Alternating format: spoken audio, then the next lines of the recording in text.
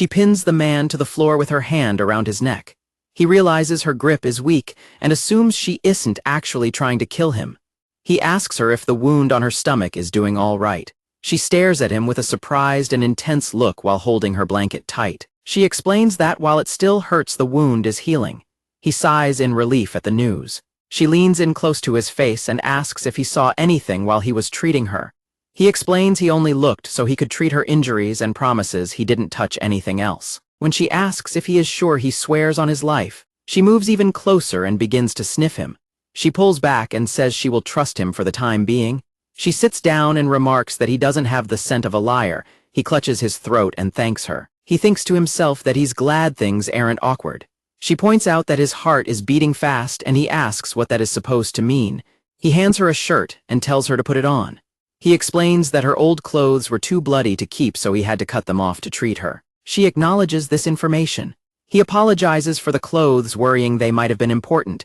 She tells him they were just old rags. She puts the shirt on and settles into a sitting position. He asks if this is her place. She confirms it is and asks what he is doing in the area. He says he does blacksmithing. She mentions she only just settled there the day before. She thinks to herself that he doesn't smell like he's lying. She remarks that she doesn't remember a house being in this forest. He nervously replies that it was already there when he arrived yesterday. The area is known as the Black Forest. He claims he doesn't visit this side often, so he might have simply missed the house before.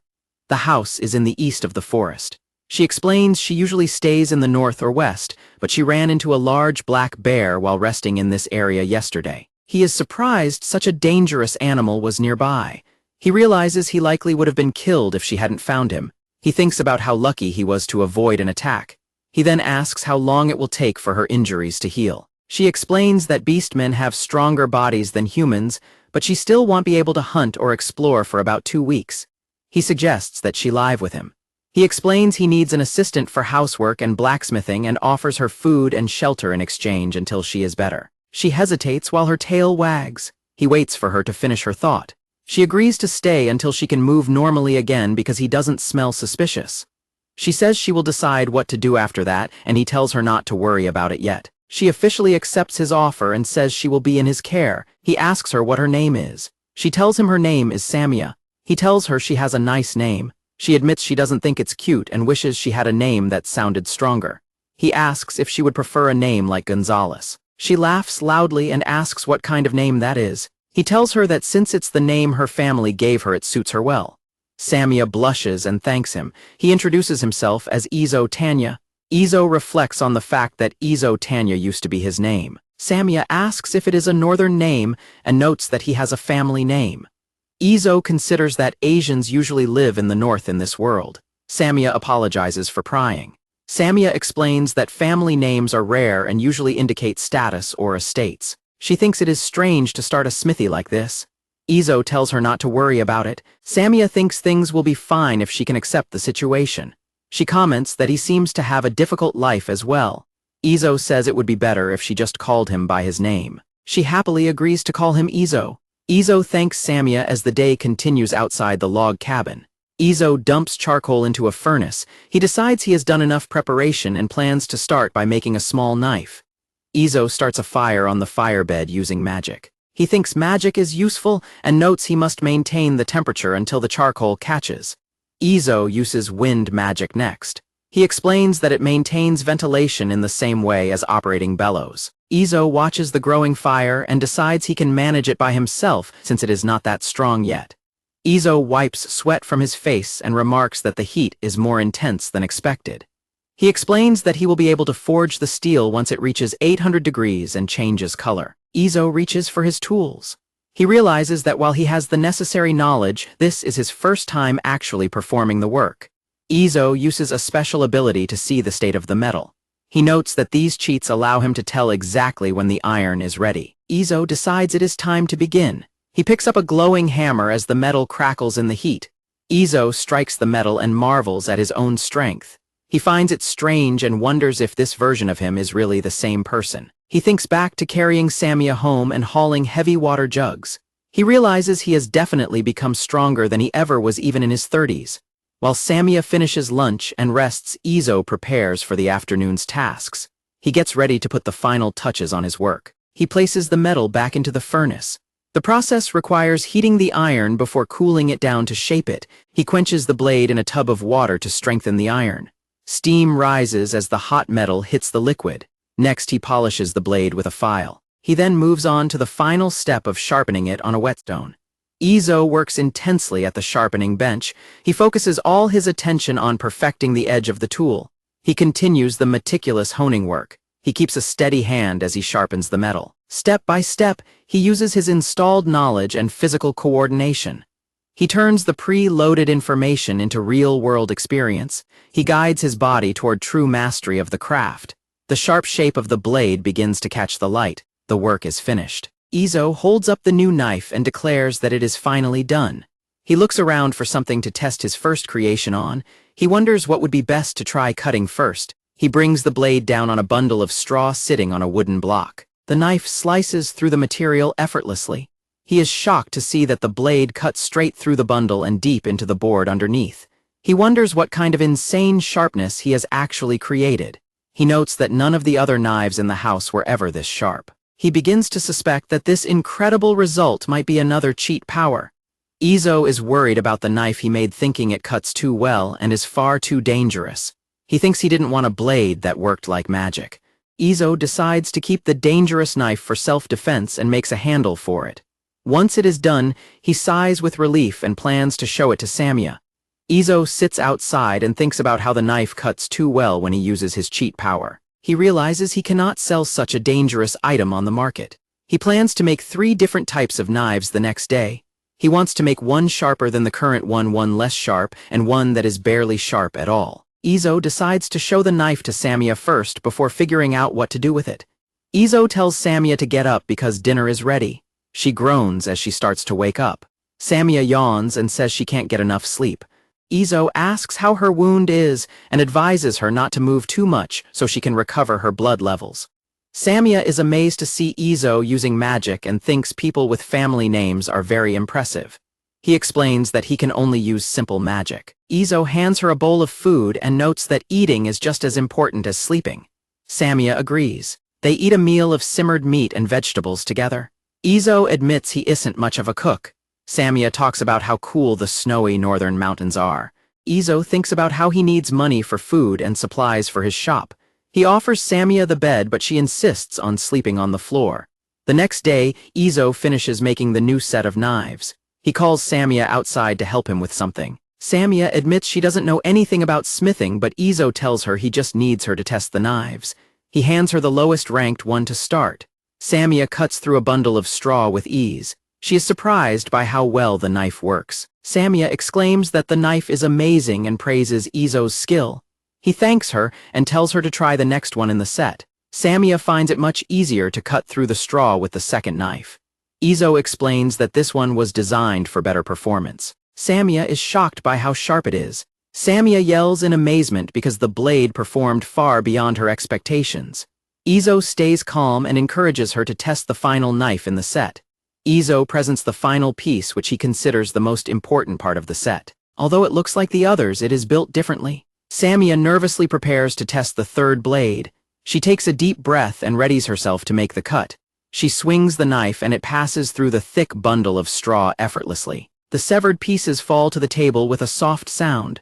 Samia is stunned by the lack of resistance during the cut. She stares in disbelief at what just happened. The knife has sliced through the straw and embedded itself deep into the thick wooden cutting board. Izo tells her to pull the blade out, but Samia is visibly shaken. She struggles to pull the knife out of the board it just pierced. She is trembling as she realizes the terrifying power of the weapon. Samia screams in confusion and terror. Izo urges her to calm down, warning that waving such a dangerous knife around is unsafe. Samia agrees and apologizes for her reaction. Izo tells her not to worry and admits he should have explained more. He realizes his powers are confirmed. Izo realizes that the special abilities he received have granted him the skills of a master blacksmith. He watches Samia admire the craftsmanship of the blade. Izo contemplates the business side of things, noting he needs to plan his services if he wants to sell his work. Samia asks if she can buy the knife for hunting. Izo offers it to her for free, explaining it is only a prototype. Samia is shocked and delighted by the offer. Samia thanks him. Izo says he will make her a sheath later. He thinks seeing her reaction is rewarding. Izo sweeps up the workshop while Samia happily heads off to bed. He has finally decided on a plan for the future. He intends to forge an array of knives and farm tools to sell for a living. He concludes that lowering the quality rank of his items will make them easier to mass produce and better suited for the average customer. With a look of determination, he declares that his blacksmithing business is officially beginning. Izo finishes tending to Samia's wounds and asks how she is doing. She yawns and explains that while she is feeling better, she still isn't ready to return to hunting. He suggests that they head into town today, catching her by surprise. After a week of making knives and other tools, Izo and Samia set off through the forest. He carries a large pack of goods to sell at the market.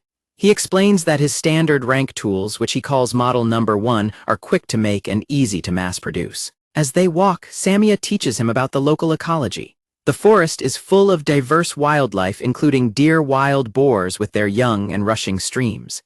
Izo finds it satisfying to apply his pre-installed knowledge to identify the useful information he discovers in nature. He admits he was worried about encountering dangerous wolves or boars, but they haven't run into anything.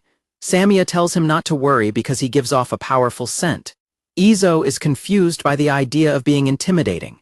Samia asks him if he isn't the strong one here. He admits he still doesn't know the full extent of his own abilities. He remains convinced there must be creatures in the forest far stronger than he is. The journey takes about 3 hours total to reach the town. Izo credits their safe passage through the bandit-ridden woods to Samia's presence as a beastman. Samia points ahead excitedly as they finally reach the outskirts of the town. They arrive at the entrance of a large walled city filled with domed buildings and stone towers. Izo and Samia arrive at the bustling markets located just outside the town wall. He feels confident about the location for his new venture. He reflects on how exciting it is to start a store here. He is especially pleased that he won't have to worry about paying tolls for entering and leaving the town gates. A town guard calls out to them, asking for a moment of their time. Izo stays alert as the armored man approaches. Izo activates his professional business smile, a skill earned from 20 years of sales experience. Samia suppresses a laugh at his sudden change in personality. The guard notes that he hasn't seen them around and asks the purpose of their visit. Izo explains that he is a blacksmith looking to do business. Izo opens his pack and states he wants to sell his wares at the market. The guard asks to take a closer look at the products. The guard carefully inspects one of the finished knives. He seems to acknowledge the quality of the craftsmanship. The guard decides that everything is in order and tells them not to stir up any trouble. Izo thanks him and prepares to set up his stand. They pay a silver coin at the market entrance to secure a sales permit and a stand. Izo keeps in mind that the best locations are distributed on a first-come, first-served basis. Samia points out a potential spot for their shop. Izo realizes that all the prime market locations have already been claimed by other vendors. Izo finally gets his inventory displayed on a wooden block. He is relieved that everything is set and feels they found a decent spot despite the crowd. He tells Samia that he will be counting on her help for the day's sales. She gives him a cheerful, supportive smile. Some time passes and Izo is slumped over his stand in total defeat. He hasn't managed to sell a single thing. He reflects on how his past life as a programmer didn't give him much experience in making sales. He tried calling people over and demonstrating the knives, but no one was interested. Samia asks how things are going and reminds him that it is only noon. Izo looks completely drained by the lack of progress. The guard from before returns and offers to buy a knife. Izo is surprised, having assumed the man was just coming back to mock his lack of sales. The guard explains that he was impressed by the tools during the earlier inspection and needs a replacement for his ruined knife. Izo is caught off guard by the sudden interest. Izo hands over a knife and expresses his relief at finally finding a customer. Izo asks for 5 silver coins for the blade. The guard is stunned that such a high-quality item is being sold so cheaply. The guard pays and thanks Izo for the deal. Izo recalls discussing prices with Samia beforehand to ensure his products stayed affordable. Izo stares at the coins in his palm. He feels a deep sense of accomplishment for earning money from his own handiwork for the first time. The guard promises to recommend the shop to his colleagues if the blade performs well. Izo confidently guarantees the quality of his work. Samia notices Izo's expression and comments on how happy he looks. Izo gives a self-satisfied grin. 3 more hours pass without another sale. Izo sighs with regret, realizing that the people in town have no use for the farm tools he brought. Izo tells Samia they should pack up and head home. Just as they begin to move, a voice asks if they are closing shop. A large group of town guards suddenly surrounds the stand. Izo is worried they are in trouble despite not causing any problems. An older guard asks if this is the shop that sold a knife to Marius. Izo asks if Marius was the name of the young guardsman from earlier. The older guard breaks into a wide smile and asks if they have any knives left to sell. Izo shows the remaining stock while Samia looks on in shock. The guard excitedly declares that he will buy their entire inventory. The head guard asks if he can buy every single knife in stock, which leaves Izo in total shock. Another guardsman explains that they all saw Marius showing off his new blade during their lunch break and decided they needed their own. The guards are convinced the blades are first-class quality. They all crowd around the stand and ask Izo if he is willing to sell to the whole group. Izo calculates that the total for the 8 remaining knives comes out to 40 silver coins. The guards are ecstatic, calling the craftsmanship amazing and praising the incredible sharpness of the metal. The group of guards moves on while shouting their thanks. Izo bows to the neighboring vendor and apologizes for the loud disturbance, though the older man tells him not to worry since he was just surprised by the quick sale. The older vendor smiles warmly and tells Izo that it must feel great to completely sell out of his products. Izo watches the bustling market with a look of quiet satisfaction. The sky remains clear as the day transitions into evening. Samia is relieved that they managed to sell every single knife they brought. Izo thanks her for the help but admits that it will take him a while to forge enough new stock to come back. He feels much more confident in his skills now and plans to try forging a long sword next. He thinks that if he can eventually find a peddler to work with, he can start offering a wider variety of goods. He realizes he needs to personally test his farm tools and axes to ensure their quality. Samia gives him a happy, supportive smile as they walk. As they approach the workshop, Izo makes a mental note that he needs to build Samia a room of her own. Samia calls out to Izo as they prepare for the evening. While Izo carries a load of fruit, Samia asks him if he knows how to make arrowheads. She explains that she wants high-quality arrows for when she is well enough to start hunting again. Izo agrees to make the arrowheads for her. Samia lets out a cheer and beams with a wide smile, thanking him for the favor. Samia tells him she is counting on him to do a good job. Izo, who is about 30 years old, realizes he is extremely susceptible to being complimented. Izo decides to focus on making knives for the rest of the day. He plans to start on arrowheads for Samia next, explaining that he will make the mold using wood and clay. Izo explains that he will pour the heated steel into the mold and wait for it to cool down. Samia watches him intently as he describes the process. Izo hands a piece over to Samia and tells her to sharpen it. He instructs her to attach it to the handle once she has finished the task. Izo works on making a large saw to cut wood and begins modifying the axe he was unable to sell before. He realizes it will take him the entire day to chisel in all the saw's teeth. The next day arrives, and Izo heads out with his modified axe to test it. He approaches a large tree and prepares to take a swing. Izo takes a firm stance and swings the heavy axe toward the tree trunk with a shout. The axe strikes the tree with incredible force, slicing into the wood instantly. Izo pauses in surprise as the wood begins to creak. He stares at the axe, wondering why the tree is reacting this way. The massive tree suddenly slides off its stump and falls over. Izo and Samia are shocked by the impossible sharpness of the tool. Izo realizes that if he isn't careful, his second life will be over quickly, while Samia is amazed by the blade's power. Izo begins preparing the fallen tree to be processed. He uses the axe to start piecing the trunk into smaller, more manageable portions. Samia excitedly brings out the large saw and declares that it is finally time to use it. Izo calls out to her as she readies the tool. Izo and Samia pull the large saw back and forth between them to slice through the trunk. Izo warns her not to go too wild since she is still recovering from her injuries. The saw cuts through the thick log with no resistance at all. Izo is stunned and remarks that the wood feels like it is made of tofu. Samia starts laughing because the sensation of the saw cutting through the wood feels so strange. Izo tells her to calm down because she is trembling from the laughter. They finish the work quickly and pile up several neat planks of wood. Izo is impressed by the speed of their progress and notes that they will be done with everything by the end of the day.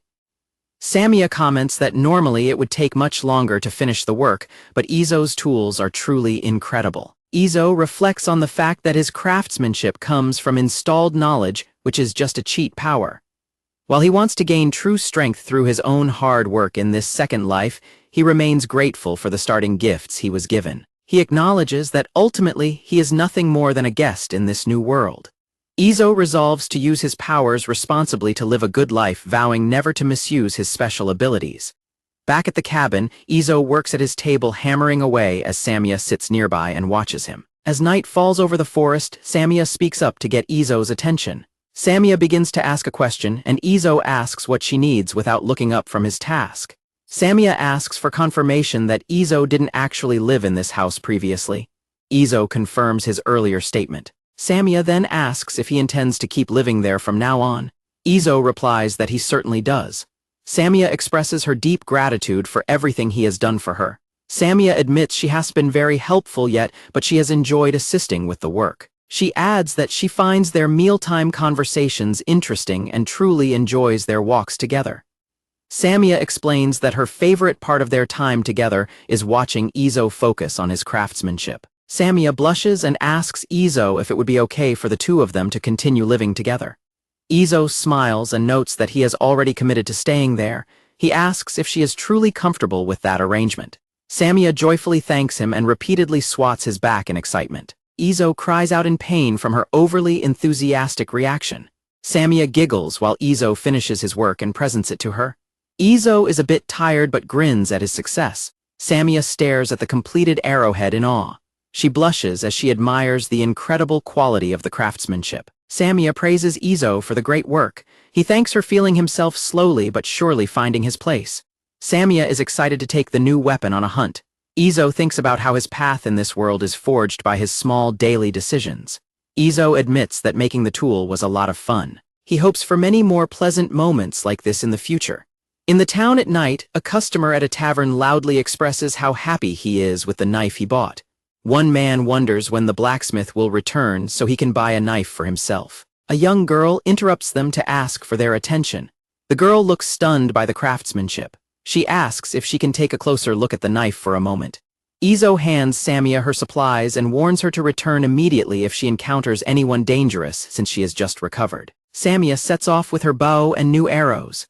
Izo tells her to be careful, and she promises she knows what she is doing as she heads back out to the forest. With Samia gone, Izo decides it is time to return to his own work in the forge. He starts by stocking up on materials. He fills bags with charcoal to prepare for a long session of work. He sets his tools and a wooden plank onto the workbench to begin his next project. Izo decides that today he will forge a long sword. He checks the clay molds he prepared the day before. He explains that he makes a female mold by covering a wooden male mold with clay, then removing the wood after the clay has dried. Izo pours the molten iron into the prepared mold. He puts the mold back together and places it into a box of sand to let it set. Once the metal is cold, he removes the clay and uses a hammer and file to strip away any raised edges. He then preheats the iron and begins shaping it into a blade on his anvil. The metal sits in the cooling trough as steam rises from the water. The cooling process is finally complete. Izo sharpens the body of the sword, attaches a hilt, and wraps the handle in leather. He finishes by crafting a simple wooden scabbard.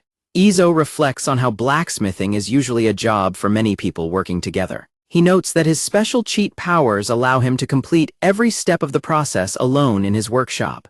He examines the pommel of the hilt, which features a detailed engraving of a cat. He lets out a satisfied cheer at the finished product. The first model is officially finished. Izo explains that he modeled the cat design after a cute cat he saw on social media before he came to this world. Izo holds up the new weapon and plans to mass-produce some low-grade models and knives over the next several days. He admits he is impressed by the quality despite making it himself. Izo puts on a cape and strikes a heroic pose with his new sword. He imagines a notification telling him he has acquired a legendary long sword. Samia returns and catches Izo in the middle of his heroic pose. She asks what he is doing, and Izo turns bright red with embarrassment. Izo panics and tries to dismiss his behavior while welcoming Samia back. She blushes and tells him she is home.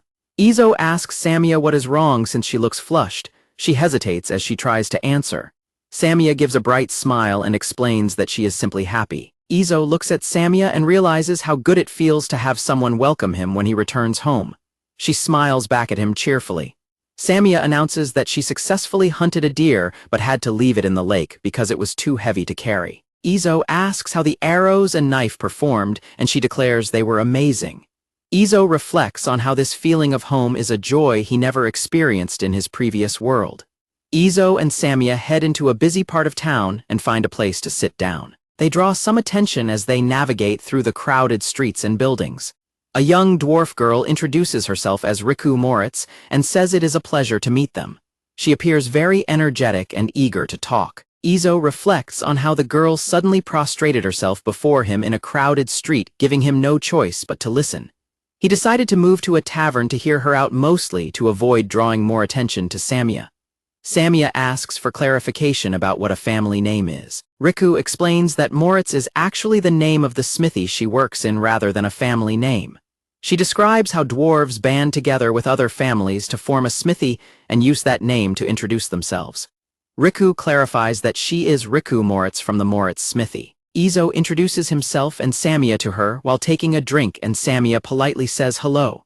Riku asks if Izo is originally from the north. He replies that while he is more or less from there, he is currently operating as a blacksmith within the Black Forest for various reasons. Riku thinks to herself, wondering why she hadn't encountered a blacksmith of his skill level until now. Izo waits for her to continue her explanation.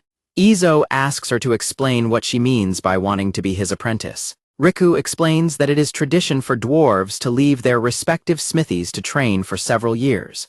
She explains that she and her little brothers left their home smithy to perform this training.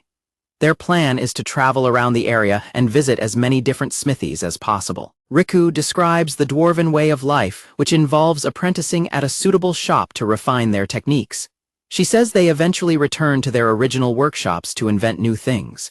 Izo asks if they aren't worried about their secret technologies being leaked. Riku explains that taking on a dwarf apprentice is an honor because the dwarf's eventual growth and technical contributions benefit the host smithy as well. Riku says that a few days ago she arrived in the city and came across the high-quality knife used by the guards. Izo confirms that he was the one who forged that specific blade. Riku explains that because Izo is not the city's official blacksmith and only sells in the free market, she told her brothers to go on ahead.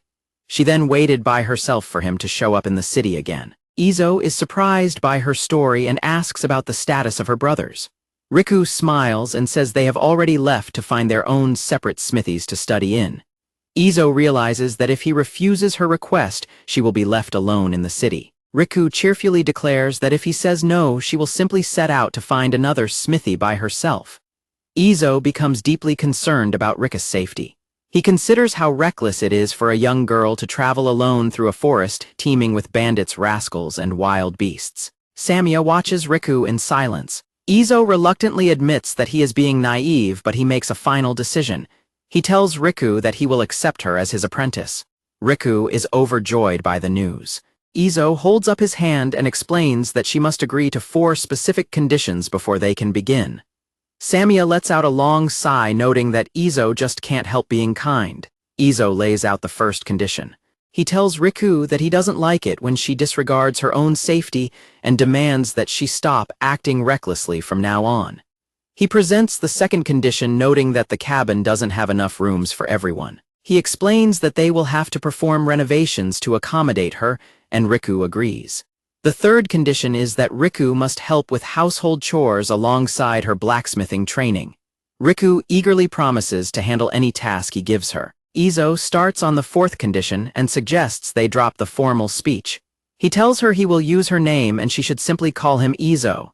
Riku flatly refuses the request to speak informally. She insists that as his apprentice, she must show proper respect and firmly addresses him as master. Riku declares that her position requires her to respect her teacher. Samia spits out her drink in a fit of laughter as Izo groans at the sudden formality. Riku remains pumped up and determined to do her best. Izo looks slightly troubled by his new title while Samia continues to laugh at the situation. The The group eventually completes the long trek through the woods. Izo points toward the trees and announces that they have arrived at their combined home and workshop. Riku is stunned by the appearance of the house. She shouts in amazement as she catches her first glimpse of the workshop. Izo asks Riku if she is holding up all right after the heavy walk through the difficult terrain. Riku cheerfully replies that she is fine and mentions that her sturdy body made the trip easier than she expected. Izo tells her to set down her luggage and go wash her hands. Izo realizes Samia chose an easier path through the forest to help Riku and thanks her for being so considerate. Samia is completely caught off guard by the compliment and nervously agrees. Izo thinks to himself that Samia's flustered reaction is quite cute. The three of them finally sit down together to enjoy a meal in their home. Izo reminds Riku that space is limited and tells her that she will be sharing the bedroom with Samia for the time being. Samia stays focused on her meal while the two of them discuss the arrangements. Riku feels bad about taking the bedroom and offers to use her camping gear to sleep in the common area instead. Izo explains that he rarely uses the bedroom anyway, so the new arrangement doesn't actually change his routine. Riku asks why they wouldn't the room since she assumed they were husband and wife. Both Izo and Samia immediately spit out their food in total shock at the suggestion.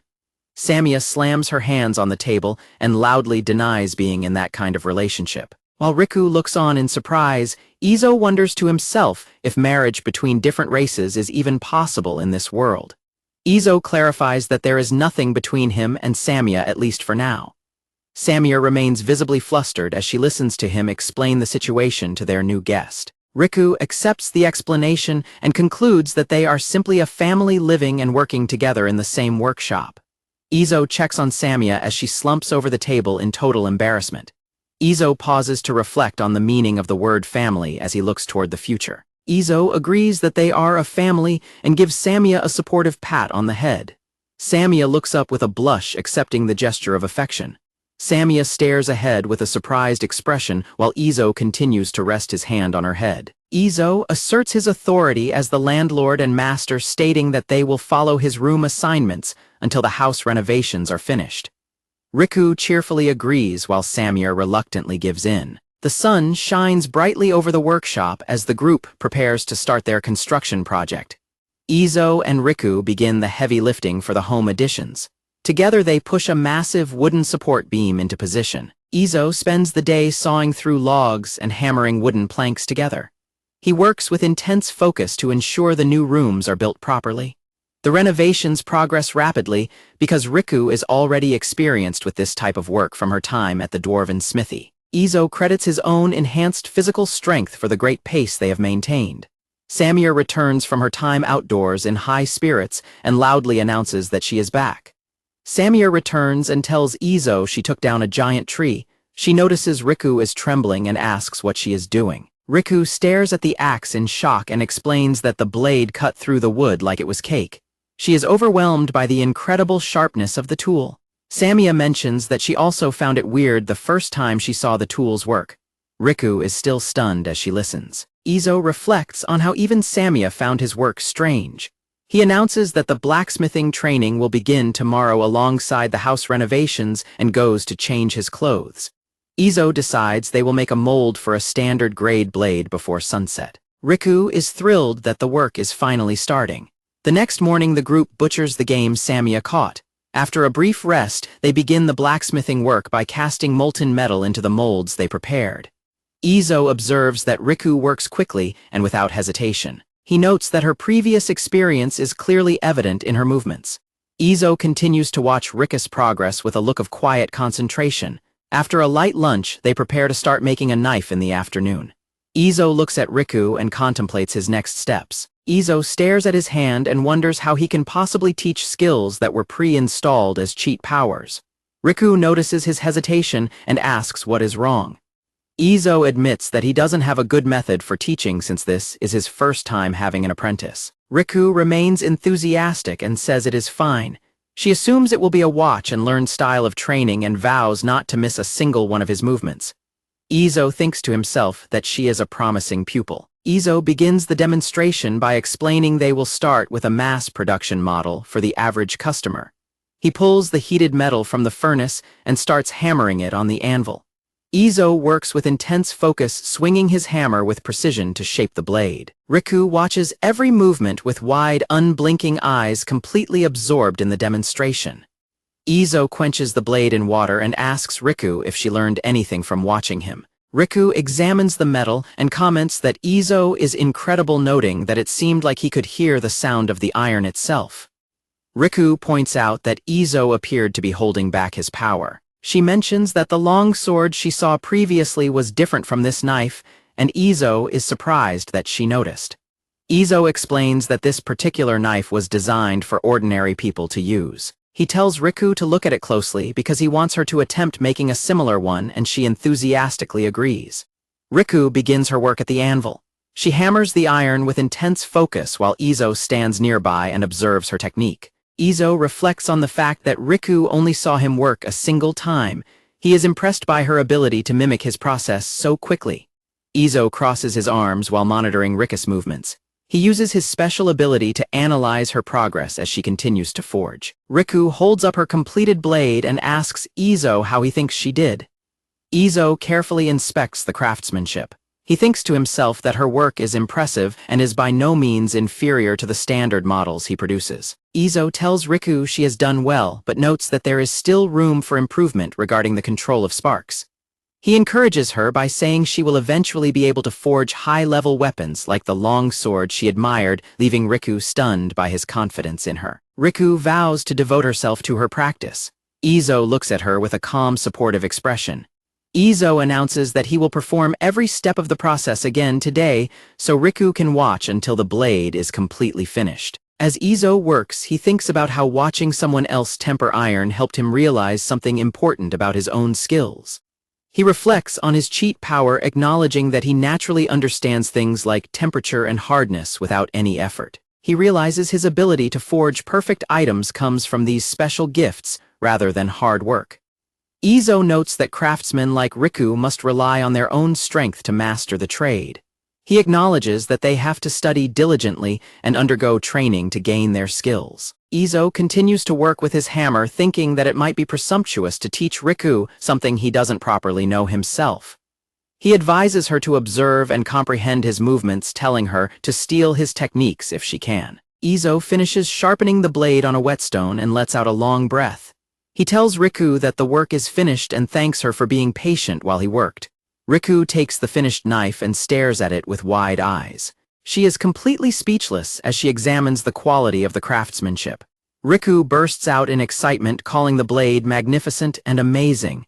She is stunned that a human was able to create a weapon of such high quality. Riku declares that the knife is a masterpiece and that even among dwarves, no one can replicate this technique. Izo offers to give her the knife, which leaves her completely shocked and asking if he is certain about the gift. Izo explains that he can't sell a knife of that quality and considers Riku family now that she is his apprentice. Riku thanks him profusely and vows to practice until she can reach his level of skill. Samia enters and announces that she has finished processing the meat and tanning the hides. Samia is excited to see that Riku was given a knife as well. Izo warns Riku to be extremely careful with it because the blade's sharpness is far beyond anything normal. The group settles down for the evening, grilling several skewers of meat over an open fire. Riku asks Izo if he can use magic, and he replies that he only knows simple spells. Samia smugly points out that Izo is incredible for being a master at both blacksmithing and magic, adding that he even has a family name. Izo looks flustered by Samia's boasting. When Riku asks what his family name is, he tells her it is Tanya. Riku immediately introduces herself as Riku Tanya. Izo and Samia are both frozen in total shock by her sudden declaration. Samia yells in confusion, asking why Riku would suddenly decide to call herself that. Izo is visibly stunned by the turn the conversation has taken. Riku explains her logic, stating that since Tanya is her master's family name, this must be the Tanya Smithy. She concludes that as an apprentice of the shop, it is only natural for her name to be Riku Tanya. Izo suggests naming the shop the Izo Smithy instead, since he rarely uses his family name anyway. Riku accepts the suggestion and announces that her name will now be Riku Izo, while Samia begins to vibrate with anger. Samia roars that it isn't fair and demands to use Izo's name as her surname as well. Izo finds the situation embarrassing as Samia continues to cry and shout while they eat their dinner. Samia asks if it is all right for her to use the names Samia Tanya or Samia Izo. Izo is completely confused by her sudden request. Izo considers the idea, remembering that he was the one who invited Samia to live with him in the first place. Izo decides that since they are family now, there is no reason she can't use his name. Samia is delighted by his response. Samia and Riku celebrate together while Izo looks on. He concludes that the situation has ended well for everyone involved. As the girls eat happily, Izo reflects on his role as a guest in this world. He realizes that while he originally only planned to leave a mark through his craftsmanship, he is starting to build deeper connections. Outside the cabin at night, Izo watches Samia and Riku play together. He notes with satisfaction that the number of people who are always there for him has grown. While Riku sleeps inside, Izo stretches under the stars and thinks about his abilities. He realizes that because a skilled dwarf like Riku was so shocked by his work, his cheat power must be truly rare in this world. Izo ponders the incredible cutting power and sharpness he is able to produce. He wonders about the true nature of the powers he was given and what impact they will have on the world. Riku has officially become a disciple and the household has expanded.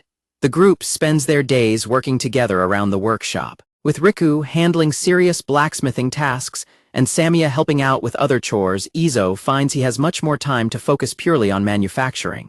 The overall efficiency of the workshop has significantly increased. Izo and his new family members finish their weekly tasks ahead of schedule. Izo establishes a routine of traveling to the free market in town once a week to sell his products. Upon arrival, he immediately spots a familiar face among the guards. The guard informs Izo that more and more people have been asking about his work after seeing the high-quality items. Izo credits the guards for the advertising. The head guard promises to make a purchase later in the day. Izo manages an inventory of knives, long swords, and spears which are categorized into different quality ranks. A local woman tells Izo she was waiting for him because she saw her neighbors using his tools. Izo explains that his general model is an all-purpose tool he can produce in high numbers, noting it is popular for its affordable price and sharpness. Izo produces a luxury model with higher performance for those experienced with handling sharp tools. Although it has a reasonable price and is preferred by experts, he considers that a deal with a wholesaler might help him sell more inventory in the future. Izo keeps a superlative class model that isn't available at the storefront. He decided to only sell this specific grade of weapon after carefully verifying the character and intentions of the potential buyer. This weapon is an incredibly sharp tool crafted by using the full strength of the cheat power granted to him by Watchcat. Izo worries because the performance of these tools is so high that they are dangerous to give to just anyone. He thinks about what he will do if he doesn't have a chance to sell his more standard goods and continue growing his business. Riku announces with excitement that everything has sold out yet again. Izo is pleased with the consistent success of their sales. Riku asks if it is time to restock their iron, charcoal, and clay. Izo confirms that people who bought his items have been spreading rumors, which is significantly driving up the demand for his products. Izo recalls that Watchcat originally arranged for the house and workshop materials, but those supplies are starting to run low. He asks if there is a reliable supplier they can use to maintain their stock levels. Izo considers asking a local peddler for help just as the man comes running toward them. The peddler explains he heard they were already leaving for the day and hurried over to catch them before they disappeared. Izo is grateful that they sold out today because the peddler bought so much stock. He notes that the man arrived just in time to make the deal. The peddler mentions that Izo's goods are very popular with customers and asks if he can buy even more. Izo realizes he could have brought the 10 extra pieces he forged during the night if he had known the interest was this high. The peddler remarks that Izo is not only a talented craftsman, but also quite calculating in his business dealings. Izo grins and says that while he is always busy hitting iron, he still makes sure to pay his proper respects to silver. The peddler reveals his plan to set up a proper store in this city instead of just selling in the free market. While Samia cheers and Riku finishes her meal, Izo finds the timing of this announcement to be perfect for his needs. The peddler explains that he has built connections in every place and wants to establish a store with no restrictions on what can be sold in New Town, which sits outside the city wall. The peddler proposes that his new shop handle the official sales for all the cutlery and weapons Izo produces. Izo is stunned by the offer and asks the peddler if he is truly okay with that arrangement.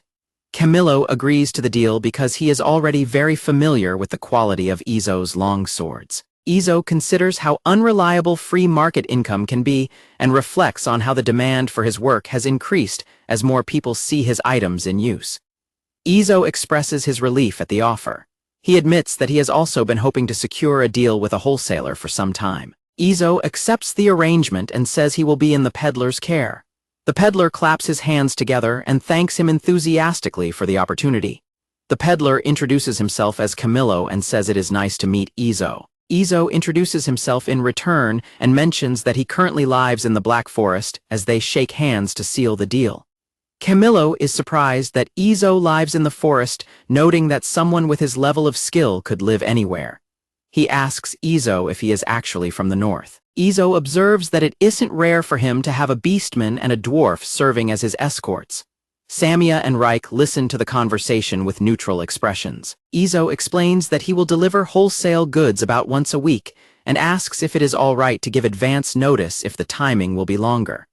Camillo confirms that the arrangement works for him. Izo speaks up to ask one more thing before they finalize their negotiation. Izo mentions that he is running out of various blacksmithing materials and asks if Camillo knows a place that can accommodate his needs. Camillo offers to procure the materials for him directly.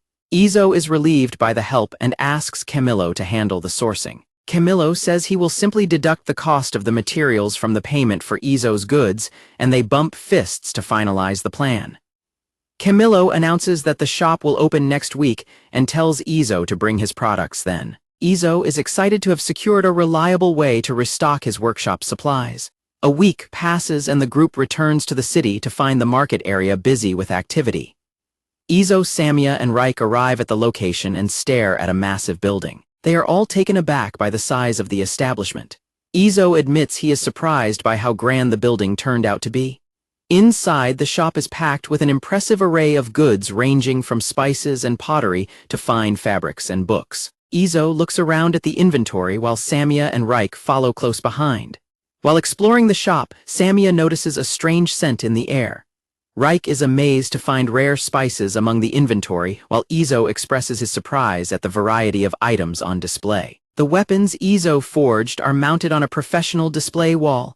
A long sword, a short sword, and a knife are showcased in their scabbards alongside an official certificate. The group examines the display together. Samir remarks that seeing the weapons presented this way makes them feel like legitimate merchandise for sale, and Izo agrees that the professional setup makes a big difference. Camillo approaches the group and greets them, noting that they finally arrived. He gestures toward the upper floor and invites Izo to follow him upstairs so they can talk in private. Izo and Camillo sit down to discuss business while Samia and Reich relax on a plush sofa nearby. Izo presents his current inventory of knives, short swords, and a long sword, asking Camillo how many items he is willing to purchase today. Camillo surprises Izo by offering to buy every single item because sales at the new store are already going very well. He notes the impressive size of the establishment and asks if Izo's reputation as a peddler has started to spread. Camillo explains that the store grew so large because they sell goods to everyone, including the general public and travelers. Izo compares the business model to a supermarket, while Samia continues to enjoy the comfort of the soft cushions. Camillo reveals that he has already received a specific request for a custom-made sword from Izo. He admits he wasn't sure how to respond to the customer when the order first came in. Izo carefully considers the idea of taking custom orders. He realizes that while he wants to be selective about who owns his weapons, he needs to accept commissions if he wants to establish his brand and grow his business. Camillo asks if he should simply turn down the custom request. Izo tells him not to reject it, explaining that he just wants to be sure he can personally choose the people he sells his high-quality work to. Camillo proposes a solution where he screens potential buyers by checking their skills and personalities before passing the information to Izo. Izo thinks this is an excellent idea and agrees that it could work for his needs. Izo adds another condition, stating that he will only accept the job if the customer is capable of reaching his workshop on their own. Camillo is intrigued by the specific requirement. Izo reflects on the dangerous journey required to find his home. He explains that to reach the workshop, a person must navigate the Black Forest, where wolves wander, noting that surviving the trip will prove their combat abilities. Izo decides to his location with Camillo so it can be given to anyone deemed worthy of a custom blade. He tells Camillo that he will trust his judgment regarding the customer's character, and Camillo accepts the responsibility. Izo looks over at Samia and Reich, apologizing to them for his decision since it might lead to strangers approaching their home. Camillo confirms that he has a clear understanding of the plan moving forward. Reich tells Izo that she has no objection to his decision. Samia agrees, saying she feels the same way. Izo smiles and thanks both of them for their support. Camillo acknowledges their agreement with a satisfied expression. Camillo asks if Izo was able to get the materials he needed. Izo confirms he secured a good amount, and Camillo tells the group to follow him to see the stock. The group follows Camillo as he leads them toward the storage area of the shop. Camillo opens the door to a massive warehouse filled with crates, barrels, and raw materials. He walks into the room to show them the extent of the inventory. Izo is impressed by the sight of the supplies. Reich comments on how large the warehouse is while Camillo presents the specific materials he set aside for them. Izo examines the wooden crates and barrels of charcoal. He notes that with this much material his workshop will be well stocked for a long time, and praises Camillo for gathering everything in only a week. While Reich and Samia inspect the quality of the goods, Camillo pulls Izo aside to whisper the total price. Izo is visibly startled by the number Camillo gives him. Izo is shocked by the low cost, noting it is only about a quarter of their usual wholesale price. He asks if it is really okay for him to take such a large profit, but Camillo assures him that he is still making plenty of money. Izo decides to accept the deal without further hesitation. He realizes he won't be able to carry everything home by hand and asks if Camillo sells carts, but Camillo playfully tells him no. Camillo laughs and mentions he has an unused cart he was planning to throw away. He offers it to Izo, suggesting it will work fine once it is repaired. Izo is relieved and immediately asks how much the cart will cost. Camillo tells Izo that the cart is completely free. Izo is stunned by the offer, while Camillo explains that being kind to loyal customers is standard practice and he has no use for the cart anyway. Izo asks why Camillo is being so generous and wonders if there is a hidden catch. Camillo explains that he sees Izo as a supplier with a very promising future. Camillo notes the importance of having reliable partners who provide high-quality items at fair prices. Izo listens as Camillo explains the long-term benefits of their partnership. Camillo winks and points a finger at Izo, mentioning that he expects to be repaid with a favor in the future. Izo understands the situation and expresses his gratitude for Camillo's assistance. Camillo laughs heartily and encourages him to accept the generous offer without worry. The group finishes their business at the grand establishment. They prepare to depart, loading the supplies they purchased. The heavy barrels and crates are secured onto the back of the wooden cart. It rattles loudly as it settles under the weight of the new workshop supplies. Izo begins the long trek home, pulling the heavily loaded cart along the road. He notes that while the weight is a bit much for the main path, he is confident they can make it back to the workshop, and Samia agrees. Reich suggests they might need to improve the road to make travel easier. She immediately realizes that a better road would make it even simpler for custom orders to find their hidden workshop, which makes Izo a bit nervous. Samia suddenly stops and shouts to get everyone's attention. Her expression is focused and alert as she senses something in the surrounding forest. Samia identifies a mark left by a forest wolf nearby. She tells the group to halt their progress for a moment so they can wait and observe their surroundings safely.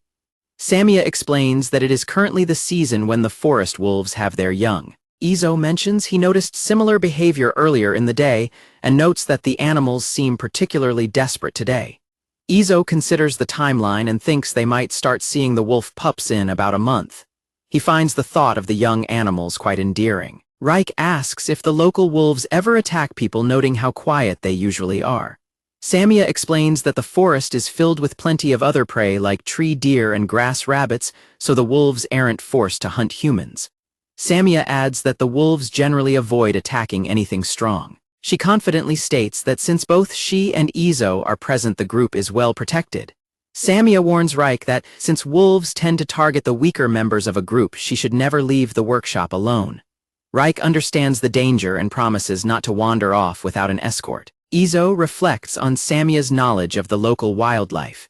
He learns that forest wolves are exceptionally intelligent and social creatures, unlike the ground wolves he encountered before. Izo considers that the wolves likely evolved their high intelligence to survive and thrive in such a rich environment. Samia points out that bandits are another threat in the woods and warns everyone to stay vigilant even with their combined strength. Izo agrees with the need for caution as they continue their journey. He remains focused on the potential dangers of the forest. Izo thinks about how Samia was attacked by a black bear and realizes that dangerous animal is still roaming somewhere in this forest. Even a powerful tiger beastman like her would be in trouble if she came across such a lethal opponent again. While walking, Izo hears a faint buzzing sound and tightly grips the handle of his cart. He stays alert, sensing something nearby. Deep in the woods, the sound of branches breaking and leaves being crushed echoes through the trees. A large black bear sniffs the air and bites into a tree trunk.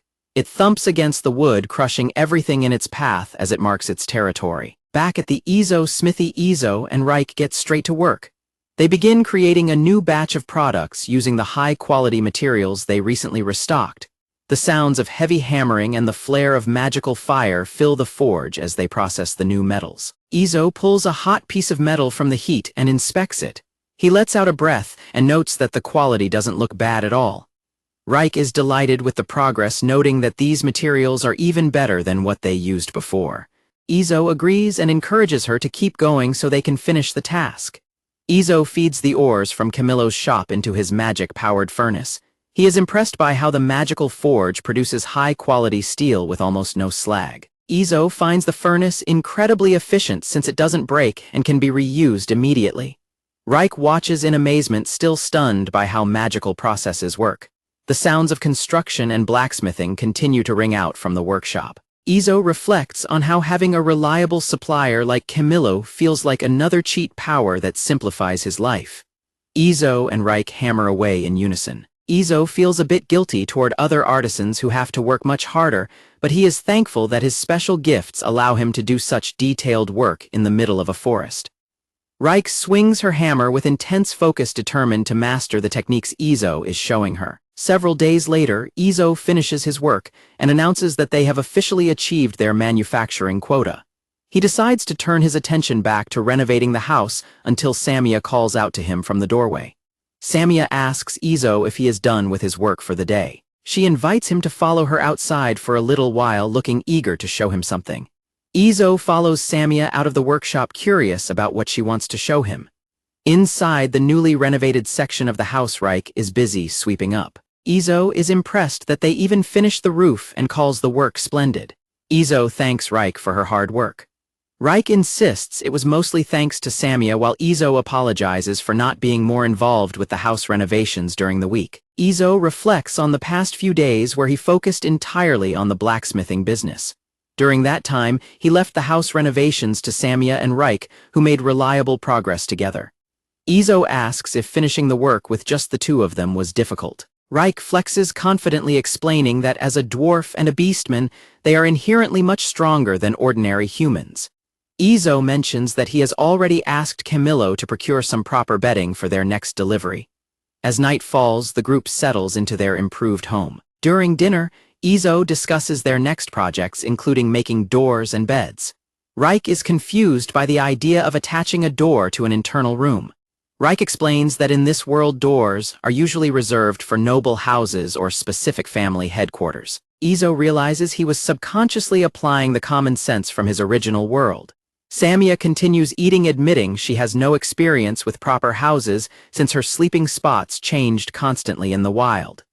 Izo realizes his modern expectations are quite different from the local norms. Despite the cultural differences, Izo insists that he wants the house to have individual rooms for everyone. Samia and Reich cheerfully accept his decision. Samia asks if Izo plans to head into the city today. He tells her that he isn't going this week. Reich is excited about having a day off and wonders what they should do. Izo smiles, realizing he hasn't had a proper day of rest since arriving in this new world. Izo reflects on his work-life balance, noting that, while they have worked every day, the pace has been reasonable. Because sales through Camilo's shop are going so well, they finally have some extra profit to spend. Izo decides that it is finally time to step back and take a full rest for the week. The group heads out for a hike through the forest. Samia leads the way and points toward a specific spot she wants to visit. Izo, Samia, and Reich reach the upper streams of the river after an hour-long walk. Izo agrees with the location and they decide to set up their camp on the bank. The group begins their long-awaited day off by relaxing on the riverbank. While Samia lies back on a blanket and cheers, Izo prepares to enjoy the slow life away from his forge. Izo starts on the activity he has been looking forward to. He uses a long branch and some string to assemble a makeshift tool while Reich watches him with curiosity. Izo finishes his project and proudly presents a completed fishing rod. They created a DIY fishing rod using thread from the house and a hook crafted from a rivet. Samia and Reich are impressed by the result, while Izo warns them to be careful with the line. Izo searches under the rocks for bait and finds several wriggling insects. Samia and Reich scream in feigned terror at the sight of the bugs.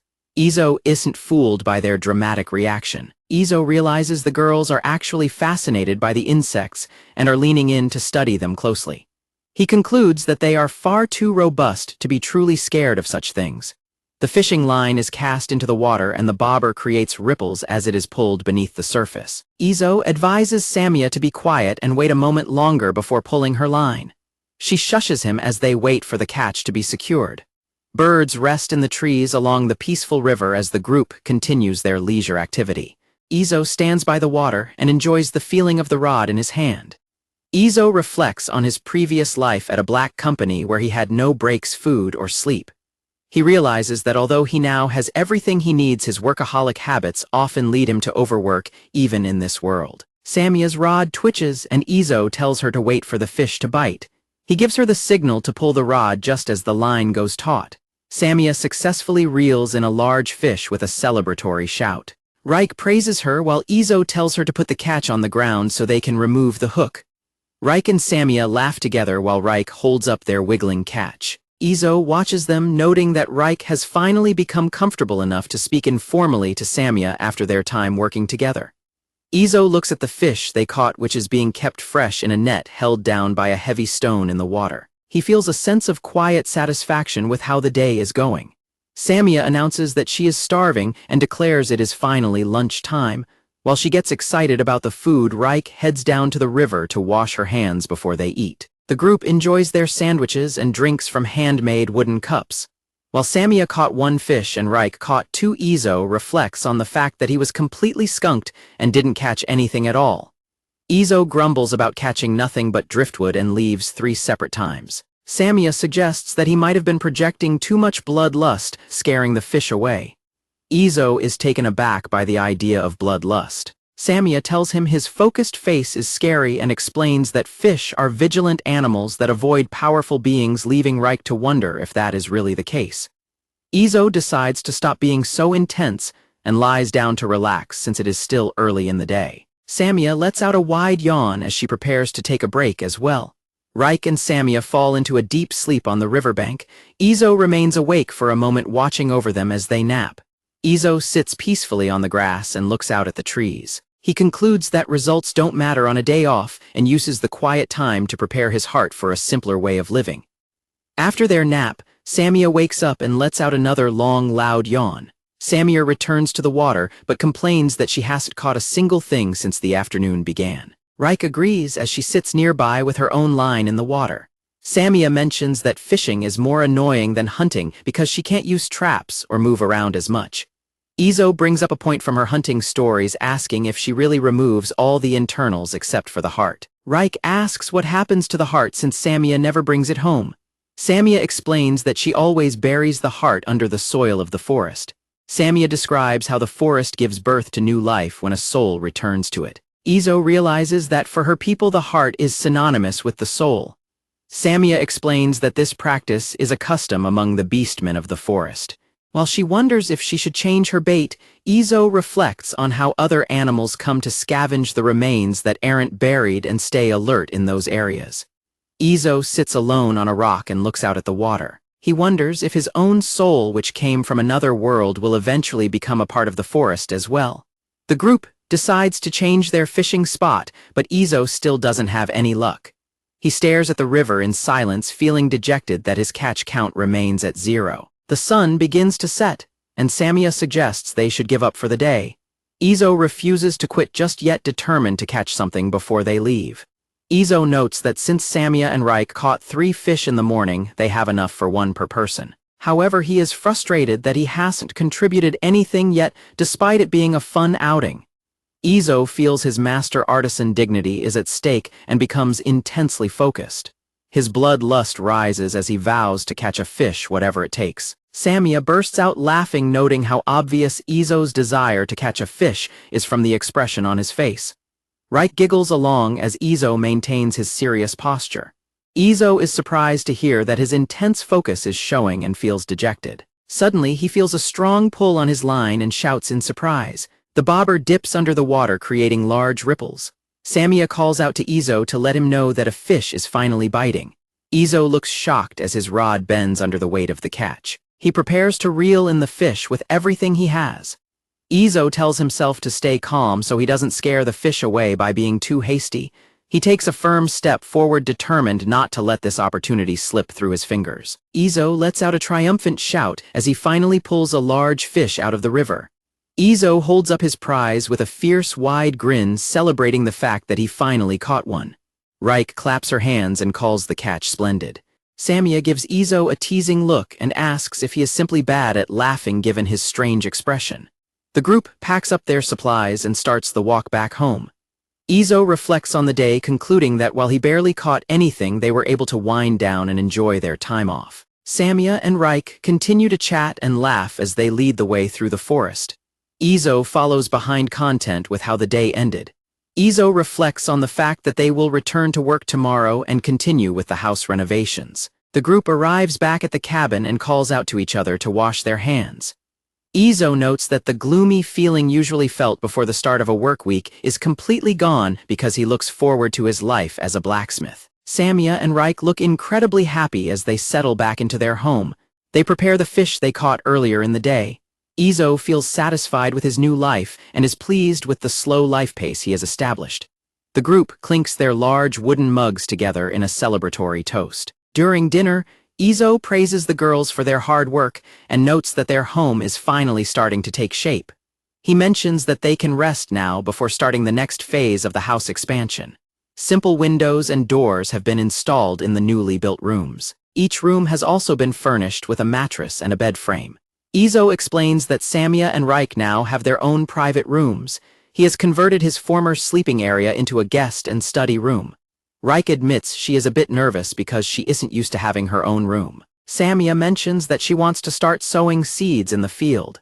Izo suggests looking for seeds during their next visit to Camillo. In addition to expanding the house, the group begins cultivating the land beside the building. While Samia provides meat and nuts from the forest, Izo wants to grow vegetables to become more self-sufficient. He thinks that planting potatoes would be a nice addition to their diet. Reich is impressed by Izo's knowledge as he prepares the field. Izo realizes that the unsold practice hoes and sickles he forged will finally be useful for their farming. Samia remarks that Izo has a strange way of knowing a lot of things. Izo playfully retorts that she didn't need to use the word strange as he sets his mug down. Izo thinks to himself that his knowledge is a combination of his past life and the gifts he received for his second chance. He acknowledges that it is not surprising for people to think of his expertise as unusual. As night falls, Izo sits on his new bed and lets out a tired sigh. He settles in for the night while the cabin sits quietly under the stars. Izo lies back on his new bed and realizes it has been a long time since he has had a proper place to sleep. He recalls that since arriving in this world, he has mostly been sleeping at his desk or on the floor. He jokes to himself that he must have kept his corporate skills from his previous life, allowing him to sleep anywhere. He is unsure if being able to sleep at a desk is actually a good or bad thing as he stares up at the ceiling. Izo looks at the sleeping Samia, and Reich then thinks about his own reflection in the dark. He notes that while he looks like a 30-year-old on the outside, he feels like a 40-year-old man on the inside, so he decides it is perfectly fine to cut himself some slack. A traveler wearing a cloak and scarf walks through the woods toward the smithy. Her footsteps crunch on the ground as the sound of hammering rings out from the distance. Samia suddenly flinches while working in the forge. Her ears twitch as she picks up a distinct sound from outside. Izo asks Samia what is wrong when she stops her work. She tells him that someone is approaching their home, leaving everyone in the workshop alert as the sound of hammering ceases. Loud banging echoes against the workshop door as a voice from outside calls out to them. The stranger announces that Camillo sent them and they would like to commission a sword. Izo and a wide-eyed Samir react in total shock to the aggressive pounding on their door. Izo complains about how loud the visitor is and calls out that he is coming to open the door. Samia stays back, keeping a hand on her weapon to remain ready for anything. Izo pulls the door open and welcomes the visitor. The tall woman in adventurer gear asks if he is the blacksmith responsible for the weapons sold at Camillo's store. The traveler introduces herself as Helen and offers a friendly smile. Izo confirms his identity and invites their very first customer to come inside. He thinks to himself that Helen has a remarkably loud speaking voice. The group moves into the workshop to discuss business. Helen takes a seat and is served a drink while Izo, Samia, and Reich gather around to listen to her. Izo asks if she traveled through the dangerous forest alone, and Helen confirms that she did. When he asks if she was attacked by wolves, she replies that she didn't see any, though she did spot a cute rabbit on the trail.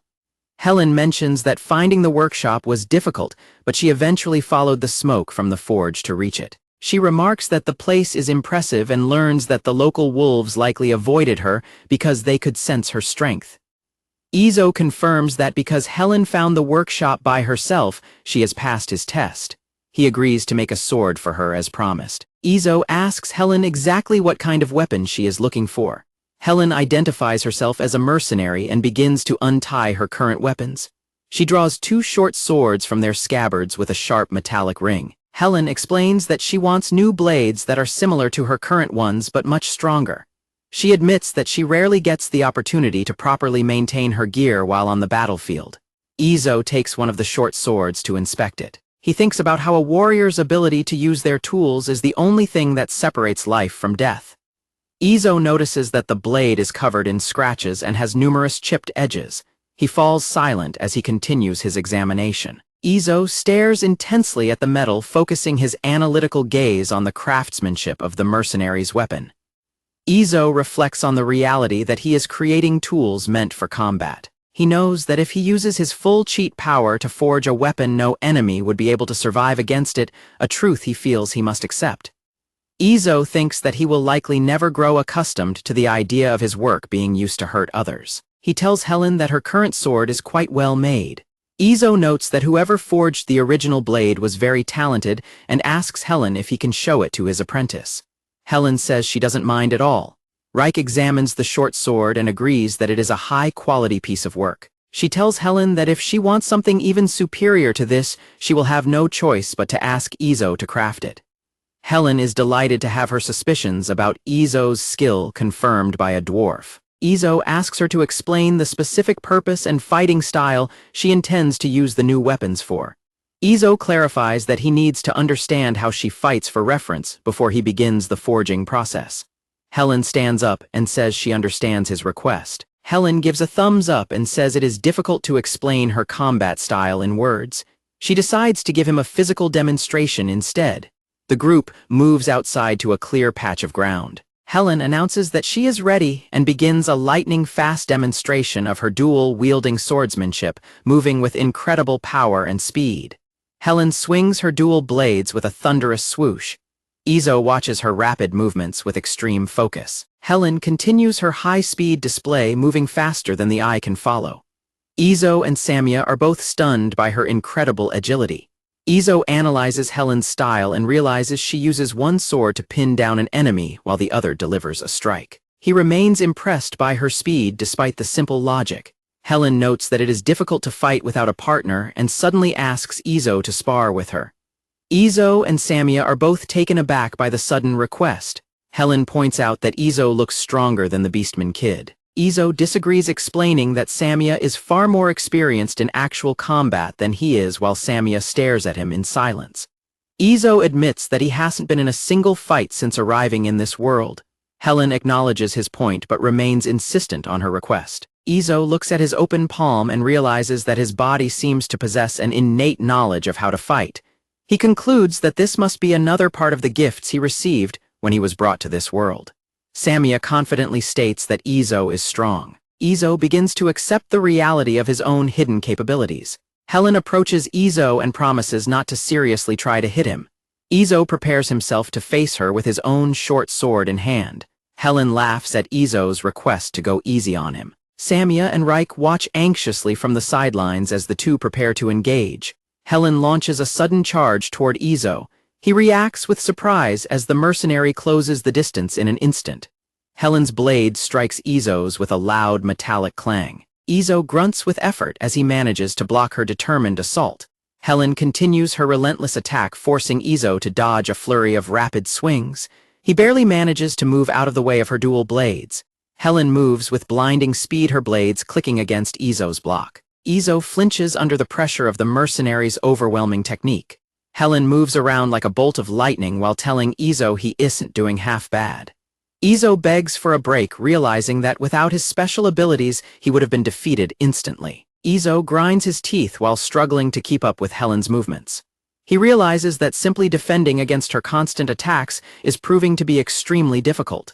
Helen's blade narrowly misses Izo as he ducks and backs away. He tells her to wait a second, worried that she almost cut off some of his precious hair. Helen charges forward again with a wide grin, her blades clinking together. Izo is certain that she has stopped holding back and is seriously trying to kill him. Both fighters eventually stop, doubled over and gasping for air. Helen laughs and tells Izo that he is surprisingly strong, while Izo remains focused on the fact that he managed to survive the encounter. Helen admits that she was actually trying to end the fight within the first few strikes. Izo retorts that he was only dodging the entire time, and Reich brings him a cup of water to help him recover.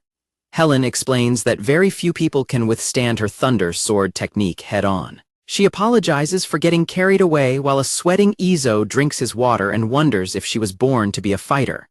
Izo lets out a long breath and says he has a better understanding of her needs now. He tells Helen that he can finish the new sword in about 2 days and suggests she returns in 3 days to collect it. Helen is surprised because she intended to leave today. She asks what else she should do and then excitedly suggests they have another match after taking a short break. Izo points out that he won't have time to forge her weapon if they keep sparring. Helen realizes he is right and asks if she can watch him work while he makes the blade instead. Since it will take 2 days to finish the project, Helen asks if she can stay at the smithy. Izo is taken aback by the sudden request. Izo glances away and remembers that he recently finished a guest room with a bed. He considers the possibility of hosting their first customer. Izo finally tells Helen that she is welcome to stay. Samia and Reich watch from a distance, with Samia appearing a bit uncertain about the new arrangement. Helen cheers and gives Izo a powerful slap on the back to celebrate. Izo shouts in pain, feeling the full force of her excitement. Helen continues to laugh happily, looking forward to staying at the workshop and seeing her new sword take shape. Helen waves to Samia and Reich as she follows Izo back toward the cabin. Izo nurses his sore shoulder, reflecting on the chaotic way his shop welcomed its very first customer. After the fight with Helen, Izo decides to spend the rest of the day finishing up the leftover work in the smithy. Samia announces she has finished the burr removal. Izo tells her to leave the pieces where they are, so she offers to tidy up before going to tune her arrows. Izo stops her by calling out her name. Izo thanks Samia and tells her that she is getting better at the workshop tasks. Samia reacts with shock as her tail wags with visible excitement. Izo reflects on how Samia helps out with casting and burr removal whenever she isn't busy hunting. He notices that she seems to enjoy herself and thinks it might be a good idea to let her try using a hammer eventually. Helen watches from the side as Izo hammers away at a piece of metal on his anvil. She observes his technique with a curious expression. The group gathers for dinner, enjoying a meal of soup, bread, and fresh fruit. Everyone is in high spirits as they relax after a long day. Helen mentions that she saw an incredibly large deer on her way to the workshop. Samia identifies the creature as a tree deer, warning that they are very dangerous when angry, so Helen promises to stay alert. Helen adds that she spotted a bear in the distance, causing Izo and Samia to freeze in shock. Samia tightly grips her clothing as the memory of her previous encounter returns. Izo realizes the predator is still nearby and tells a confused Helen that Samia was once attacked by a bear and nearly died. Samia looks away, clearly unsettled by the news. Helen suggests she could have defeated the bear if her gear was better, but Izo warns her not to be reckless.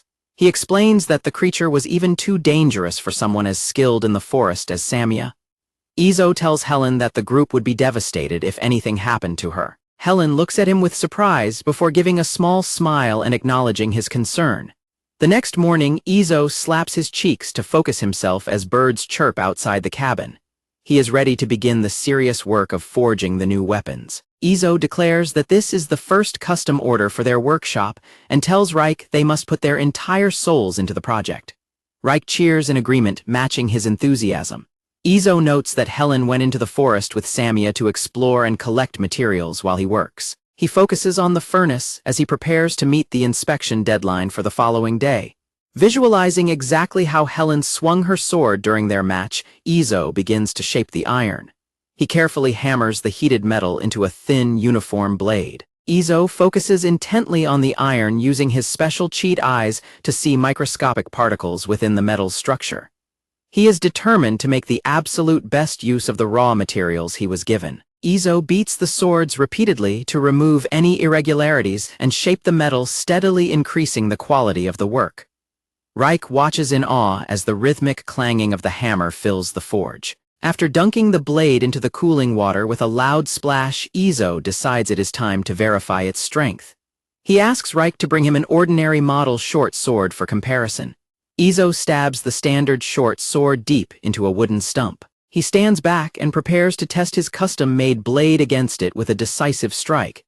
Izo brings his custom sword down on the standard one with a powerful strike, causing the lesser blade to vibrate and shatter. He is satisfied with the result and confirms the new sword passed the test. Izo is pleased that the durability seems fine. Reich is completely amazed to see that there is not even a single chip in the custom blade after such a heavy impact.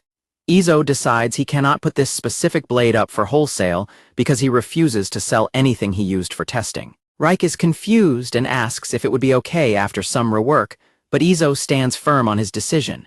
Izo suggests they rework the blade to use for themselves at home. Reich concludes that her master is a truly stubborn craftsman, and Izo gives her a wide grin, agreeing with her assessment. Reich laughs to herself, thinking that even if he is stubborn, he is definitely not a bad person. Izo remains focused on the next steps of his project as he carries the blade toward the workbench. Izo puts all of his determination into the final craftsmanship, even if it is a power he was gifted. He feels like he is finally getting closer to the goals he yearned for back in his previous life. Izo concentrates on the fine scraping and polishing of the blade, making sure every detail is perfect. Reich watches him with an intense expression, feeling very happy to see his dedication. The sound of rhythmic knocking and scraping continues from inside the workshop.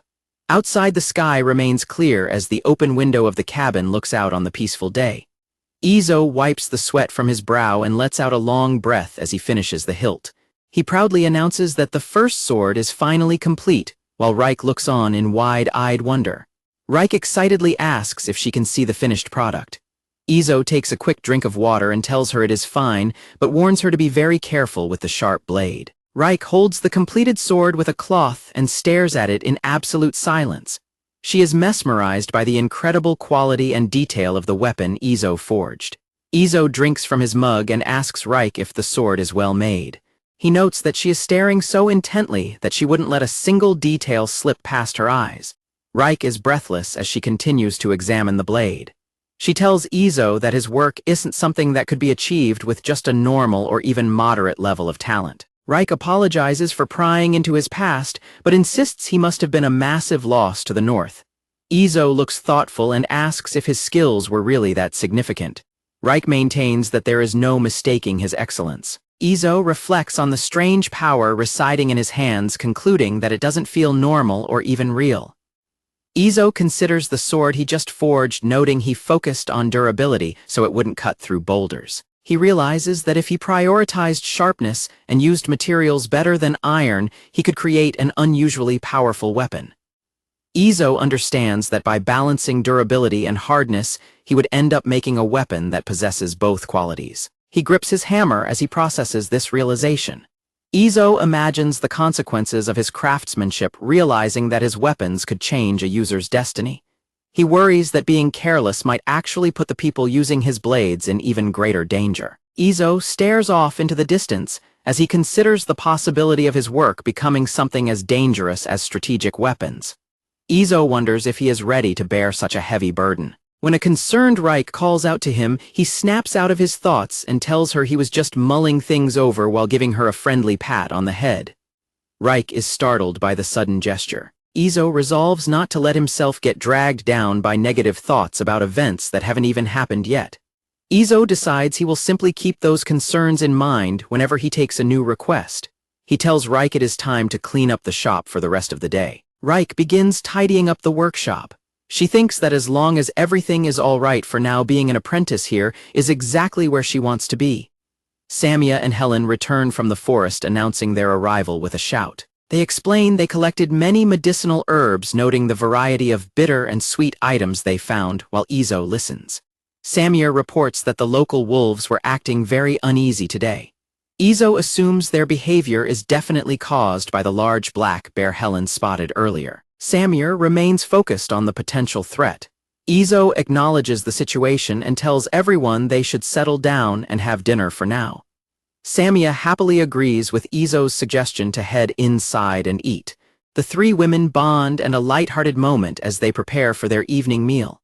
Izo watches over his friends with a calm and protective gaze.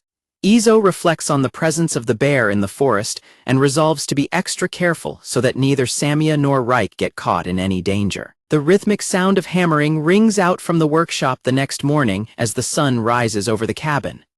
Izo begins work on the second blade of the custom order while Helen watches his every move and Reich assists him in the forge. Helen is impressed by Izo's speed, noting that he seems to be crafting the weapon with remarkable ease. Reich proudly tells Helen that such a high working speed is no problem at all for her master. Helen asks if Reich can replicate his skill, but Reich admits that even a lifetime of learning might not be enough for her to catch up to how amazing Izo is. Izo hears the praise and feels a sense of gratitude, though he remains focused on the task at hand. Izo thinks to himself that being praised so much is actually a bit painful since he knows he is relying on his special cheat powers. Helen looks at the progress and refers to the weapon as a lightning blade. Izo gives a quiet acknowledgement and continues with the final touches of the forging process. Izo lets out a sigh of relief and announces that both blades are finally finished as the group gathers around to see the completed weapons. Helen is eager to test the swords immediately, but Izo tells her that it is already late and she must wait until tomorrow to try them out. Izo apologizes to Helen for the long wait and explains that she'll have to look forward to tomorrow to see the finished work. Helen reacts with visible disappointment. Helen clenches her fist and reluctantly says she understands. Izo watches her, noting her intense anticipation. A celebratory feast is served, featuring a specialty dish of sliced meat topped with a rich sauce and garnished with wedges of fruit. Helen, Reich, and Samia are all wide-eyed and shocked when they see the tree deer steak on the table. Samia hops around in excitement, telling Izo that the food is amazing. Helen realizes the sauce is made from the raspberries they collected today, which Izo confirms is a wine and raspberry sauce. Reich notes that even back at her home, she never had a meal like this. Izo laughs and explains that completing his first special order is a celebration worth the effort. Samia and Reich both shout their congratulations to Izo. He thanks them, specifically mentioning that Reich's help with the work was invaluable. Helen adds her own congratulations with a powerful smack to Izo's back that makes him cough. He thanks her, telling his client that the work was only possible because she placed the order. Helen gives Izo a bright, cheerful smile of congratulations. Izo tells the group to eat before the food gets cold, prompting a loud and happy cheer from everyone. The next morning, Helen stands outside the smithy with one of her new swords. She is pleased to find that the weapon fits perfectly in her hand. Holding the blade up to the sky, Helen admits she was so excited about the new swords that she couldn't sleep at all last night. Izo watches from a distance and encourages Helen to try swinging the sword. She gives a determined look as she prepares to test the blade. Helen begins a high-speed series of lunges and strikes, moving through several dual-wielding forms. Her movements create powerful gusts of wind as she tests the balance and reach of the blades. Helen continues her intense practice session, her blades slicing through the air with incredible speed and power. She stays focused, thoroughly testing the responsiveness of her new equipment. Izo, Reich, and Samia stand together watching Helen's display of dual-wielding swordsmanship with focused expressions. Helen stops to catch her breath, sweating from the exertion. She shouts that the swords are amazing and the absolute best she has ever used.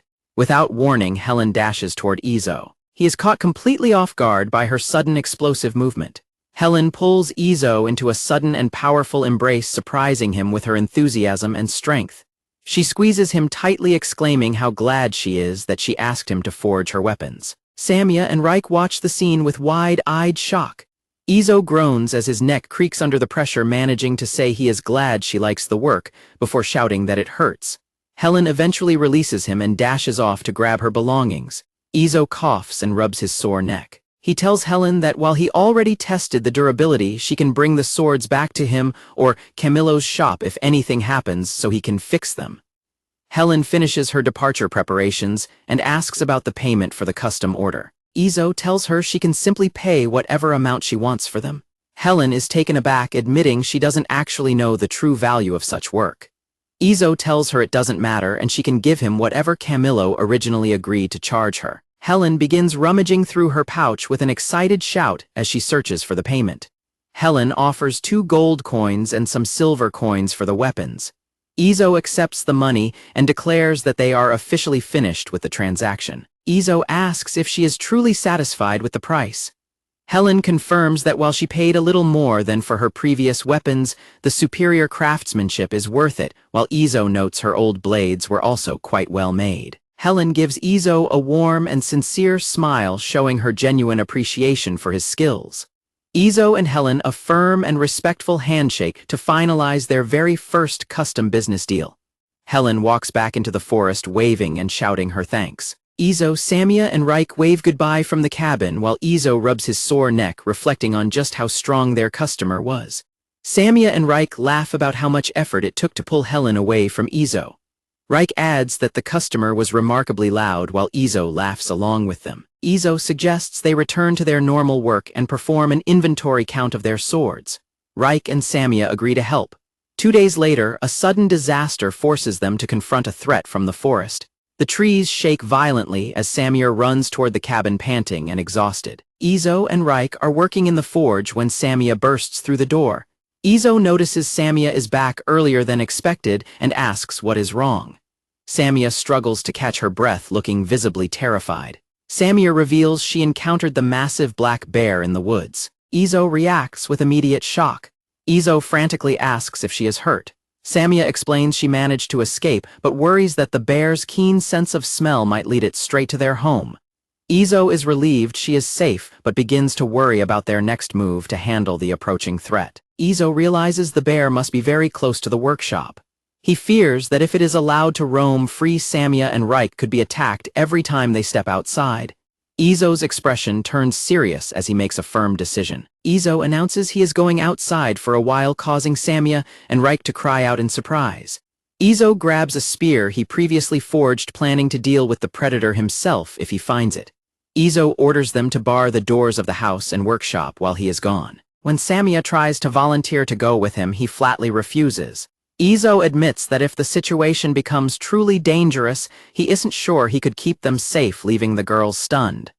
Izo reassures them that he knows what he is doing. He clarifies that he trusts Samia's skills, but he needs to handle this specific danger by himself. Izo recalls his duel with Helen, confirming that his body moves correctly even when he was trying his best not to land a hit. He realizes his cheat knowledge grants him an innate understanding of how to fight. Samia looks down with a shadowed face, her voice trembling as she tells Izo that he better come back safely. Reich joins in pleading for him to return as well. Izo holds his spear with a confident smile and promises not to die and leave his new family behind. Izo turns away and begins walking out of the workshop into the dark, rainy forest. Inside, Reich prays with her hands clasped together while Samia watches the door close. A heavy wooden bar is dropped into place with a clunk securing the cabin as Izo disappears into the mist. Samia and Reich remain inside, both gripped by anxiety. Samia clenches her hands tightly, unable to hide her distress. Rain pours down heavily over the dense forest as a storm settles in. Izo treks through the wet undergrowth, his spear held ready. He moves carefully through the trees as the rain continues to fall. Izo stays alert, noting that while he usually relies on Samia to spot danger, his own cheat instincts are screaming at the presence of the bear. He heads toward the direction where he senses the greatest threat. Izo tightens his grip on the spear, breathing slowly to steady himself. He considers the bad, whether a blessing, as the rain will mask his scent and sound from the predator. Izo reflects on his past life, remembering how he died trying to save a white cat. He finds it ironic that he is now heading out to face a massive bear. He thinks about how his body may have changed since arriving in this world, but his soul remains the same as it was that day. Looking at the memory of Reich and Samia's smiling faces, Izo realizes that he has finally found something worth protecting. Izo contrasts his current life with his time as a lonely corporate slave, where nothing felt precious. Now that he has a family and people who appreciate his craftsmanship, he tells himself to steel his resolve. Deep in the woods, Izo finally comes face to face with the massive black bear. He points his spear at the snarling beast, announcing that he has found it. The massive bear roars as Izo points his spear at its chest, bracing himself for the life or death struggle. Izo stays in a low stance and calls the bear a big fella while he catches his breath and prepares for the next move. The bear lets out a thunderous roar and lunges forward. Izo tells the beast that he doesn't hold any grudges against it, but he still has to end this. Izo narrowly dodges a swipe from the predator, realizing the bear is both huge and fast. He knows that even a graze from those claws would be fatal. Izo sees an opening and thrusts his spear forward with a shout. The blade sinks into the bear's side with a heavy thud. Izo grits his teeth as he realizes the strike was too shallow to be lethal. He prepares for the bear's counterattack as the animal roars in pain. The bear roars again and lashes out with its paws. Izo grunts and stays on the move, struggling to maintain his footing in the mud while dodging the relentless assault. The bear lands a heavy blow that sends Izo reeling back. He lets out a sharp cry of pain as he hits the ground with a hard impact. Izo coughs and forces himself to stand up despite his quivering legs.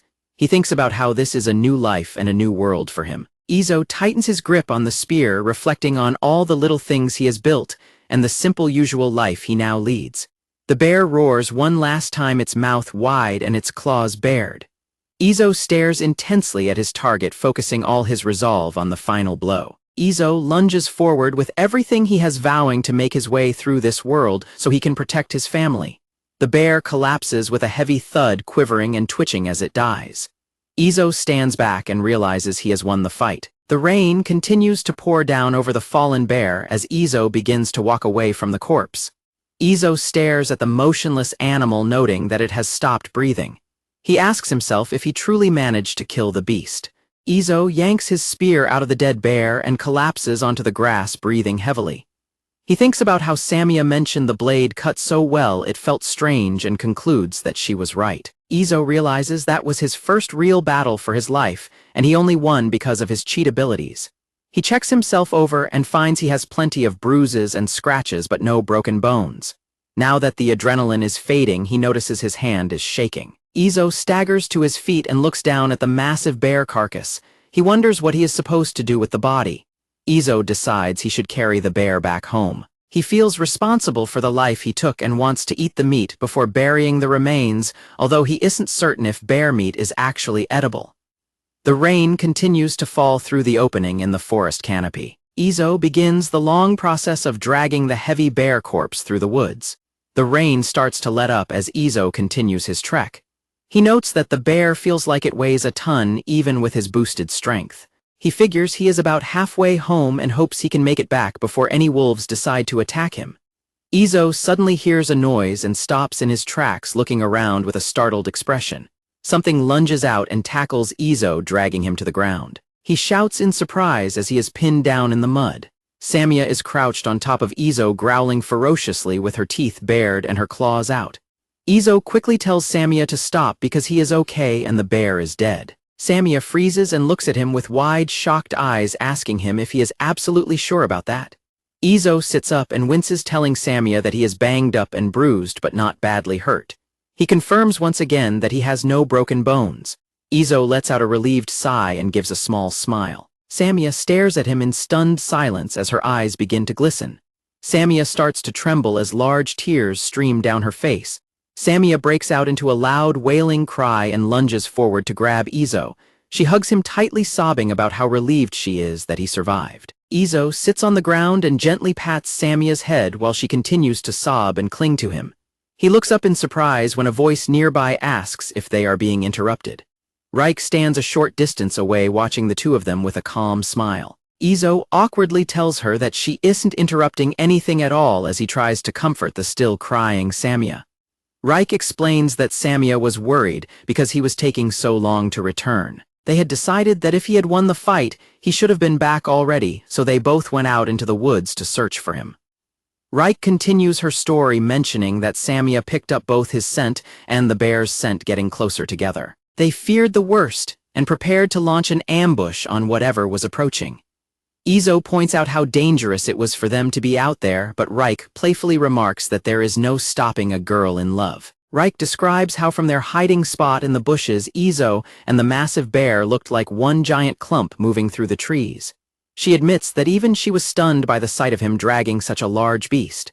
Izo admits he understands how scary that must have looked from a distance. Reich smiles and thanks both of them for their hard work and for making it back safely. Izo thanks Samia again as she sniffs and squeezes him tightly. He notices that the weather has finally cleared up and suggests they start heading back to the cabin, which Samia quietly agrees to. Once Samia calms down, the group works together to move the bear. They decide to leave the carcass near a lake and return for it the next day. Upon arriving home, Izo is hit with sudden, overwhelming exhaustion. Reich tells him to go rest in his room while she takes over the responsibility of preparing a dwarf-style dinner. In his room, Izo winces in pain as he pulls off his damp shirt. Samia bursts in looking worried, but Izo quickly assures her that he is fine. Samia stares at Izo's bruised body with a concerned expression and asks if he is truly all right. Izo sighs and admits he is incredibly tired and just wants to wipe the dirt off himself. Izo's voice trails off as he tells Samia to let him know when the bath is ready. Samia watches him looking like she has something on her mind. Izo's eyes begin to slide shut as he loses the battle against his extreme fatigue. Izo suddenly slumps forward, his head landing softly against Samia. He is too exhausted to stay upright any longer. Samia is caught completely off guard by the sudden contact, looking shocked and flustered. She realizes Izo has already fallen into a deep sleep and is beginning to snore. Samia's expression softens as she gazes down at the sleeping blacksmith. She tenderly strokes his hair, watching over him while he finally gets some well-deserved rest. The night sky fills with stars as a quiet greeting welcomes Izo back home to the cabin. Izo's eyes blink as he slowly starts to regain consciousness after his long rest. Izo sits up in bed and realizes with a start that he fell asleep without wiping his body down.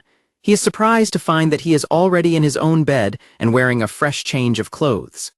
Izo sits on the edge of the bed as a blushing Samia watches him from nearby. Izo asks if he fell asleep, and Samia confirms he was out like a log. The two exchange morning greetings as he fully wakes up for the day. Samia explains that Reich was worried he would get sick if he stayed dirty, so the two of them wiped him down and put him to bed together. She looks away and nervously mentions that she didn't see anything she wasn't supposed to. Reich enters the room carrying a pile of freshly washed clothes. Izo apologizes to the girls for all the trouble he caused, but Reich tells him not to worry about it. Reich begins to recount how Samia was shouting Izo's name earlier, but panicked, Samia quickly covers the dwarf's mouth to stop her. Izo watches them and reflects on how shy Samia can be. Samia tells Izo to come out as soon as breakfast is ready before she and Reich head out of the room. Izo rolls up his sleeves and prepares to start his morning. The sun shines over the cabin as the group begins another day of simple, ordinary life in the forest. The group spends the day processing the bear carcass. While Izo prepares the meat, Reich and Samia look over the various parts, including the grilled bear heart. Izo reflects on the special feeling of living life with things he built himself. While they cook over the fire, Samia asks if bear meat is actually edible since she has never had it, and Izo notes that it looks quite good. Standing outside the house, Izo comes to the sudden realization that their workshop and home do not have a proper bath. Reich explains that they normally just heat up some water to wipe themselves down or wash their hair in buckets. Izo lets out a gulp and decides he needs to take action. While going through his daily routine of fetching water, Izo jumps into the lake. He finds the freezing water to be remarkably cold but quite refreshing. Izo returns home and thinks about how he is still worried for Reich and Samia even though they haven't complained. He calls out that he's back and the girls welcome him home. Samia returns from hunting completely covered in mud. She explains that the place where she was hunting got muddy from the earlier rain, and the creature she caught struggled quite a bit. Izo notes how dirty they both are and suggests that a simple wipe down won't be enough this time. He tells them they should go and take a bath in the lake. Samia insists she's fine and claims the mud will just fall off once it dries. Izo argues that she will get her bed dirty if she doesn't wash up, but Samia remains stubborn and refuses. Reich asks if she can join Samia if she decides to go. Izo points out that Reich even has dirt on her head and tells her she definitely needs to take a bath. Reich admits she's been wanting to freshen up for a while but was afraid to go to the lake alone. She reasons that if she goes with Samia it will be safe, and a hesitant Samia eventually agrees. The girls head out toward the woods. Izo tells them to be careful and waves goodbye. A short time later a loud splash and a shriek echo from the distance as they reach the water. Reich splashes around in the lake and shouts about how refreshing the water feels. Beside her a shivering Samia looks miserable and complains about the freezing temperature. Reich asks Samia if she hates the water. Samia looks away and clarifies that she doesn't actually hate it. Samia explains that she's just not accustomed to bathing. She mentions that while she enters the water to wash her prey, she never submerges herself all the way up to her head. Reich remarks that Samia's hair and fur are always so pretty and wonders if all beastmen that trait. Samia replies that she makes a point to groom and wipe herself down properly every day. Reich splashes some water and explains that the workshop is always hot, making her very sweaty. She tells Samia that she thinks she always looks pretty too, despite the heat. Reich admits that she wouldn't be able to make it to the lake on her own. She gives Samia a warm smile and thanks her for coming along today. Samia blushes and tells Reich to just let her know whenever she wants to visit the lake. She promises she will go with her anytime she asks. Reich offers to wash Samia's hair as a thank you for accompanying her. A flustered Samia tries to refuse, but Reich insists, explaining that she used to look after her little brothers back home and knows exactly what to do. Reich hums a tune as she begins to wash Samia's hair in the lake. Samia remains still in the water, looking surprised by the gentle attention. Reich continues to dip Samia's hair into the water and carefully clean it. Samia blushes as she experiences the soothing sensation. The feeling reminds Samia of when she was a young cub. She has a faint memory of being groomed in a similar way when she was very little. Samia closes her eyes and leans into the touch, feeling a deep sense of comfort. Back at the cabin, Izo greets the girls with a smile. He notes that they both look remarkably refreshed after their trip to the lake. Reich and Samia announce their return. While Reich is beaming with energy, Samia walks beside her with a quiet, thoughtful expression.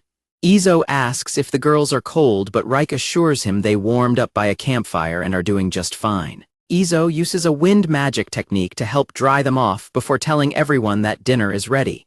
During the meal, Samia glares intensely at her wooden spoon. She lets out a low growl of frustration as she fumbles with the utensil. Izo asks Samia what she is doing. She huffs that something is wrong because the way he and Reich hold their spoons is completely different from her own method. Samia holds up her spoon and admits that the way they use theirs looks much better than hers. She looks a bit embarrassed as she explains the difference in their techniques. Samia explains that she wants to learn to hold her spoon the same way her new family does.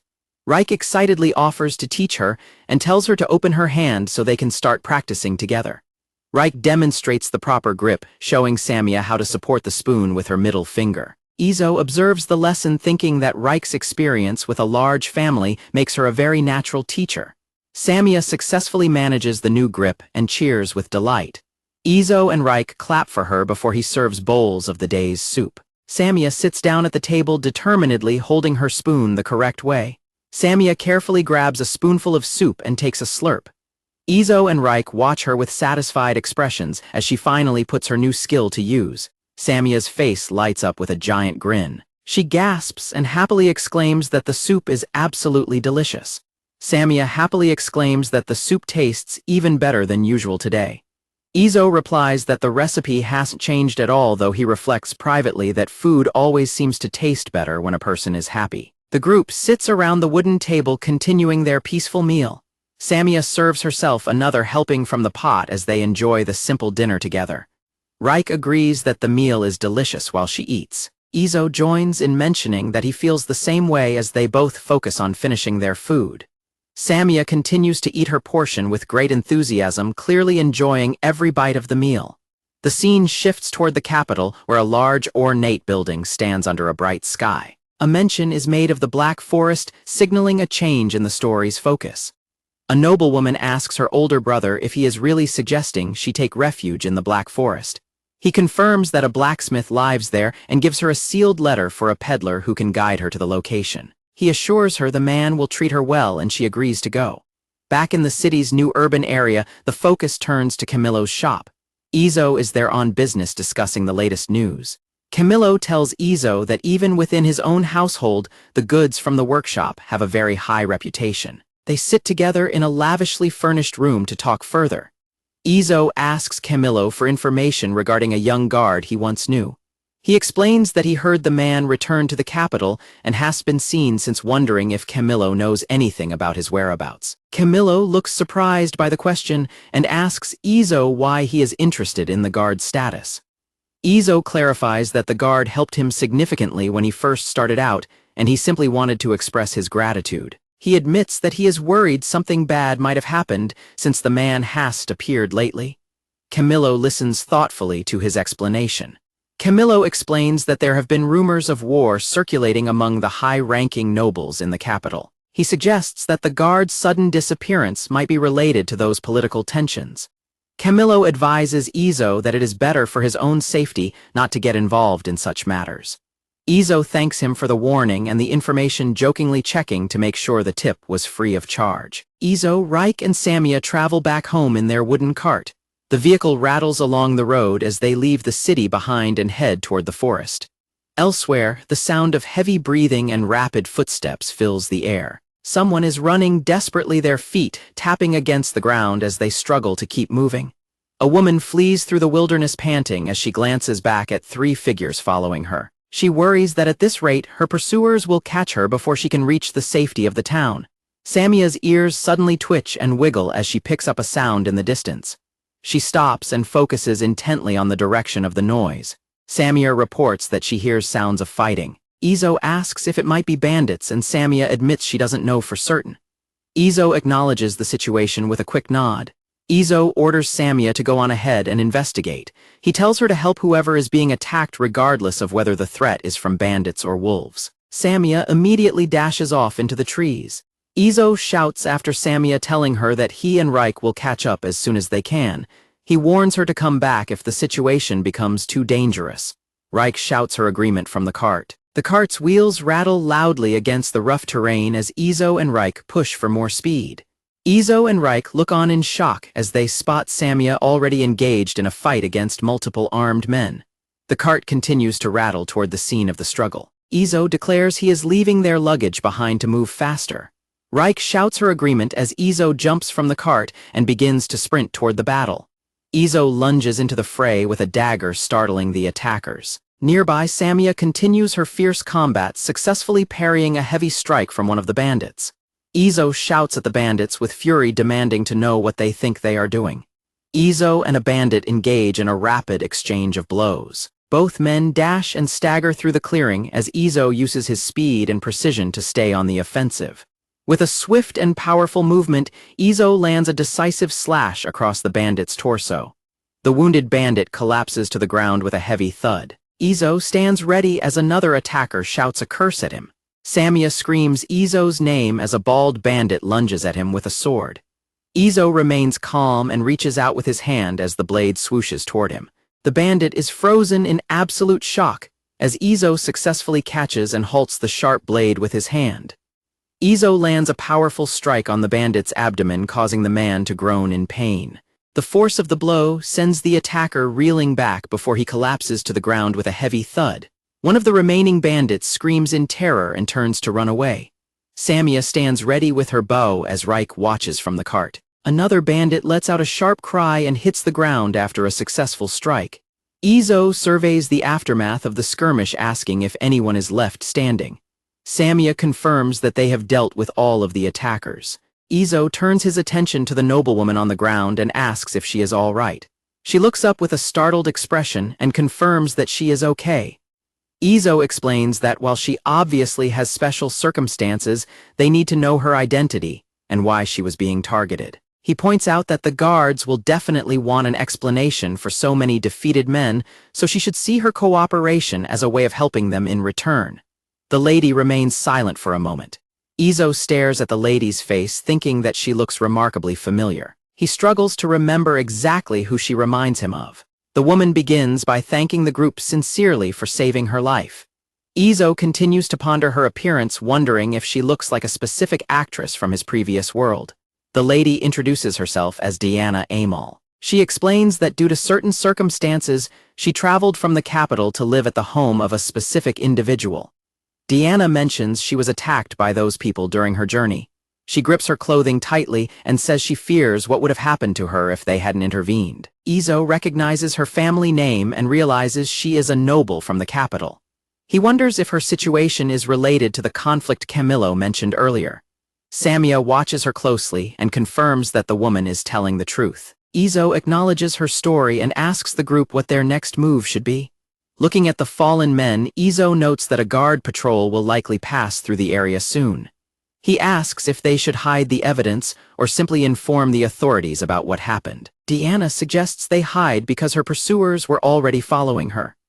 She reasons that hiding the bodies will buy them some time before the enemies realize their men were defeated, which should allow her to reach her destination safely. Izo confirms this will help her get to that certain person's place, and she agrees. Izo decides it is too late to turn back now. He orders the group to move the bodies into the forest and asks Reich to pull the cart, along which she understands. Izo asks Samia to help him with the task. Samia acknowledges the request and tells him she is coming. Izo offers an apology for the situation, but a smiling Samia tells him that it is already far too late to worry about that now. The group moves into the forest to finish their work. Samia and Izo drag the bodies of the defeated bandits deep into the undergrowth, while Diana watches from a distance. Izo reflects on the weight of his actions, realizing for the first time exactly how the weapons he forges are actually used in the world. Samia lets out a tired sigh, noting how heavy the bodies were. Izo watches Diana and decides that regardless of whose fault the attack was, he is determined to protect his new family. Izo kneels near the remains of the fight, steeling his resolve. He tells himself that he feels no regret or trouble over what he did because it was necessary to keep everyone safe. Samia notices his serious mood and asks if he was injured during the struggle. Izo clasps his hands in a brief prayer and gives her a calm smile, assuring her that he is perfectly fine. With the task finished, Izo announces that it is time for them to start heading back home. Izo turns to Diana and offers to help her find the specific person she was looking for in the forest. Diana looks at him with surprise, wondering if they might actually be able to assist her. Diana explains that her brother told her the man lives in a remote area and only recently moved there. Izo listens and notes to himself that she mentioned having a brother. Diana adds that the person is also a very skilled blacksmith. Izo reacts with a start, suddenly finding the description very familiar. Diana continues, mentioning that both her brother's sword and knife were crafted by this man. She says her brother had intended to visit him to get the weapons adjusted once his current duties were finished. A look of sudden realization washes over Izo as he points his finger in the air. Izo finally remembers why Diana's face looked so familiar to him. He calls out to her, realizing she is the sister of the young guard who helped him. Izo asks if her brother is named Marius and works as a guard in the nearby city. A shocked Diana confirms that her brother's name is Marius Albert Amol and asks how he could possibly know him. Izo awkwardly admits that he definitely knows him. He realizes that the certain person her brother told her to find in the Black Forest is actually himself. Izo lets out a sigh and points to himself, telling Diana that the specific person her brother mentioned is most likely him. Diana is completely stunned by the revelation, letting out a cry of disbelief as she stares at the blacksmith in front of her. The group begins moving through the forest, the cart rumbling along the path. Izo thinks to himself that it was only natural for her not to believe such a strange coincidence right away. Deanna stumbles over the uneven ground with a startled cry while Izo pulls the cart behind him. Samia quickly asks if she is all right after the clumsy trip. Reich helps Deanna steady herself, mentioning that the forest is difficult to navigate for those who aren't used to it. Deanna thanks her and promises to be more careful. Izo reflects on the plan Marius had made, which involved a letter to Camillo to arrange his sister's stay with the stubborn blacksmith in the Black Forest. Izo looks back as he leads the way, thinking that the noblewoman must be dealing with a lot of personal trouble. Deanna looks up and asks if she may know his name. Izo introduces himself and then gestures toward his companions. He tells her the beastwoman is named Samia and the dwarf is Reich. Samia and Reich both offer a polite bow to their new guest, while Deanna reacts with a slightly flustered and bashful expression. Deanna looks thoughtful as she repeats Izo's name to herself, considering the man who saved her. Izo notes that they have some time before any guards might arrive, so he suggests they head back to his place for the time being. Deanna bows and says she will be in his care. The group arrives at the cabin as the sun begins to set. Izo announces they are home and tells everyone to put their luggage away so they can finally eat. They unload the supplies from the cart near the house. Izo is glad that thanks to Samia's constant vigilance, they didn't run into any more pursuers on the journey back. Izo shows Deanna to the guest room, worrying that it might be a bit cramped for a young lady of the nobility. He is pleased to see that she seems to settle in without any complaints. Deanna looks at the spread prepared for dinner and lets out an impressed exclamation. A hearty meal of soup, flatbread, and sliced meat is set out on the table. Izo tells everyone to sit down and begin eating. Izo watches Deanna take her first bite of the meal, silently hoping she enjoys the simple commoner food.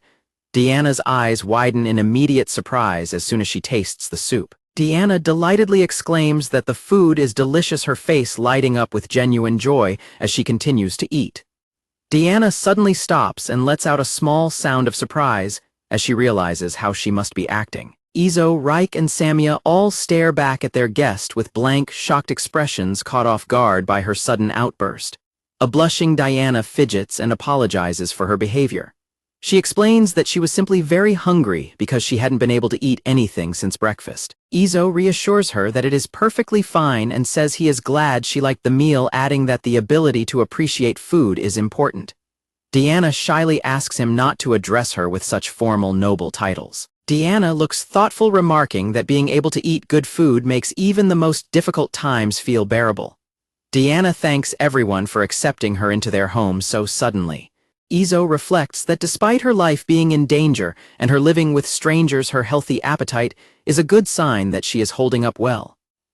Izo shifts the topic to the reason for her arrival, asking Diana to explain why she was driven out of the capital. Deanna grips her hands together and agrees that since they are all living together, it is best for everyone to understand her situation. Deanna begins her explanation by describing the complex circumstances surrounding her family, the House of Amol. She explains that the House of Count Amol governs the region, including Camillo's town, and introduces her three brothers Leon, Carol, and Marius as the descendants of the line. Deanna notes that while her eldest brother Leon was first in line for the inheritance, their family's situation took a turn for the worse only 1 month ago. The Count and Leon had departed to fulfill their noble duty by subjugating a horde of monsters that had appeared in a remote region. Both the Count and Leon died during the battle, and the private army accompanying them was completely annihilated. Upon hearing the news, Marius went to the capital to investigate and discovered several suspicious details regarding their deaths. Deanna explains that while it was reported they were attacked by powerful monsters, no traces of any beasts were found. Furthermore, she notes that the wounds the victims received were not caused by horns or fangs. Deanna clarifies that the wounds came from something that had cut them. She suggests that if the incident was caused by human hands, the person who stood to benefit the most from the deaths would be the primary suspect. Deanna identifies the second son, Carol, as the one under the most suspicion. Izo asks what she means by that, and Deanna prepares to more of the story. Deanna explains that Carol is an illegitimate child who knew that Marius, born from the legal wife, was the true heir.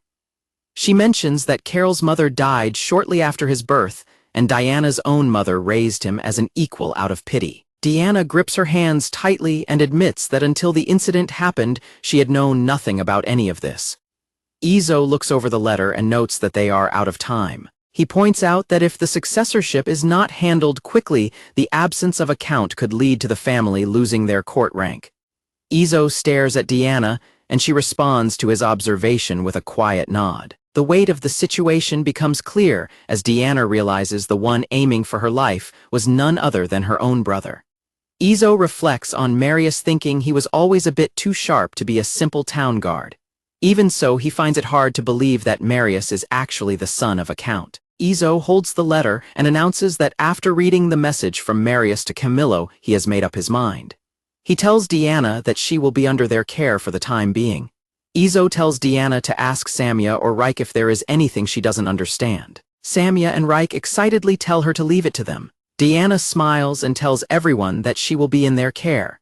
Izo suggests they would get along better if Deanna spoke to them more casually. He mentions that being spoken to formally all the time would feel a bit stifling. Deanna is surprised at first but quickly agrees to the request. She says she will do it if that is what they want. The group smiles and laughs together as the tension finally breaks.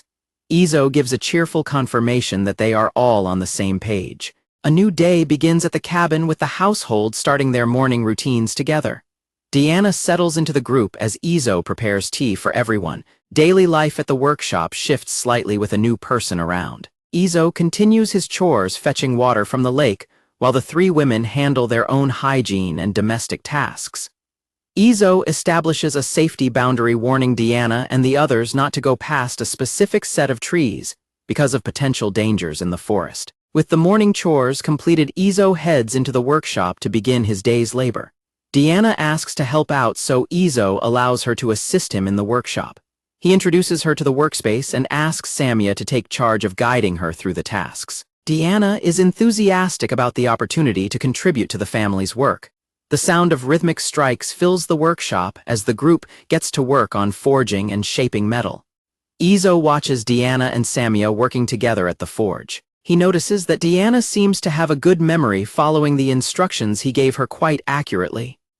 Izo wipes sweat from his brow, reflecting on Deanna's surprising strength despite her noble upbringing. He recalls how she handled a sword the day before and figures her confidence in her own physical abilities is well-founded.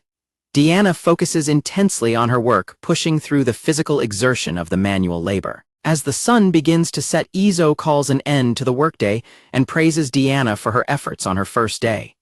They look over the results, and Deanna notices the clear difference in quality between the standard items and the superior ones. Izo explains that the long sword is a standard model while the short sword is a high-class version.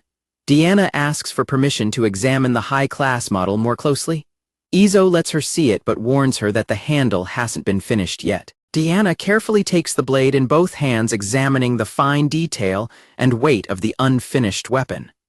Deanna stares at the blade in stunned silence, realizing the level of skill involved. Izo watches her reaction and thinks back to when he first met Reich, remembering how she had the exact same look of disbelief. Deanna is breathless, calling the craftsmanship amazing. Reich agrees, enthusiastically mentioning how surprised she was when she first saw Izo's work herself. Deanna claims that even in the capital, there are very few smiths capable of reaching this level of quality. Izo contemplates the skills of other blacksmiths in this world and considers using his high-class models as a way to hide his true talent, while Samya mentions a knife that is even better. Deanna turns to Izo with a serious expression and addresses him. She catches him by surprise when she asks if the two of them can have a match. Izo is taken aback when Deanna asks for a match. He points to himself in confusion and asks if she means a sword fight with him, which she confirms without hesitation. Izo realizes that Deanna is a battle maniac just like Helen. Deanna explains that although she doesn't think she can win, she wants to see the strength he displayed when he saved her again. Izo reflects on the fight where he rescued her, while Samya and Reich giggle, noting there isn't much else to do for entertainment. Izo agrees to a single match before it gets dark. Deanna beams and thanks him enthusiastically. The two face off in the clearing while Samya and Reich watch from the side. Izo thinks to himself that Deanna is certainly not a typical noblewoman. Deanna is visibly excited for the duel. Izo wonders why she is so happy and notes the serious-looking blade she chose for a simple spar.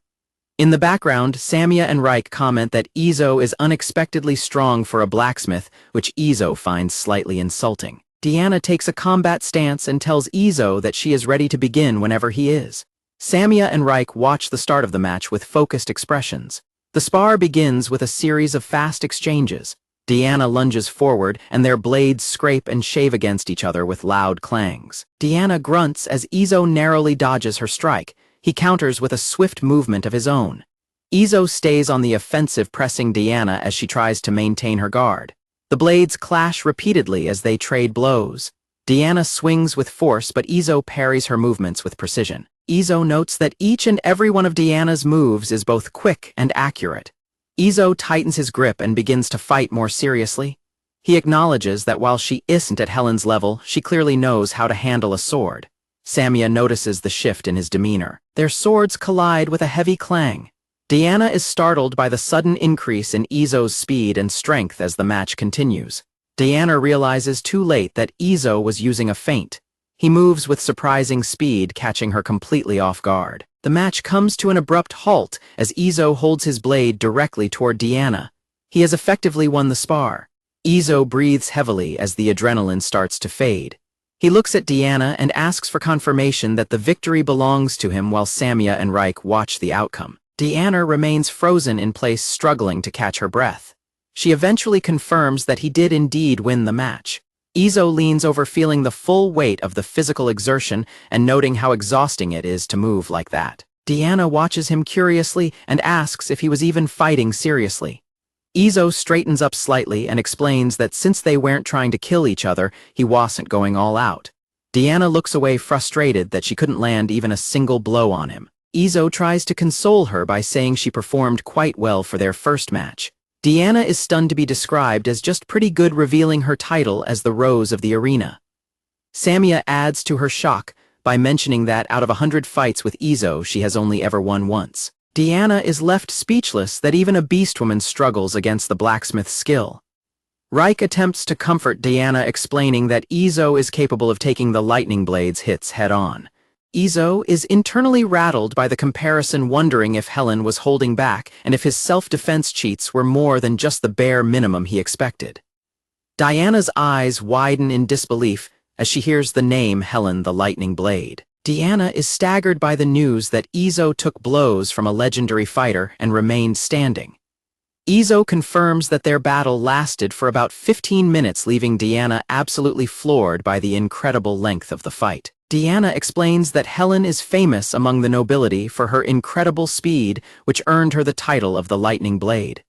Izo starts to shake as he realizes just how dangerous his fight with Helen actually was, feeling lucky to be alive. He tries to end the conversation and suggests they all head home, while a trembling Deanna mumbles about his ability to stand his ground against a renowned warrior. Without warning, Deanna drops her sword and falls into a formal kowtow on the grass. Izo is startled by her sudden collapse and reaction. Izo looks on with a weary expression, noting to himself that this has become a very familiar sight. Deanna remains prostrate on the grass and begs Izo to make her his disciple. Izo is caught completely off guard by the formal request. Izo feels overwhelmed as he considers Deanna's status as a count's daughter and Marius' sister. He looks over at Samia and Reich, who are giggling and grinning at the situation. Izo decides to stop resisting, noting that prostrating oneself appears to be a standard practice in this world. Deanna continues to bow low in the grass. Izo tells Deanna that he will agree if she is fine with practicing only once a day after he finishes work. Deanna looks up with a beaming face and asks if that is really okay. Izo clarifies that he can't teach proper swordsmanship and she will have to learn just by observing him. Deanna cheers with joy while Samia and Reich congratulate her on her success. Izo suspects that Deanna must have been quite a tomboy back at her home. He imagines Marius apologizing for the handful his sister can be. Izo tells Reich that there is to be no calling him master or acting formal around him. Reich agrees to the terms with a curious expression. Izo reflects on taking in a second disciple and how his daily lessons have now increased. The girls celebrate the start of the new training arrangement. Izo watches the group with a quiet, slightly resigned expression. Starting the next day, Diana begins assisting Izo in the workshop. When evening falls, the two of them start trading blows with wooden practice swords. Diana and Izo clash their wooden blades together in the yard. Samia and Reich notice the practice session has started while they work on preparing the dinner pot. Diana displays agility and speed during their match. Having received proper training in the past, her movements are fast and refined. Izo focuses on the duel, thinking that the only thing he can do for her is trade blows using his unique cheat abilities. He hopes that this will act as a stepping stone for her to improve further. Izo realizes that just like with Reich's blacksmithing, he can help them improve their existing foundations by letting them use him as a target. He is sure it will be a good experience for them as Diana settles into her life at the workshop. The forest rustles with the sounds of movement as trees sway in the distance. A sudden question arises regarding why Diana is running. Diana runs breathlessly through the dense forest, skidding through the undergrowth as branches rustle around her. Nearby, Samia remains calm and focused as she draws back her bowstring, preparing to release an arrow. The group announces their return to the cabin with a loud call that echoes over the rooftop. Izo welcomes the girls back as he finishes his chores by the water. He notices Diana bent double and gasping for breath, while a sparkling Samia cheers beside her. Izo asks what happened to leave the noblewoman in such a state. Diana leans forward and groans about how incredibly tired she is.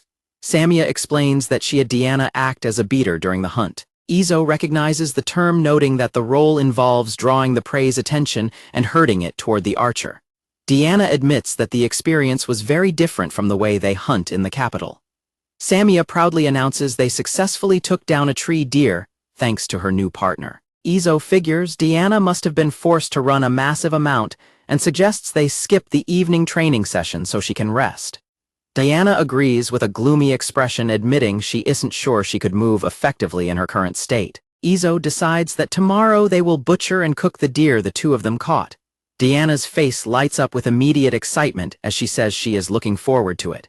Izo notes to himself how much the young lady seems to enjoy the prospect of processing the prey. The next morning arrives, and Izo announces that it is time for them to begin their work.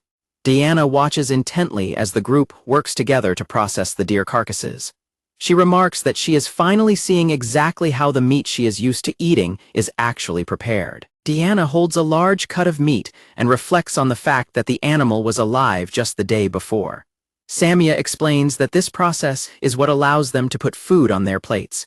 Izo is relieved to see that the noblewoman seems to be handling the grisly task without any issue. Izo looks thoughtful as he explains that they are able to continue living because they take the lives of these creatures. Samia bursts out laughing and tells Izo that he sounds just like an old man. Reich wonders if his perspective is common among people from the north, and Izo admits he isn't entirely sure about the origins of his beliefs. Izo says that in his homeland people believed that everything has a soul. He notes that the idea is quite similar to the beliefs of beastmen. A curious Diana asks if that applies to everything, including the forest itself.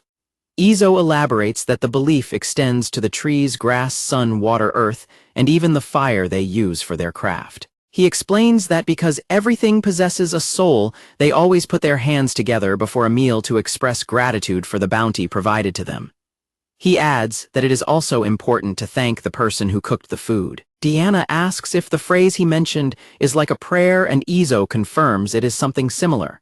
Samia excitedly suggests they start adopting the practice today since it is Izo's home. Reich smiles and agrees that she thinks it is a wonderful idea. Samia claps her hands together and asks if he is talking about the gesture he does sometimes. Izo confirms that it is something like that. Izo tells them they will try it during the next meal. He says they will prepare lunch as soon as they get back to the cabin, and the girls happily agree. Back at the cabin, Izo grills the fresh deer meat while the rest of the meal is set out. Samia and Diana watch eagerly as the food is prepared. Izo arrives at the table and sees that everyone is already seated and ready to eat. He reminds them that they are going to put their hands together first. The four of them sit around the table with their hands clasped. They collectively offer thanks for the meal before beginning their bustling lunch together. Samia looks on with a cheerful grin as Diana watches from behind, enjoying the lively atmosphere of the workshop. At the house of Amol, Marius lets out a heavy sigh. He appears deeply troubled as he sits alone in a large, quiet room. Marius looks at a portrait of his family while sitting in a rocking chair. He thinks of his older brother Carol. Marius reflects on how he originally thought Carol would be the one to become the head of the family after the funeral for their father and eldest brother. The siblings receive official word regarding the inheritance. The contents of the document are so shocking that Marius finds it hard to believe. Marius and Deanna look on with concern while Carol reacts with visible rage. Carol grits his teeth and begins to wobble from the sheer frustration. Marius notes that was the first time he had ever seen his brother look like that. Shortly after voicing his objection to the inheritance, Carol ran away from home. Following Carol's departure, Marius began to notice all sorts of strange and suspicious things happening around him. The situation escalated from dubious documents intended to undermine his standing to actual assassination attempts occurring in broad daylight. Marius reflects on the incident that occurred recently. He realizes that while he could protect himself and prove his innocence alone, he must take definitive action now that Deanna has been targeted as well. Marius sits in his rocking chair hoping Izo will agree to his request. He knows he has to rely on the blacksmith to help resolve the family conflict. The open field near the highway remains peaceful and quiet. Izo scouts the woods to ensure no one is following him. Once he confirms the coast is clear, he reaches into the bushes and successfully finds the hidden message. Izo reflects on his recent trip to the city to sell his wares. While there, he handed Marius' letter to Camillo and explained the full situation so they could plan their next moves. Camillo admits that he had suspected the family's troubles for some time. He tells Izo that he wanted to keep him out of it, but Izo argues that it was already too late once Deanna arrived at his home. Izo reaffirms his commitment to helping Marius because of the debt he owes him. He tells Camillo that he is willing to do whatever a blacksmith can to assist. The group established a secret location in a thicket by the highway for exchanging information. Izo stands at the spot, having just made contact. Izo reads the contents of the letter and reacts with a start. Back at home, Izo announces that he must travel to the capital to begin his work. He tells the three girls that they will need to stay behind and look after the cabin. Reich asks about her smithing training while he is away. Izo encourages her to keep practicing and asks if she can manage the forge alone, which she confidently confirms. Samia tells Izo not to worry about their food supply while he is gone. She explains that they have plenty stocked up and she can always hunt for more if necessary. Izo smiles as he thinks about how reliable his household has become. He tells them he is counting on them to manage things while he is away. Deanna expresses her regret that Izo has to get involved in her family's dangerous affairs. Izo reassures her that he is simply returning a favor to her brother and tells her not to worry about it. Deanna gives a gentle smile and nods in agreement. Izo suggests they put the serious matters aside for now and get back to work. The girls enthusiastically agree to focus on their chores for the day. Camillo tells Izo to get in the back of the cart quickly. Izo agrees and watches as the cart approaches, noting that Camillo has arrived. Camillo apologizes but tells Izo that he must hide inside a box so he won't be seen by others. Izo looks at the container and worries that it is too small for a person to fit inside. Izo discovers a hidden mechanism that makes the bottom of the box deeper than the cart's floor. He realizes it is a trick to hide the actual loading capacity by making the storage appear smaller. Izo grins and notes that he understands the design. Camillo shrugs and calls the hidden compartment a simple bit of peddler's wisdom. As the cart enters the city, Izo finds himself squeezed into the small space. He notes the tight fit and decides to try and sleep while they travel. Izo wakes up to the sound of a guard calling for the next person. Hearing the noise outside, he realizes they have traveled quite a distance while he was asleep. A guard asks Camillo if he is a peddler, and Camillo confirms he has goods with him. Inside his hiding spot, Izo wonders if they are at a checkpoint to enter the capital. The guard begins inspecting the barrels in the cart, noting that they contain cloth and spices. Izo stays silent and tense as the inspection continues. The guard finishes his check and allows Camillo to pass through. Camillo offers his thanks as the cart moves forward. Izo lets out a heavy sigh of relief as the danger of the checkpoint passes. The cart continues to rattle along over the cobblestones. Camillo announces that they are far away from the inspection point and tells Izo he can come out. Izo notes that his hips hurt and thinks that his old body could never have survived the cramped journey. Izo stretches his limbs and exclaims how tough the trip was. Camillo apologizes for the inconvenience while he tends to the horse. Izo looks around the room and realizes it is a smithy. He asks Camillo where they are. Marius appears and greets Izo. He explains that they are currently at the Amel household's private smithy. Marius adds that they use the facility to make and repair weapons for their soldiers. Camillo leaves to put the horses and luggage away as Izo reacts with shock to the confirmation that Marius is a noble. Marius greets Izo, remarking that it has been quite a while.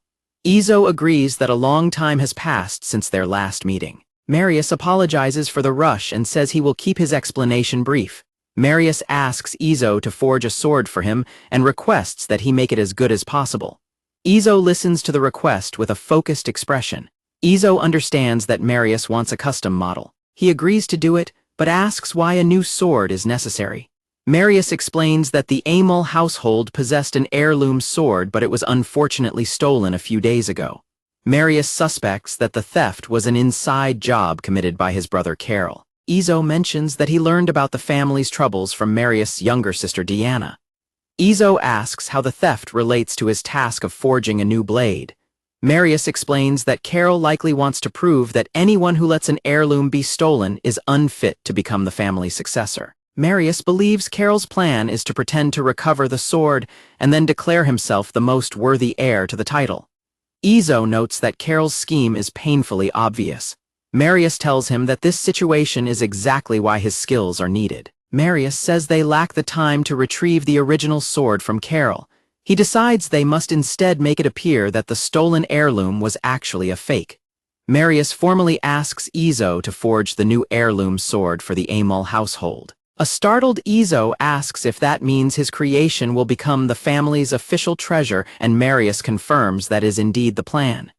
Izo worries if such a replacement is truly acceptable. Marius clarifies that while it is called an heirloom, the original was simply made of steel rather than by gods or elves.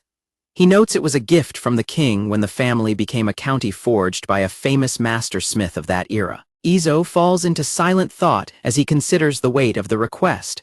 Camillo returns and mentions that he saw the sword Izo forged for Helen.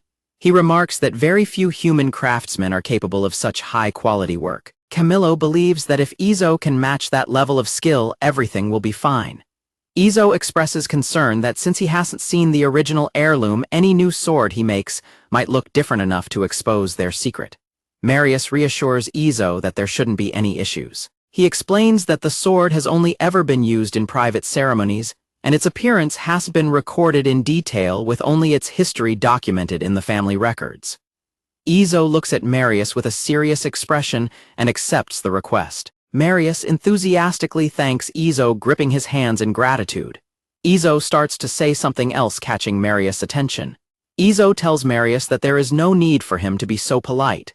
Marius insists that he cannot be rude to the person who is going to save his family. Izo admits it is hard to talk to him like this and asks Marius to speak casually again, just like they did when they first met in town. Camillo examines the materials in the workshop, noting that the iron is of very high quality as expected of a count. Izo explains that he is simply returning the favor since Marius' help allowed him to do business in town without any trouble. Marius ponders the situation in silence. Marius suggests a deal where they will treat each other as equals from now on, meaning Izo will owe him nothing and they won't have to be formal with one another. He asks if Izo is comfortable with that arrangement. Izo initially starts to respond formally before correcting himself to a more casual tone, accepting the offer. A smiling Marius agrees to leave the matter there. Marius shifts the conversation back to their previous topic. Izo wonders if it is truly appropriate for a blacksmith to speak so casually to a future count, but concludes that it is better than the stiff formality they used before. Izo proposes that if they are ever close to being discovered, they can simply compare the two swords. He suggests that his forged blade will prove its worth if it can defeat the original in a test. Marius gives a confident look, remarking that it will be perfectly obvious which blade is the true royal gift. Izo looks at Marius with a small smile, thinking about the impressive resolve a future count is capable of showing. Marius reminds Izo that they have very little time and asks him to begin his work immediately. Izo gives a quick confirmation and prepares to start. Izo stands in the workshop clenching his fist as he prepares to get to work. He tells himself it is time to start doing the favor of a lifetime for Marius. Izo notes that the Amel household's forge doesn't work with magic, meaning he will have to kindle the firebed himself. He reflects that in addition to his magic-enhanced knowledge, he also understands the fundamentals of blacksmithing and knows exactly what needs to be done. Izo begins the process by striking iron on the anvil multiple times until it becomes red hot. He then places the hot metal into barley inside a piece of bark to start a fire. Finally, he transfers the burning materials into the charcoal on the fire to get the forge going. Izo operates the bellows by hand, using them to kindle the fire. The charcoal inside the forge begins to glow and crackle as the fire grows hotter.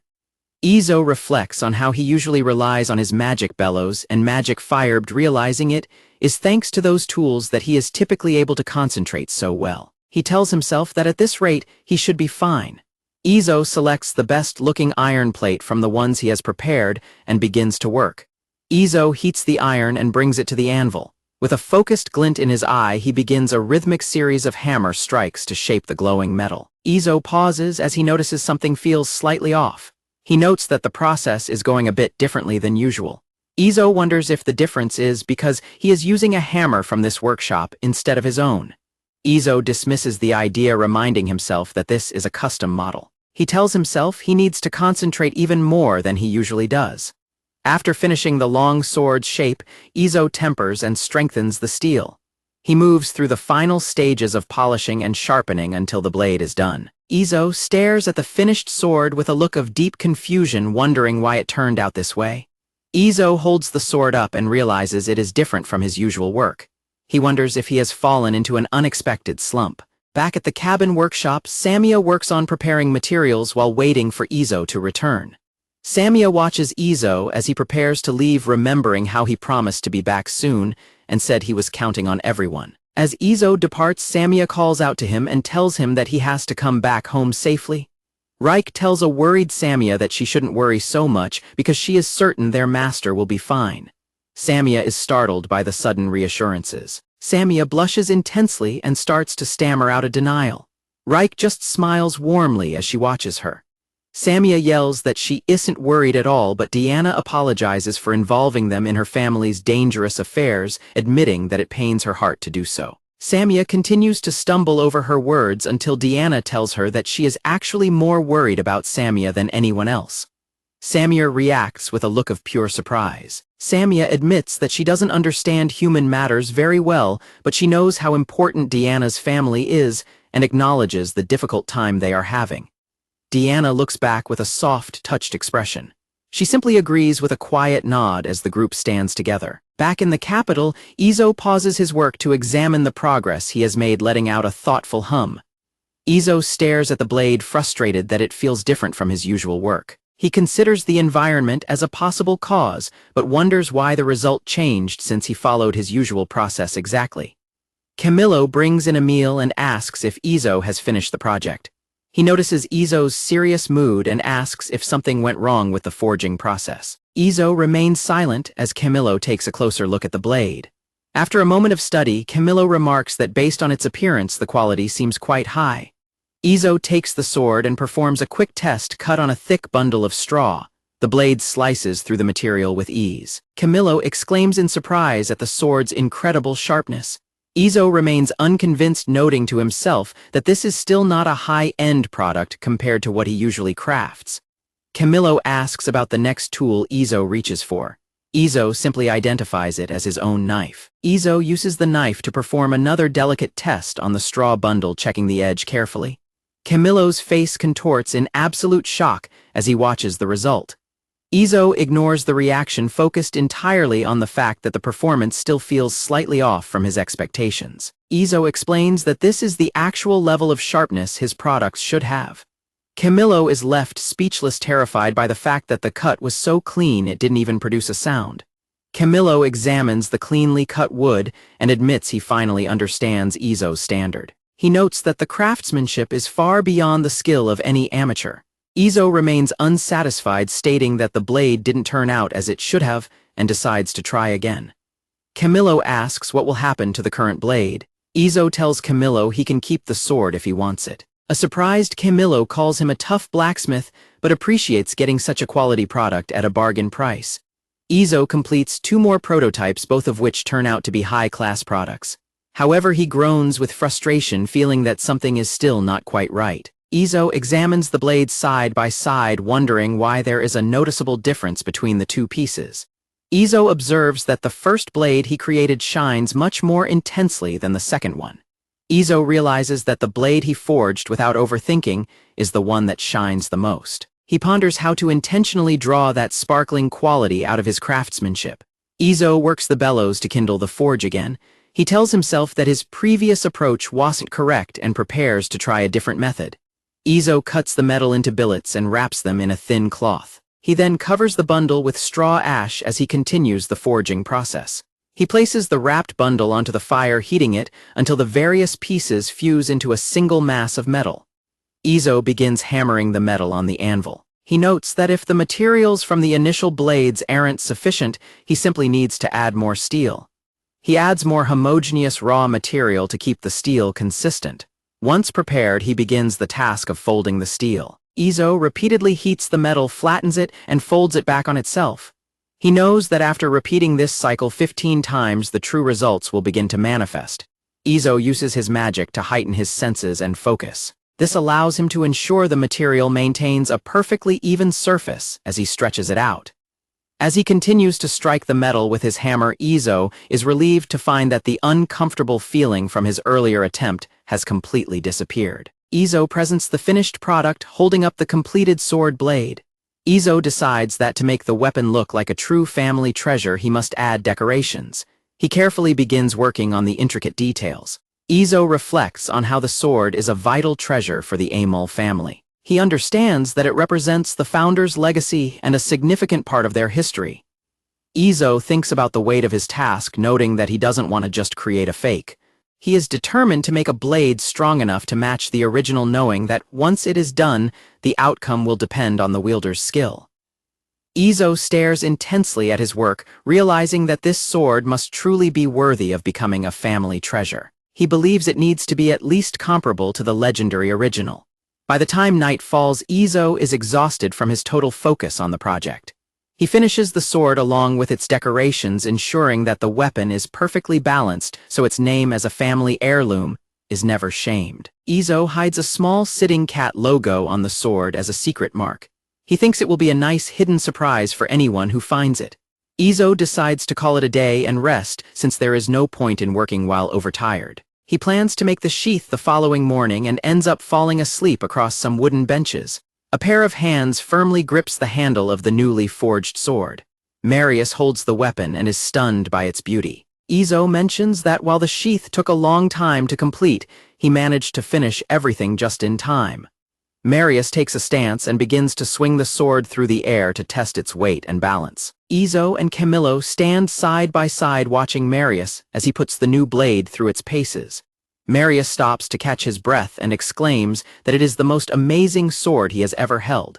Izo asks for his opinion, noting that Marius' movements look very similar to Diana's sword style. Izo gives a confident smile and says that since it is the best work he can offer, it was bound to be excellent. Marius looks at the blade with a satisfied expression. He remarks that this masterpiece will make for a perfect counterfeit family heirloom. Marius thanks Izo sincerely for his help. Camillo tells Izo to rest for the remainder of the day and promises to pick him up the following morning.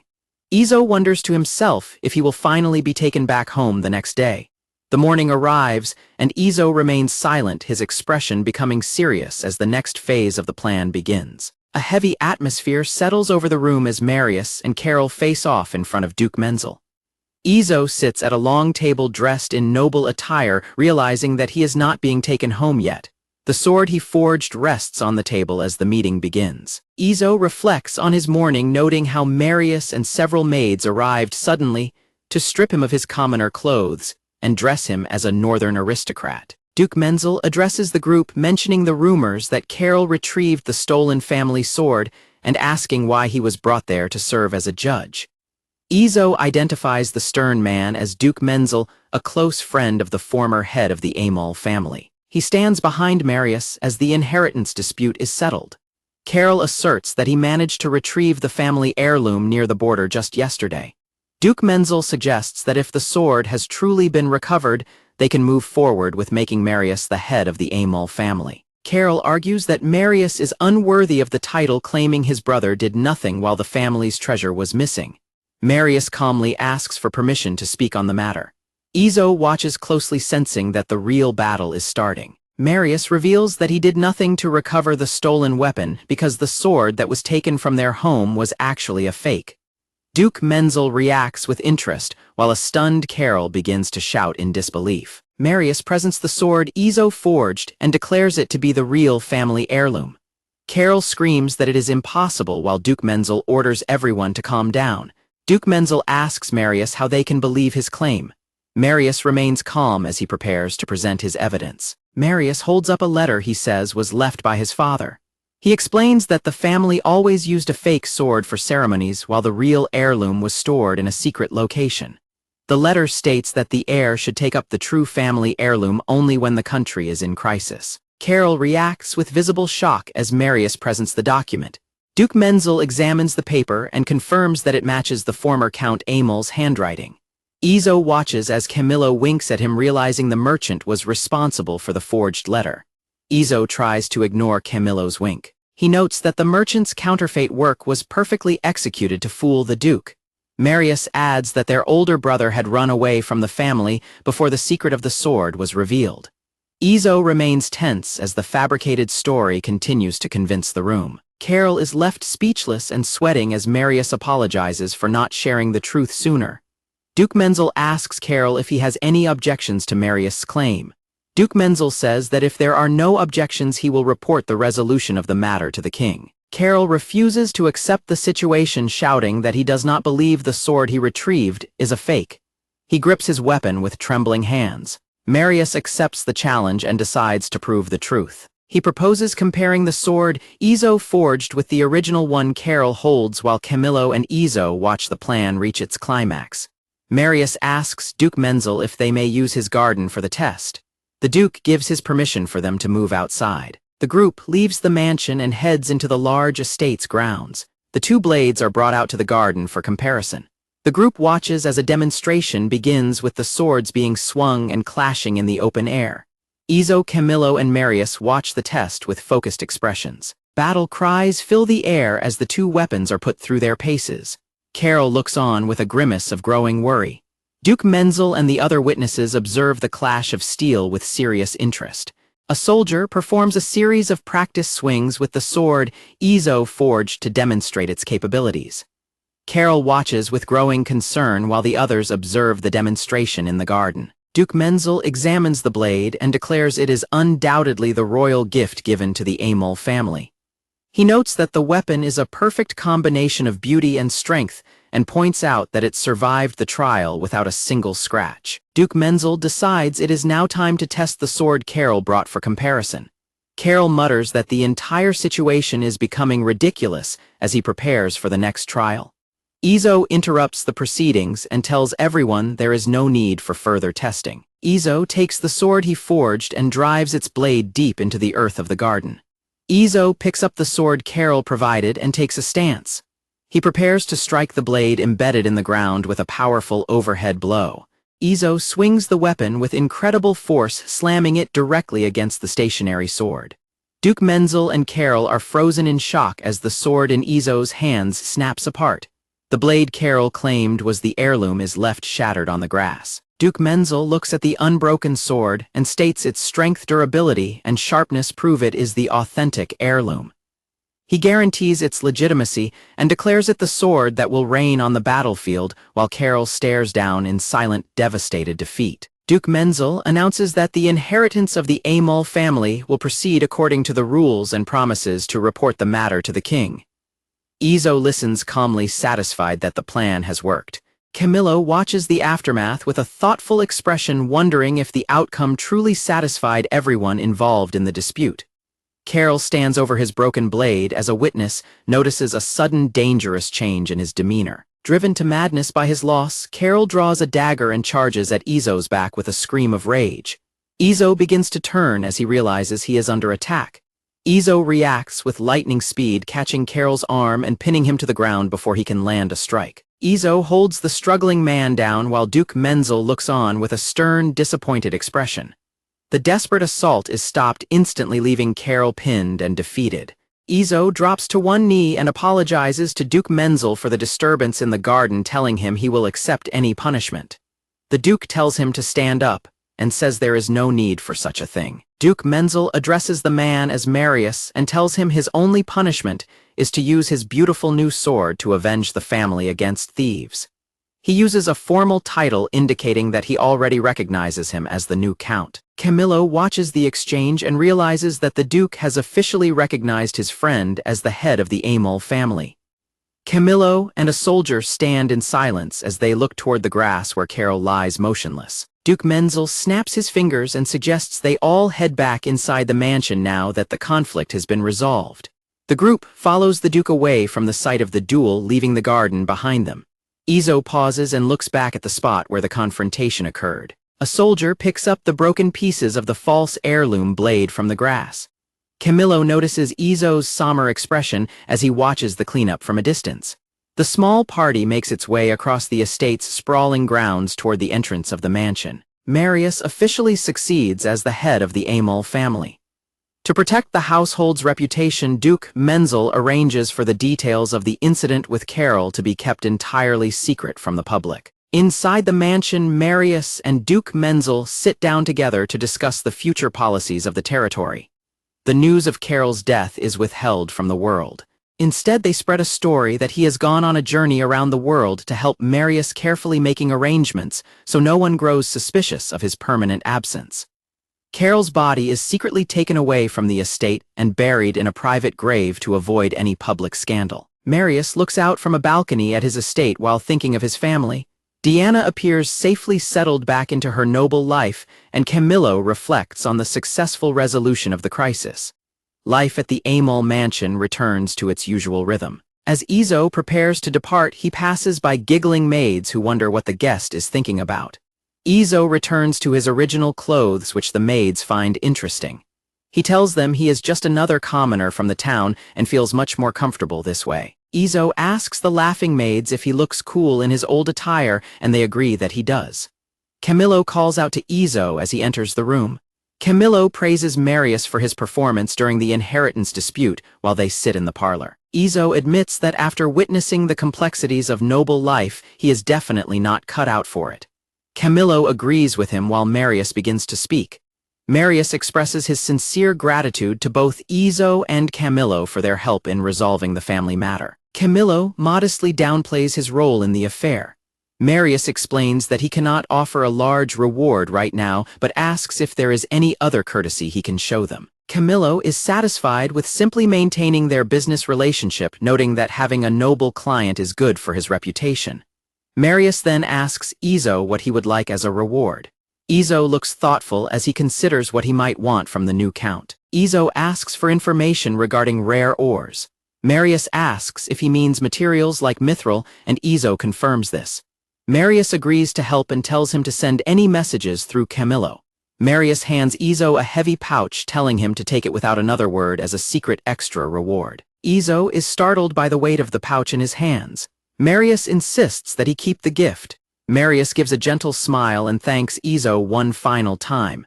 Izo and Camillo leave the Amol estate in a horse-drawn carriage. They plan to return Diana to her home to celebrate the succession before Izo heads back to the Black Forest.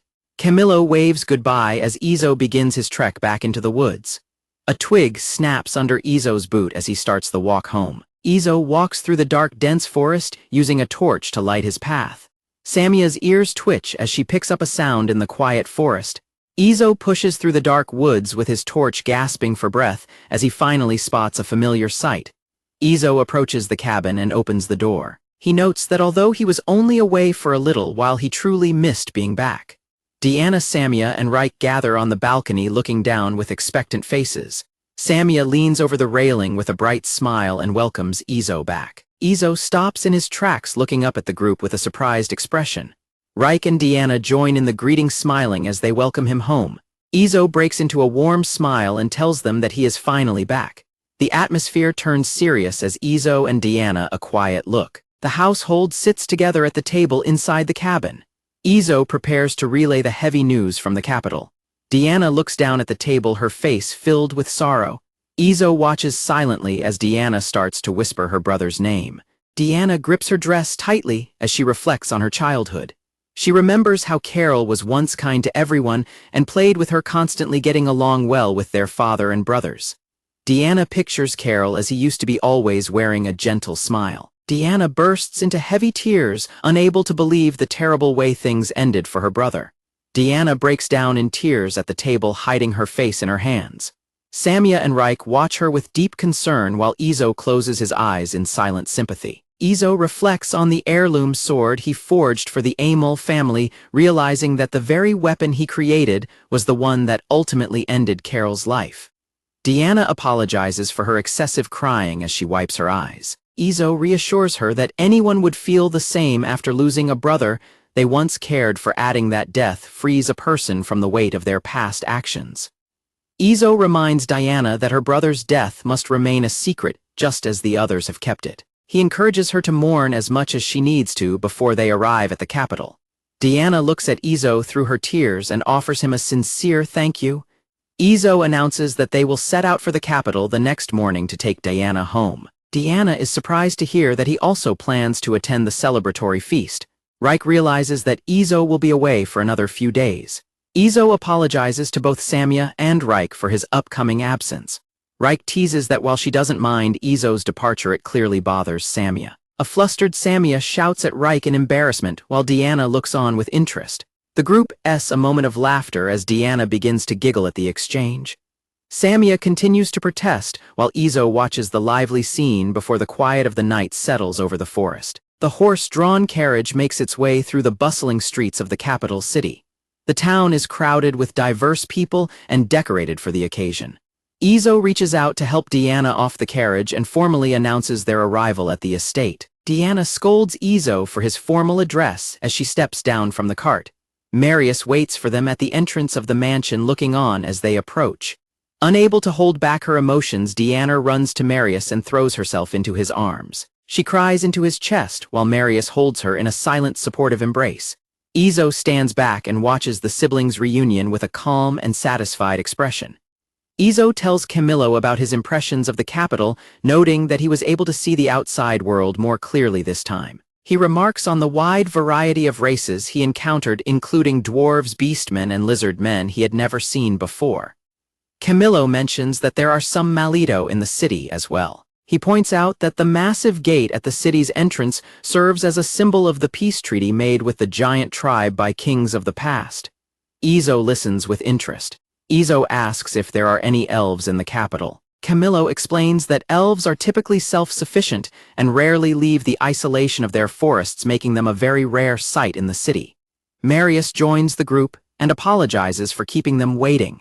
Izo acknowledges the rare nature of elves as Camillo finishes his explanation. Marius appears exhausted as he prepares for an upcoming audience with the king and the drafting of his succession report.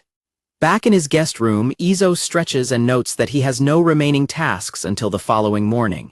He is interrupted by a sudden knock at the door. A servant informs Izo that Lady Diana is requesting his presence and is currently waiting for him in the garden. A surprised Izo asks for confirmation.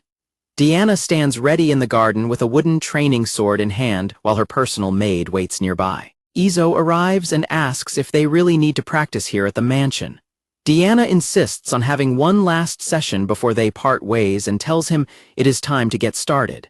The sound of wooden blades clashing together echoes through the quiet garden of the estate. Diana and Izo engage in a fast-paced spar, trading strikes and parries with their practice weapons. Diana puts all her effort into her attacks, shouting as she lunges forward.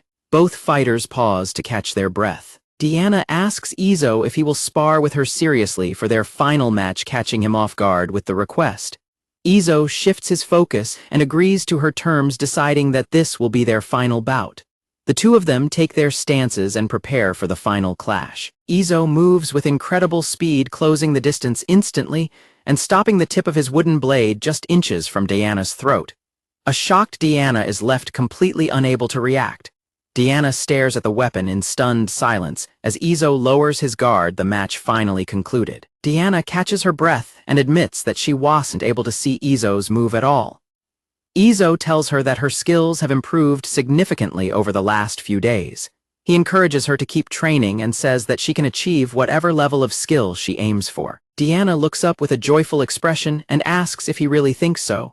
Izo confirms his belief with a simple nod. Diana beams with a bright smile and thanks him for everything. Izo watches her, thinking to himself that this might be the very last time he sees her smile like that. Marius and Diana go before the king to deliver their official report. With the royal audience completed, Marius is finally recognized as the new Count Amal. A majestic feast is held at the estate to celebrate the occasion, with many noble guests in attendance. Marius raises a glass and leads a toast to the future prosperity of his house and the lasting bonds between everyone present. The room fills with cheers as the celebration begins. Izo enjoys a drink and samples the food, thinking that he would like to learn to cook some of these dishes so Samia and Reich can taste them as well. Izo compliments Diana on her beautiful outfit. She giggles and admits that while she appreciates the kind words, the formal dress makes her shoulders feel incredibly stiff. Izo tells Diana that she looks stunning in her red dress. He remarks that her reputation as the rose of her family is perfectly fitting. A blushing Diana hides her face behind her fan and tells Izo that he is simply flattering her. Izo insists he is being sincere and admits it makes him feel a bit sad to think this might be their final meeting. Diana gives a mysterious smile and wonders aloud if that will actually be the case. A group of young noblemen suddenly approaches and calls out to Diana. Izo is caught off guard by the interruption as he watches her social circle close in. The newcomers ask if they can join Diana's conversation. At the same time, someone taps Izo on the shoulder, startling him as he realizes he has been spotted by other guests. Following that interruption, Izo is unable to find another opportunity to speak with Diana before the feast comes to an end. Marius and Duke Menzel join him as the celebration finally winds down. The morning sun rises over the distant mountains as the day of departure arrives. Camillo announces that they are ready to leave the Amal estate. Izo stands by the carriage as the mansion staff and Marius gather to see them off.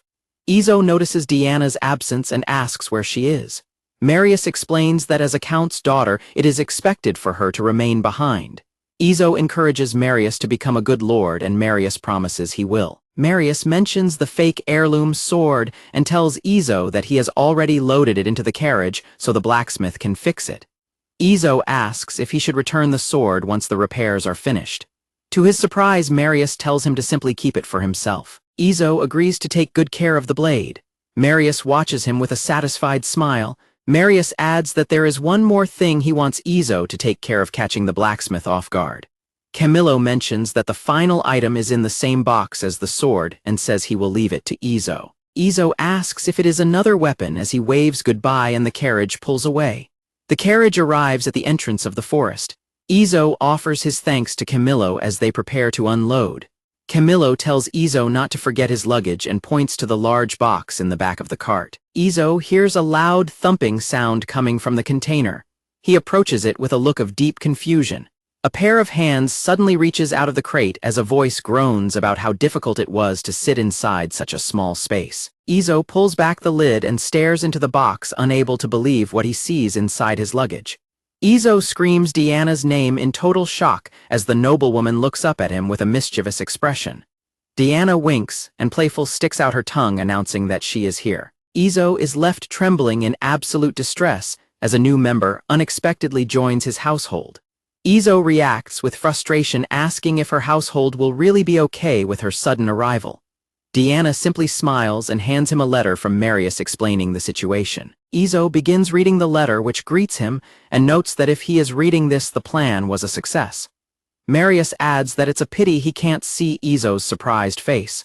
The letter explains that Diana is the additional responsibility Marius requested Izo to take care of. Izo shoots a glance at Camillo, who whistles and looks away to avoid the blacksmith's gaze.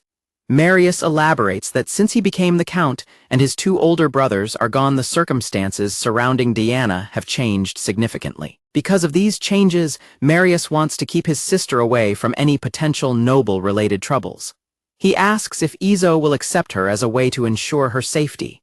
A postscript in the letter mentions that Diana can do whatever she wants and Marius won't mind. Izo notes that the request is rather forceful as Diana waits for his response from inside the crate.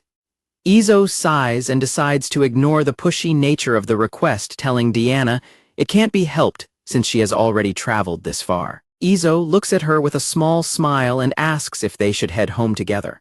A delighted Diana cheers and thanks him as she hops down to begin their journey. As they walk through the trees, Izo notices Diana has stopped and fallen silent. He asks what is wrong and reminds her that they are almost at the cabin. Diana looks down with a somber expression and asks if she is going to be a bother to him. Izo tells her plainly that if he ever finds her to be a bother, he will send her back to her house right away. Izo smiles and assures her he is serious, claiming that a stubborn and hard-minded blacksmith like himself doesn't lie at times like this. Diana looks up at him with wide, hopeful eyes. Diana gives a soft smile as Izo tells her to look ahead, noting that they can see their home already. Diana addresses him as Izo-san, but Izo tells her that just calling him Izo is fine. Diana tells Izo that since she is officially part of the family now, he can stop using formal honorifics when addressing her.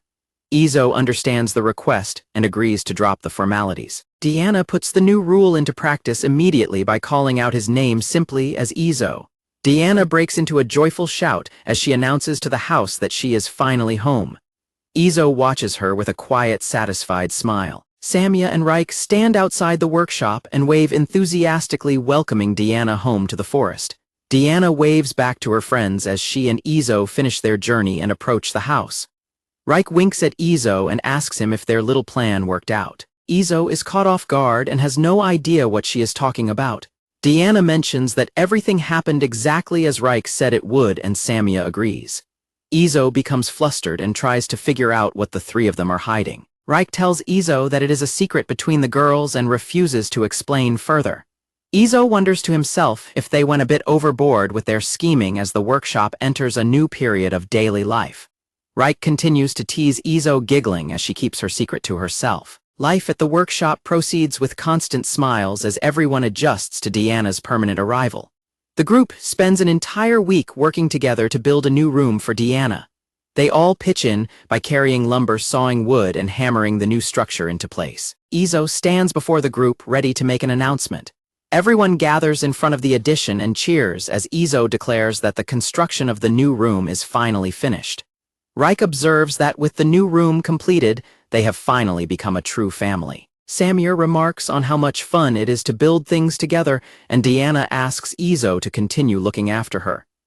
END of file, Izo asks Diana if she thinks she can manage another task since there is still work to do. Diana confidently says that she wouldn't have come to the workshop if she couldn't handle the work.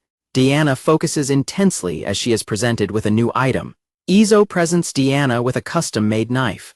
Reich and Samya explain that everyone in the workshop has one for self-defense. The group explains to Diana that receiving the knife is official proof that she is now a member of their family.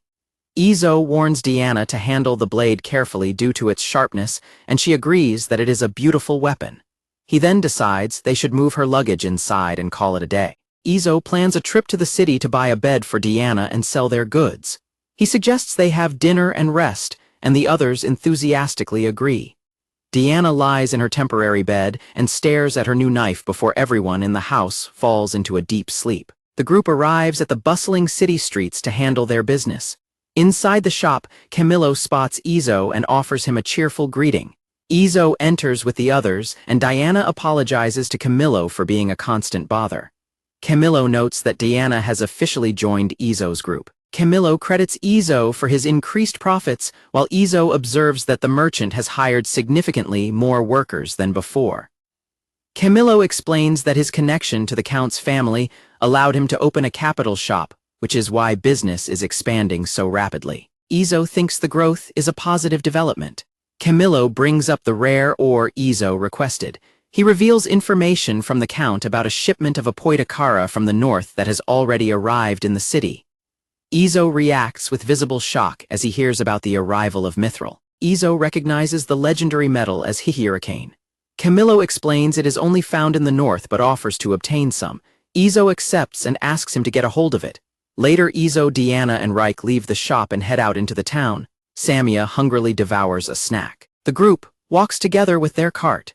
Izo thanks Reich and Samia for managing the smithy in his absence, noting that Reich's hard work ensured they didn't run out of inventory during today's sales.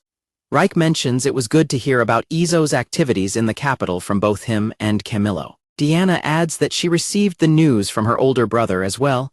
Izo eats a snack and reflects on how lively the capital city felt during his visit.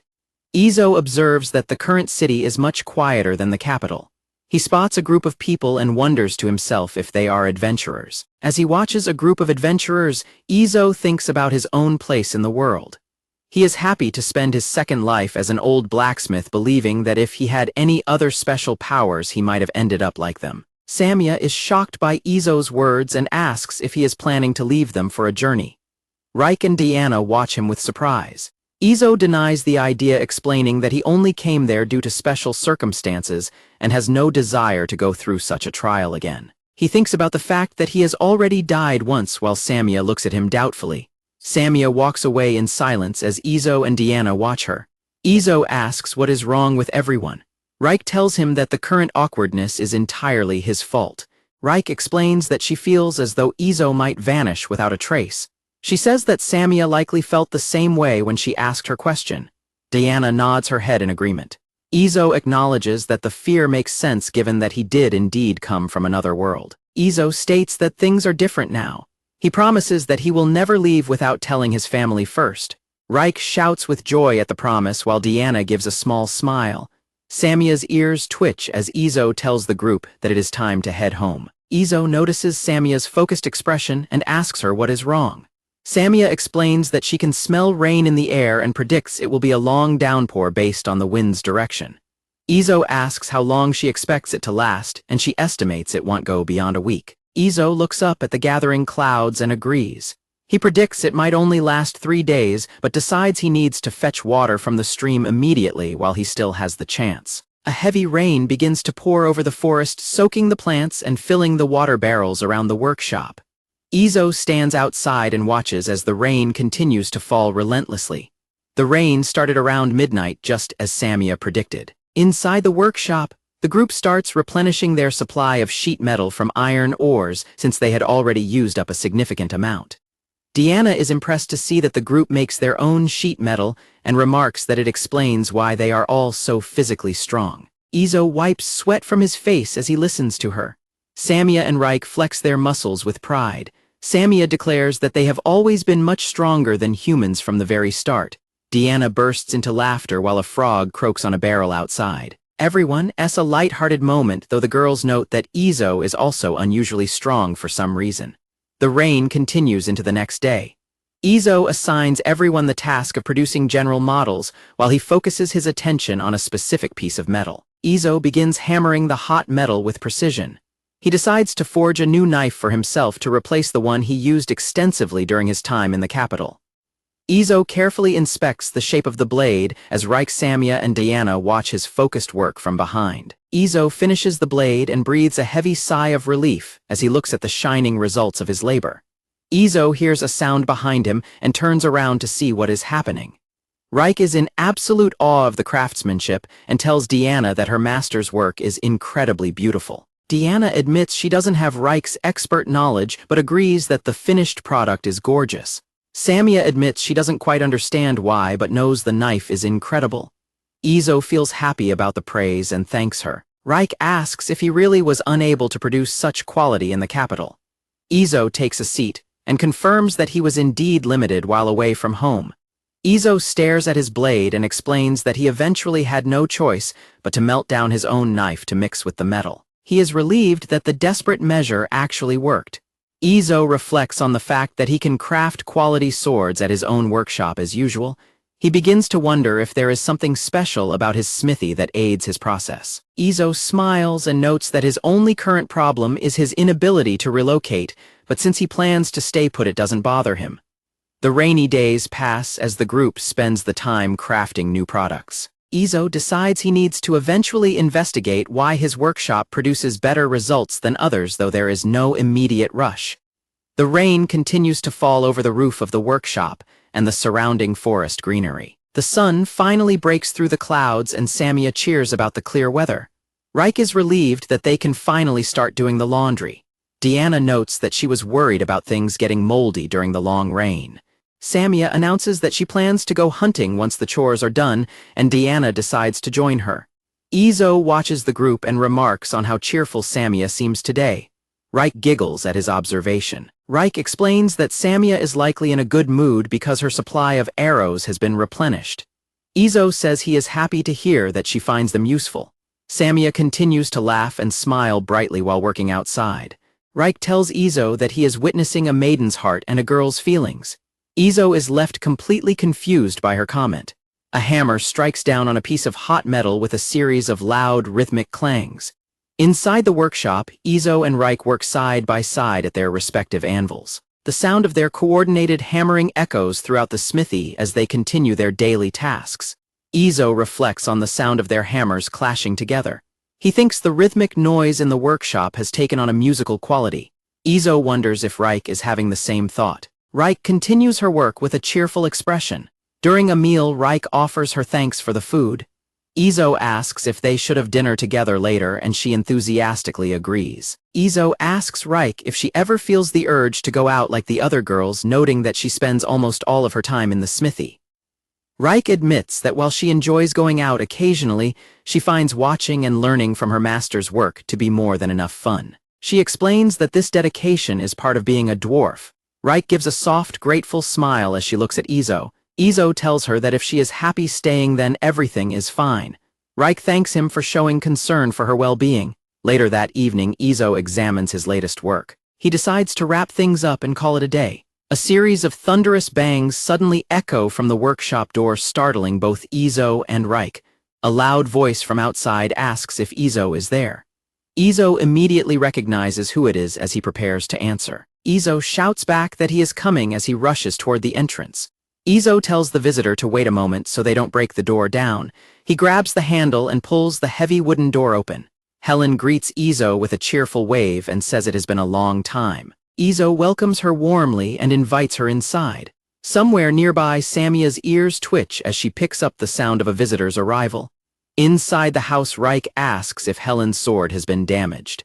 Helen says the blade is fine, but explains she is heading to a distant battlefield and wants a full maintenance check before she departs.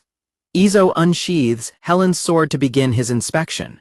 He notes that he understands the situation as he prepares to look over the weapon. Izo examines the blade and points out that while there is no major damage, there are some small issues. Helen explains that she has been using the sword heavily for the past week, practicing against logs and fighting off thieves. Helen remarks that the blade is even better than she expected and mentions it has saved her life on several occasions. Izo looks at the sword in surprise, wondering exactly what kind of extreme force she must have used to damage his custom-forged weapon. Helen expresses her deep gratitude, telling Izo that she can't thank him enough for the weapon that protected her. Izo is quiet for a moment as he considers how his work played a part in saving her life. Izo looks down with a focused and serious expression. Izo grips the scabbard and tells Helen that performing maintenance is simply part of his job.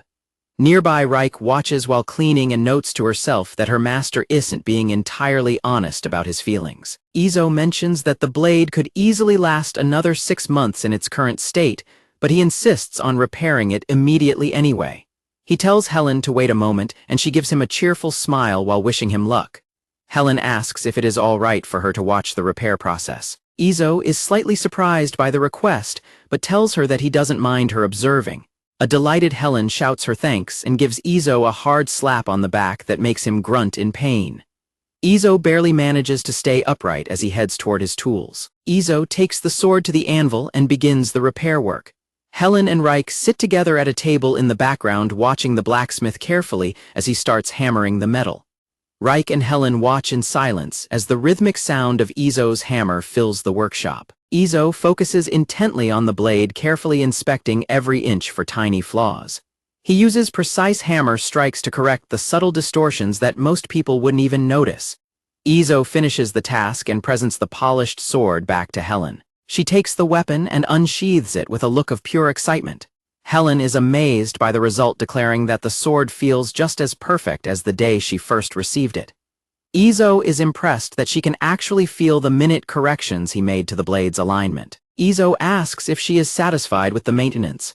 Helen gives him a bright, happy smile and confirms that the sword is in excellent condition. Izo picks up the second sword to begin its repairs. Reich asks Helen if she wants the leather wrappings fixed as well, but Helen explains she made those herself so the grip would fit her hands perfectly. Helen watches in silence as Izo works. The rhythmic sound of his hammer continues to echo through the workshop while she waits. Izo asks Helen if she finds watching the smithing process enjoyable. She confirms it, explaining that seeing him work makes her feel like a craftsman herself. Helen reveals that her father was a harness maker and she grew up watching him create various items. Izo thinks about her connection to the world of trades. Izo remarks that being a saddler sounds like an interesting profession. Helen mentions that she eventually had to leave her home for a variety of personal reasons. Helen asks Izo if he is curious about why she left home. He tells her plainly that he makes it a point not to pry into the past of any woman. Helen wonders if he has had bad experiences listening to such stories before, and Izo admits that might be the case. She laughs and says they can just talk about food instead. Izo finishes the structural work and prepares to sharpen the blade. He is interrupted by the sound of voices announcing that the rest of the family has returned home. Reich welcomes the group back while Samia is excited to see Helen again. Deanna is startled to hear the name and looks over in confusion at the visitor. A stunned Deanna asks if the guest is actually the famous lightning blade Helen. Helen confirms her identity while Deanna wonders if she heard correctly. Deanna is left completely speechless by the revelation. Izo smiles and calls out to Helen, who asks what he needs. Izo proposes that instead of paying for the repairs, Helen should spar with Deanna. Helen is surprised but interested, and Izo promises to finish the work on the second sword while they train. Helen enthusiastically agrees to the session, and a delighted Deanna thanks her for the opportunity. Izo tells Helen to go easy on her, and Helen asks if they should use wooden swords. Helen notices that Deanna only uses one sword and decides to use only one herself to keep things fair. Izo gets back to sharpening the blade while the others head outside to observe the match. The sound of training swords clashing fills the air as Deanna and Helen begin their session. Samia sits outside removing feathers from the catch of the day while the sound of Izo's hammering echoes from the workshop. Izo finishes his work and wipes the blade, noting that the sparring session outside seems to have ended based on the heavy breathing he hears. Helen stands over a completely exhausted Deanna and praises her for working really hard during their match. Izo joins them and asks for an evaluation of Deanna's skills. Helen explains that the young lady has solid basics, but needs to learn more practical, messy techniques to survive a real fight. Deanna looks down in silent frustration, sweating and blushing as she processes the feedback from the famous mercenary. Samia continues her chores and adds that while Deanna is straightforward, she would struggle against battlefield mercenaries. She notes that Deanna is already stronger than the royal palace guards she once faced. Helen sits down and asks if Izo was the one who trained Deanna. She explains that she recognized the feints as being similar to his, which made them easy to counter. Izo is amazed that she remembered his style after only one encounter. Deanna is stunned to learn that Izo managed to fight Helen for 15 minutes. Izo casually remarks that defending against two blades at the same time is quite difficult. Deanna admits to herself and Reich that she finally understands how much higher the peak of swordsmanship really is. Caught up in the moment, Helen enthusiastically challenges Izo to a spar of their own. A startled Izo immediately refuses, wanting no part of it. Izo argues that a blacksmith is no match for a mercenary and insists that Helen stay the night since it is too dangerous to travel through the woods after dark. Helen thanks him for the offer and agrees to travel with them to town the next day. An exhausted Samia finally finishes plucking the birds and is relieved to take a break as they prepare for dinner. The following morning, the group arrives at the town, which is already bustling under the clear sky. At the entrance, a guard greets Izo and asks if the woman traveling with him is really the legendary Lightning Blade. Izo confirms that they are acquaintances. The guard is left wide-eyed and sweating in disbelief as he stares at the famous warrior standing before him. The city guard watches the group in total disbelief as they pass through the gates. He wonders who the man leading them really is, noting that he is accompanied by a famous mercenary, a noblewoman, a beastman, and a dwarf. Helen waves goodbye and tells the group she will take her leave for now, promising they will meet again later. Izo mentions they are heading to Camillo's shop as a bird flies over the quiet town streets. Izo tells Helen to come back safely from her expedition as she walks away. Inside the shop, Camillo notes that Izo has brought a halberd as a new product, and the blacksmith confirms it. Izo asks Camillo to sell the new weapons to the Count so they can be distributed to the town guards. Camillo smiles and says he understands the plan perfectly. Camillo mentions that while the specific ore Izo wanted hasn't arrived, there is a different request from another client. Izo looks on with interest. Camillo reveals a pouch containing a piece of mithril. Izo's eyes widen in shock as he recognizes the rare and legendary metal. Camillo explains that the client wants the mithril made into a rapier. Izo asks if it is all right for him to engrave his workshop's logo in a hidden spot, and Camillo assures him there is no problem with that. Izo formally accepts the difficult job. Outside the shop, Deanna, Reich, and Samia enjoy some snacks while waiting for him to finish his business. Izo is filled with excitement at the prospect of finally working with a mineral other than iron. The group returns to the workshop in the forest to begin the special project. Izo announces that they will start working on the mithril immediately.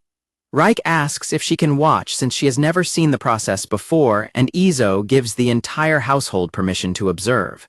The piece of mithril glows with intense light as it begins to heat up in the forge. Izo observes the metal's unique properties, noting that while silver would melt at temperatures used to process iron, mithril shows no signs of melting at all.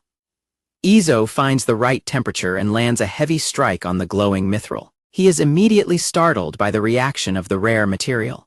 Izo grows annoyed as the mithril refuses to change shape even after a powerful blow.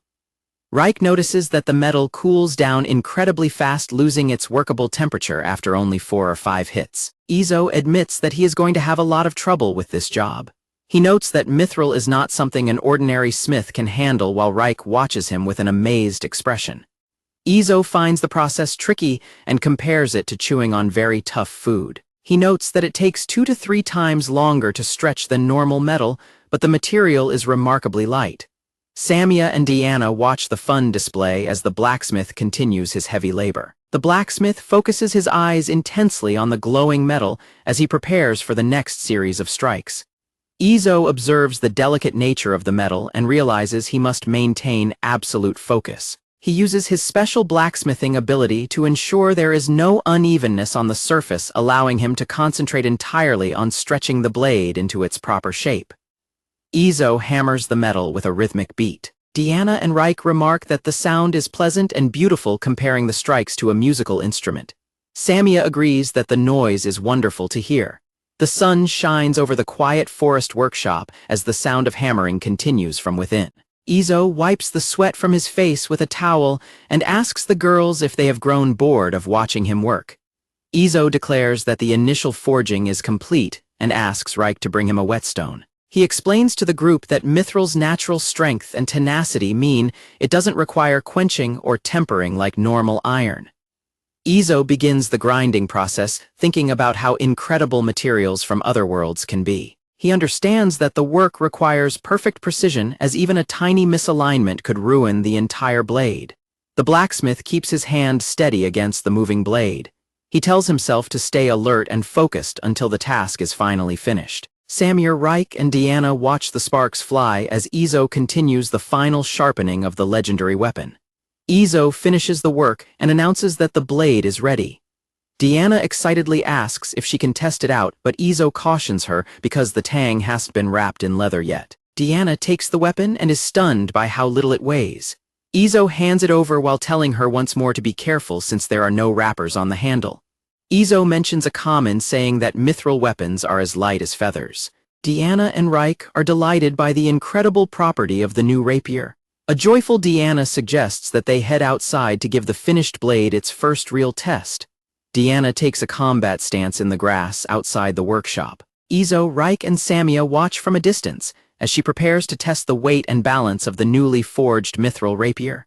Deanna lunges forward, delivering a flurry of blindingly fast slashes. She is amazed by how the weapon's lightness allows for such rapid and fluid movements through the air. Deanna closes her eyes and smiles with pure delight. She is clearly satisfied with the incredible performance of the mithril blade. Back in the workshop, Samia has a wide-eyed, nervous expression. She tells the others that recently Deanna's eyes have started to look quite scary. Samia explains that she often feels Deanna's gaze fixed on her out of nowhere. Izo and Reich listen as she describes how unsettled it makes her feel, though she admits she hasn't felt any actual hostility from the noblewoman. Reich admits she hasn't noticed anything unusual coming from Deanna. Izo suggests that perhaps only beast folk can sense such things, making an annoyed Samia shout at both of them. Deanna suddenly peeks around a corner and asks what is going on. Samia is startled and continues her complaint with a panicked expression. Samia yells at Deanna to just listen to the conversation herself. Deanna looks genuinely confused while Samia cowers behind Izo for protection.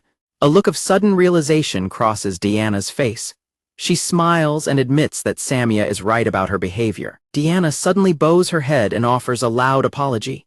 Samia is taken completely by surprise and is left utterly confused by the sudden change in atmosphere. A blushing Deanna stammers through her explanation. Samia asks again why she is apologizing so intensely. Deanna finally confesses that she simply finds Samia so incredibly cute that she can't help herself. Izo and Reich watch the awkward scene with deadpan expressions. Deanna gushes over how much she loves Samia's fluffy ears, wagging tail, and soft hands and feet. She admits she has been able to stop herself from staring at them. Deanna explains that she was holding back from touching her because she thought it would be bad manners to do so without asking first. Samia stares at her with a blank, slightly teary expression as Izo and Reich watch. Samia eventually gives in and lets Deanna pet her head, which brings the noblewoman immense joy. Reich giggles at the sight while Izo sighs, thinking about the absolute perseverance it must have taken for Deanna to hold back for so long. Deanna performs a series of rapid slashes with the mithril rapier. Izo, Samia, and Reich watch her movements with wide-eyed amazement as she demonstrates her skill. Izo watches Deanna closely. He thinks about how much her style and dedication resemble his own. Izo stares forward with a serious expression as he reflects on his work. Izo observes that the lightness of the weapon is making Diana's movements significantly faster. He reflects on how weapons are made to hurt people, but they can also be used to save lives, whether they are knives or swords. Deanna agrees, noting that the light sword consumes much less stamina and makes her whole body feel lighter. Reich and Samia drag a heavy wooden log forward and suggest she try using it as a target. Deanna takes a breath and approaches the log. Izo gives her a small nod of encouragement. Deanna lets out a shout and thrusts the mithril rapier deep into the center of the wooden log. Deanna is shocked by the result of her attack. Deanna exclaims that the weapon is amazing. Reich and Samia stare at the log in total disbelief as they see the blade has passed right through it. Deanna remarks that she felt almost no resistance, describing it as if she were thrusting into empty space. Izo closes his eyes and notes that the blade is working exactly as intended. Izo carefully inspects the edge of the rapier. He is satisfied to find that there is no distortion or chipping on the blade after such a powerful strike. Izo tells Deanna to try thrusting into sheet metal next. Deanna agrees immediately while Reich looks on in surprise at the high level of the test. Deanna lunges forward with another powerful thrust. The mithril blade pierces through the sheet metal and into the wood with ease. The group gathers around to check the rapier once more. They are stunned to find that there isn't a single scratch on the blade despite the hard target. Izo stands in silence, reflecting on his craft. He thinks about how any tool from a household knife to a hero's sword can be used to either help or kill people depending entirely on the user. Izo stares at the mithril rapier in his hand. He begins to realize the gravity of what he has created. Deanna, Reich, and Samia watch Izo with concerned expressions. He thinks to himself that he might have forged something truly outrageous. Izo stares intensely at the sharpened edge of the blade. He thinks about how weapons from simple knives to spears are used in combat to take lives. Izo turns away from the group while still holding the weapon. Deanna, Samia, and Reich watch him in silence, sensing his sudden change in mood. He feels a deep hesitation about releasing a weapon with this much power into the world. He reflects on the destructive power of his custom models. He realizes that if they are made from mithril or even stronger materials, they could destroy things far beyond just people. Izo understands that his creations could influence the outcome of wars or even the future of the entire world. He worries about the impact of the cheat abilities he received when he came from another world. Samia asks Izo if he is all right as he stands there lost in thought. He remembers having these same doubts while he was forging Helen's sword. He thinks about how he has already intervened in the history of the Amol family through his work. He decides that he cannot do his job effectively if he continues to dwell on these worries. Izo calls out to the group, deciding that he needs to settle this internal conflict quickly. Deanna, Samia, and Reich look up at him and ask what is wrong. Izo remains silent for a moment as he prepares to speak his mind. Izo holds the rapier out and admits he was wondering if he should actually bring this weapon into the world. He fears it could become a disastrous tool if it is misused or falls into the wrong hands. He confesses that he is honestly scared of the power of the blade and what the future might hold. Izo looks away, wondering if he can truly bear the responsibility for the consequences of his craftsmanship. He can't help but feel deeply worried about the path ahead. Izo regrets blurting out his deep-seated fears and doubts about his craft to the group. Izo stands before the three girls, wondering if he appears pathetic to them. He thinks about how, despite his current appearance, he is still a man in his 40s on the inside. Izo looks down and tells himself that it can't be helped if they decide to leave him after seeing this side of his character. He believes it is simply proof that he isn't a capable enough leader, but his thoughts are interrupted by a sudden sound of laughter. Deanna giggles and remarks that even someone like Izo is actually human. A startled Izo watches as all three girls begin to laugh and smile at his confession. Izo is caught completely off guard, having assumed they were indifferent to his struggles because of the incredible things he is able to forge. Reich gestures excitedly and explains that she was taught that the user, not the creator, is responsible for a weapon's actions. She admits she thought her master would never be bothered by such things because of his extraordinary skill. Deanna adds that whether a blade protects a country or invades another depends entirely on the one who wields it. She tells Izo that he doesn't have to take any responsibility for the outcome. Izo remains silent as Samia prepares to finish her thought. She tells him that if the burden really weighs on him that much, then they have a better plan. Samia declares that they should all carry the weight together. She reminds him with a bright smile that they are a family after all. Izo is left speechless, his eyes widening with deep emotion as he processes their offer. Izo lets out a small, relieved laugh. Samia slaps him hard on the back to show her support, catching him by surprise and making him grunt in pain. Izo bows his head and offers everyone a sincere thank you for their kindness. Deanna and Reich look on with warm smiles as Izo begins to weep with joy. A single tear falls from his face and splashes onto the grass below. Deanna, Samia, and Reich all rush forward at once and pull Izo into a giant group hug. Izo stands in the middle of the embrace with a gentle smile. He realizes that he no longer has to face his worries or the future of this world alone. Izo stands with the group under the vast sky and shouts that he is ready to get back to work. Izo says that things are okay now and promises that he won't waver anymore. Izo clenches his fist and reflects on being given a second life as a creator. The girls watch him with smiles as he thinks about his purpose in this new world. Izo works at his anvil, focused on creating items that will be useful to others. He acknowledges that having a supportive family makes all the difference. He jokingly asks if he was always this cool, which leaves Samia and Reich completely baffled. The group walks through the grass together with a renewed sense of unity. Izo thinks that with the support of his family, they can make everything work out just fine. The sun begins to set over the workshop. The group agrees that it is time to call it a day and get some rest. Izo continues his meticulous work on the final components of the mithril rapier, using his hammer to shape the metal. Izo secretly carves his workshop's cat logo into the part of the blade that will be hidden by the handguard. He decides to use steel for the handle ornaments since working with mithril for such small details is too difficult, and he pushes forward to finish the project. The completed mithril rapier shines with a bright, polished finish. Izo presents the finished weapon, and a delighted Reich declares that the work is finally complete. Izo brings the sword to town and reflects on the fact that he no longer feels any hesitation about letting his creations out into the world. Izo delivers the rapier to Camillo's shop and catches up on the latest news. He also notes that he has received a new request from Count Amol to forge a halberd. The group travels back home with their cart. Izo thinks about the information he got from Camillo, noting that while there are no major wars, there are small skirmishes with monsters in border regions and some local disputes over water rights. Deanna looks around with a focused and somewhat suspicious expression as they walk. Izo notices Deanna's behavior and remarks that she seemed to be looking for something earlier that morning as well. Samia looks over curiously as Deanna continues to scan the surrounding forest. Samia mentions that they encountered a baby wolf recently. She notes that the animals are a common sight in the forest around this time of year.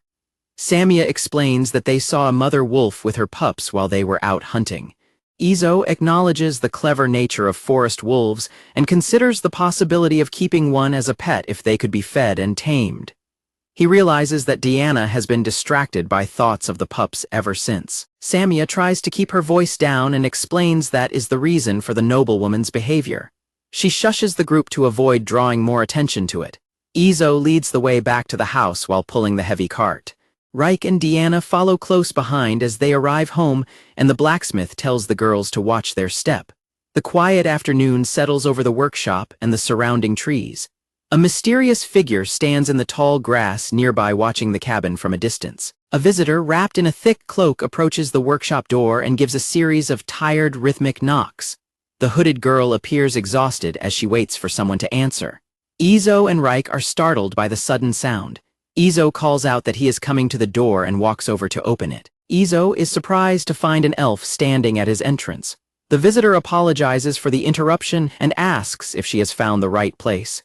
Izo confirms that this is indeed his workshop. The elf girl expresses her relief and explains that she has traveled there specifically to ask for his help with a request. Izo tells her that the doorstep is no place for a proper conversation and invites her inside. The visitor offers her thanks and follows him into the building while Reich looks on. The group sits down together inside the house. Reich offers the guest a glass of water and the elf offers her thanks as she takes a seat. Izo asks the visitor to explain exactly what kind of help she needs. The elf girl picks up the long cloth-covered bundle she was carrying and presents it to Izo. She unwraps the cloth to reveal a shattered weapon. Izo is visibly shocked by the sight of the damaged blade. The visitor explains that the broken item is a mithril sword. She tells Izo that she wants him to repair the legendary weapon for her, leaving both the blacksmith and Reich in total disbelief. Izo takes a moment to process the difficult request. He looks at the shattered pieces of mithril and notes that he understands the situation. Izo looks closely at the weapon and notes that while it is thin, it appears to have originally been the size of a long sword. Izo asks to what extent she wants the repairs done. Liddy explains that a full restoration would be ideal, but she is willing to accept whatever results he can achieve if that proves impossible. Izo asks if she made the journey by herself. She confirms that she came alone and explains that she used a concealment spell for safety, wondering if that was acceptable. Izo assures her that her method was fine since she was traveling solo. Liddy looks a bit bashful as they continue their discussion. Izo formally accepts the job. Liddy is shocked by the quick agreement and shouts in surprise as she jumps up from her seat. Liddy blushes and apologizes for her outburst. Izo tells her it is no big deal and asks if there is a specific deadline for the repair. Liddy says that sooner would be better, but finishing within 2 weeks would be appreciated. Izo acknowledges the time frame while Reich watches the exchange with interest. The workshop atmosphere remains warm as everyone has a light-hearted moment together. Izo hears someone entering the workshop and turns to see who has returned. Deanna and Samia arrive back at the house carrying fresh game. Deanna notices the visitor and asks if they have a guest, while Samia looks on curiously. Both Deanna and Samia are surprised to see that the newcomer is an elf. Izo explains that the visitor is there to have a sword repaired, and the elf introduces herself as Liddy. Deanna introduces herself with a bright smile and mentions that she is currently living at the workshop. Samia gives a nervous introduction while Deanna performs a polite curtsy, telling Liddy that she is pleased to meet her. Reich joins in and introduces herself as an apprentice at Izo's workshop. Liddy asks Izo for another favor, requesting to observe his work every single day. Izo looks surprised by the request while Liddy watches him with a hopeful expression. Liddy explains that because the item is so unique and important, she feels she must be there for the process. She appears slightly anxious as she waits for his response. Izo realizes the sword must be incredibly precious to her and tells her he doesn't mind the audience. A relieved Liddy offers him her sincere thanks. Liddy asks if it would be possible to camp in a corner of the garden while the repairs are underway. Izo is worried about the ferocious beasts in the forest, but Liddy points out that the dense concentration of magical power around his house likely keeps them away. Liddy explains that while the entire Black Forest is magical, the area around Izo's house has such high density that trees cannot even grow there. She adds that normal beasts won't even approach such a location. Izo is left in absolute shock by this revelation. Izo admits he had no idea about the magical properties of his land. Liddy says she was impressed because she thought he had chosen the site on purpose for its unique environment. Liddy mentions that seeing the mithril rapier he forged convinced her that Izo possesses the rare technique to weave magic cleanly into his work. Izo can't tell her that his skill actually comes from another world, so he simply claims it as part of a craftsman's instinct. Izo thinks back to his previous work and finally understands that the power he felt was magic. He realizes the significance of what she is telling him while Liddy looks on with a somber face. Izo reflects on his time in the capital, realizing that the reason he couldn't produce the same quality there was because the local magical power was too weak to be imbued into the metal. Izo decides to drop the heavy topic and tells Liddy that she can't sleep outside, inviting her to use their guest room instead. Reich, Deanna, and Samya all enthusiastically agree with the plan. Liddy asks if it is really okay to stay, specifically wondering if his 3 wives would mind. The entire room is frozen in shock by Liddy's question. Izo stares in disbelief, while Deanna, Reich, and Samya react with various levels of embarrassment and alarm. Izo quickly waves his hand and clarifies that, while they are indeed a family, none of them are his wives. He tells Liddy not to hesitate to stay silently blaming Camillo for spreading such misunderstandings. Liddy agrees to take him up on the offer. Izo notes to himself that this kind of misunderstanding has happened before, while the other girls fume or blush behind him. Deanna shouts with excitement at the prospect of living with an elf. Izo looks a bit awkward as he points out that it feels more like they are under surveillance while Liddy looks on. Izo decides they should move on and focus on having dinner and resting for the night. He asks Samya about the catch of the day, and she tells him they caught a leaf bird. Izo asks Deanna and Reich to prepare the guest room while he and Samya get to work plucking the birds. Samya counts 5 birds in total but appears to have something on her mind. Izo suddenly stops and realizes he has no idea if elves actually eat meat. He asks Liddy about it, and Samya looks on curiously as they wait for an answer. Liddy approaches and asks if she can help with the work. Izo is hesitant, but Liddy insists it is fine since she used to do the same task back in her own village. Samya is surprised to hear that elves eat meat, admitting she thought they only ate fruit. She mentions she was even thinking about going out to pick some for their guest. Liddy chuckles and notes that many people that misconception. She explains that whenever they leave their forest, only vegetables seem to be available to them, but she notes that the leaf bird they caught is quite large. Izo observes that the vegetarian stereotype for elves is common in this world as well. Liddy confirms that back in their own forest, her people regularly hunt birds and deer. Liddy explains that while they do hunt, their meat supply is unstable, so they rely more heavily on field-harvested vegetables like potatoes. Izo agrees that a forest with such abundant game might be rare. He tells Liddy that having her help with the preparations would be a big help. Liddy gives a bright and happy smile as she accepts the offer to help with the chores. The group settles in for a peaceful evening and eats their meal together at the table. The following day, work officially begins on the shattered sword. Izo explains to the group that their first step is to carefully reassemble the broken mithril pieces like a puzzle. Izo gets to work and explains the technical side of the repair. He notes that if the blade were made of steel, the heat from tempering would likely disrupt the metal's composition and make the restoration extremely difficult. Liddy watches intently as Izo explains that mithril is unique because they don't have to worry about such limitations. He believes he can restore the blade to its original state once the pieces are successfully joined. Izo holds the sword hilt and tells Reich it is time to start. He notes to himself that joining the small fragments will be quite a difficult task. Liddy asks Izo if he is capable of using magic. Izo is caught off guard by the question as they prepare the forge.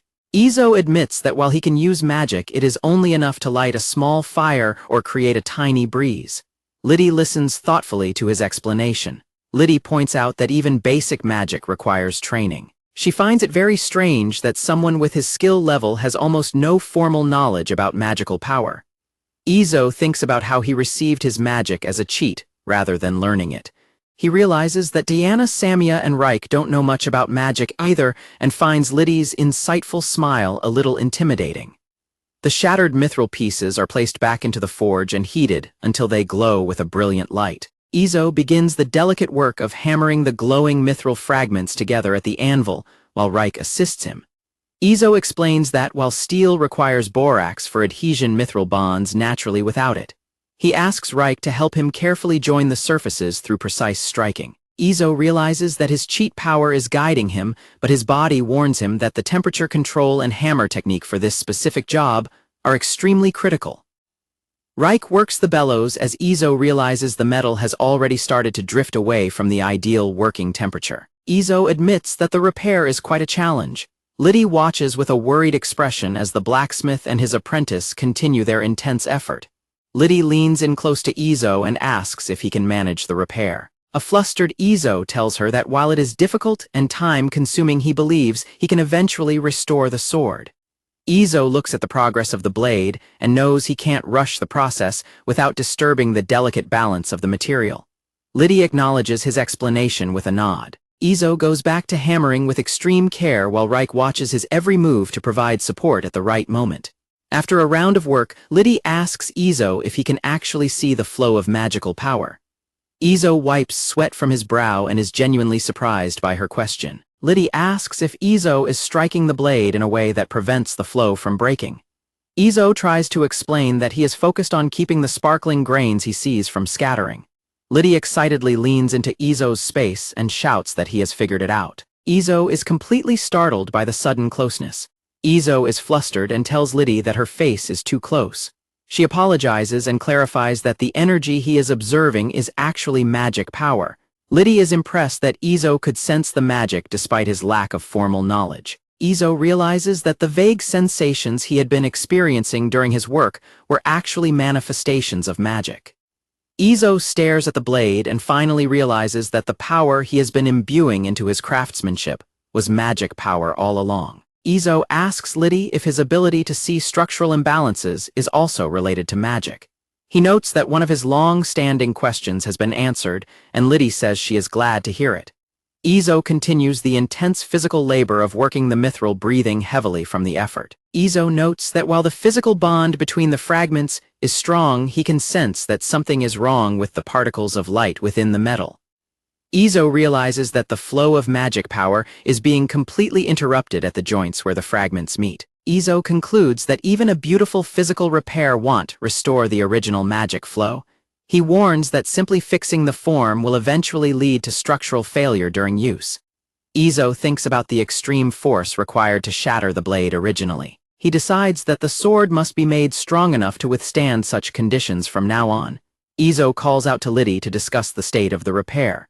Izo points to a specific area of the sword and asks Liddy if she can see it. She confirms that she sees where the flow of magic is being cut off. Izo asks Reich if she can see the interruption, and she admits she can only see it vaguely. Samia and Diana watch from the background, completely unable to see anything unusual. Liddy asks if the current state of the blade is problematic, and Izo confirms that it is. He explains that while restoring the physical shape is possible, it wouldn't be a true repair. Izo explains that by reforging the sword they can solve the issue with the magic power interruption and restore its original form. He asks Liddy what she would like to do. Liddy remains silent for a moment, appearing deeply conflicted as Samia and Diana watch her from a distance. Liddy shouts for him to reforge the blade. Izo warns her that it will be impossible to revert it back to its previous state once they start. Liddy insists that the most important thing is making the weapon usable again, and Izo promises to handle the job. Izo slaps his own face to focus and declares that they should continue the work. Izo resolves to do a job worthy of Liddy's determination to protect his workshop's reputation. He plans to first create a wooden mold from the fragments to reproduce the sword's original shape. The heated mithril is hammered out into the shape of a plate as the process begins. The metal is layered bit by bit, wrapped with rope and heated again. Izo and Reich work together to hammer the material into a single mass. Izo repeats the process of layering forge welding and folding the mithril fragments back on themselves. The first day of work ends while he is still in the middle of this repetitive task. The work continues into the following day at the workshop. Deanna and Samia leave to go fruit picking. As Izo strikes the metal, he notices that it seems to have become significantly harder. Izo asks Liddy if the magic power has increased, noting that the metal feels much tougher than before. Liddy happily confirms that the magic has indeed increased. She praises Izo's incredible skill in weaving magical power into his work. Izo wonders if mithril naturally gets harder as it absorbs more magical power. Izo thinks about how he didn't notice this phenomenon with the rapier and wonders if it is due to a difference in the metal's purity.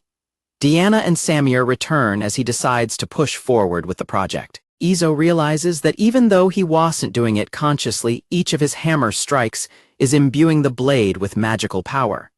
He understands that the magic particles are aligning with every hit, causing the hardness of the mithril to increase. Izo stops work for the day, admitting that the labor is incredibly difficult. He tells Reich that they should finish up and get some rest. Izo takes a drink of water and thinks about how much more time it will take just to stretch the metal out. Samia calls out to him from the doorway. Samia greets the group as she returns and explains that her bag caught on a branch and tore. She tells them the items she gathered are scattered in the woods and asks for help picking them up. Izo tells her he understands. Izo asks Reich to start tidying up what she can while he goes to assist Samia. Reich says she is on it, and Deanna offers her thanks as Izo prepares to head out. Samia leads Izo into the forest, saying that the spot is just around the corner. They find Deanna already there, crouched behind some bushes. Deanna tells them to be quiet as something rustles in the foliage ahead. The group watches intently as something moves through the leaves. Deanna remains perfectly still, keeping her eyes fixed on the source of the noise, while Samia and Izo look on from behind her. Samia tosses a piece of dried meat toward the bushes. She tells the hidden creature that she has brought some food for it. Two small pups emerge from the brush and begin to bark. They quickly find the piece of dried meat and start to sniff at it curiously. Deanna is completely overwhelmed by the sight of the small animals. She covers her face and lets out a frantic reaction to their cuteness. Deanna focuses on every detail of the pups, from their ears and wagging tails to their bright eyes. She finds every part of them to be incredibly adorable. The pups happily chew on the meat as Samir remarks that they really are cute. Deanna enthusiastically agrees while Izo watches the scene with a skeptical expression. One of the small pups lets out a cheerful bark as it stands in the grass. Izo is startled and grunts in pain as Deanna grabs him in her excitement. Deanna stands next to him with heart-shaped eyes, completely captivated by the pups. One of the pups tilts its head and lets out a confused whimper, wondering what all the commotion is about. The scene ends with a frantic display of adoration and heart-filled excitement. Deanna continues to strike Izo's shoulder in her excitement over the pups, making him shout in pain and beg her to calm down. He feels like his shoulder is about to break while Samia watches the display with a tired expression. The group finally makes it back to the workshop doorway. Izo announces their return, still feeling sore, as Deanna follows behind him in a lovesick daze. Reich and Liddy are waiting inside to greet them with a warm welcome. Reich explains to Izo that she has been learning about the flow of magical energy from Liddy. She admits that she isn't very good at it yet, and Liddy notes that dwarves typically focus more on the condition of ores than magic itself. Liddy asks Izo if it is all right for her to continue teaching Reich during her stay. Izo is surprised by the generous offer and thinks that it would be a wonderful opportunity for his apprentice. Izo reflects on the fact that he relies on his cheat abilities to see magic, which makes him a poor teacher for the subject. He decides that Liddy's guidance will be much better for Reich's development. Izo thinks that if Reich can learn to create high-quality models, she will be able to return to her family's workshop with confidence. Reich looks on with an intense and slightly overwhelmed expression at the prospect of more study. Night settles over the workshop as Izo stands alone, lost in his own thoughts. An exhausted Izo yawns as he prepares to start a personal project. He checks the size and location of his workspace and decides that his materials are good enough to begin. Izo sits and hums a cheerful tune while he meticulously carves a piece of wood with a small knife. Izo finishes the carving and announces that the task is done. He prepares to set out offerings of salt and water for the final touch. A small handmade Shinto shrine now sits on a wooden shelf in the workshop, flanked by two small plants. Izo stands before the simple shrine and admits that his lack of woodworking ability makes it look a bit unsightly. He notes that as a former Japanese person, he simply felt uneasy working without a shrine in his space. Izo wonders what the actual gods of this new world will think of his creation. He crosses his arms and hopes they will be forgiving of his crude craftsmanship. The next morning, Samia stretches in the bright sunlight and notes how nice the weather is. Deanna suggests that it would be a perfect day to get some laundry done. Samia peeks around the wall, spotting Izo standing near the small wooden structure he just built. The rest of the group crowds behind Samia to get a look at what Izo is doing, wondering about the unusual sight. Izo turns around and greets everyone with a good morning. Deanna asks him what exactly he was doing back there. Deanna points toward the small house and asks for an explanation. Izo tells them it is a ritual to pray to a god from his homeland in the north. Liddy is surprised to hear about such a custom. Izo clarifies that it is like a mini temple that is set up in every household.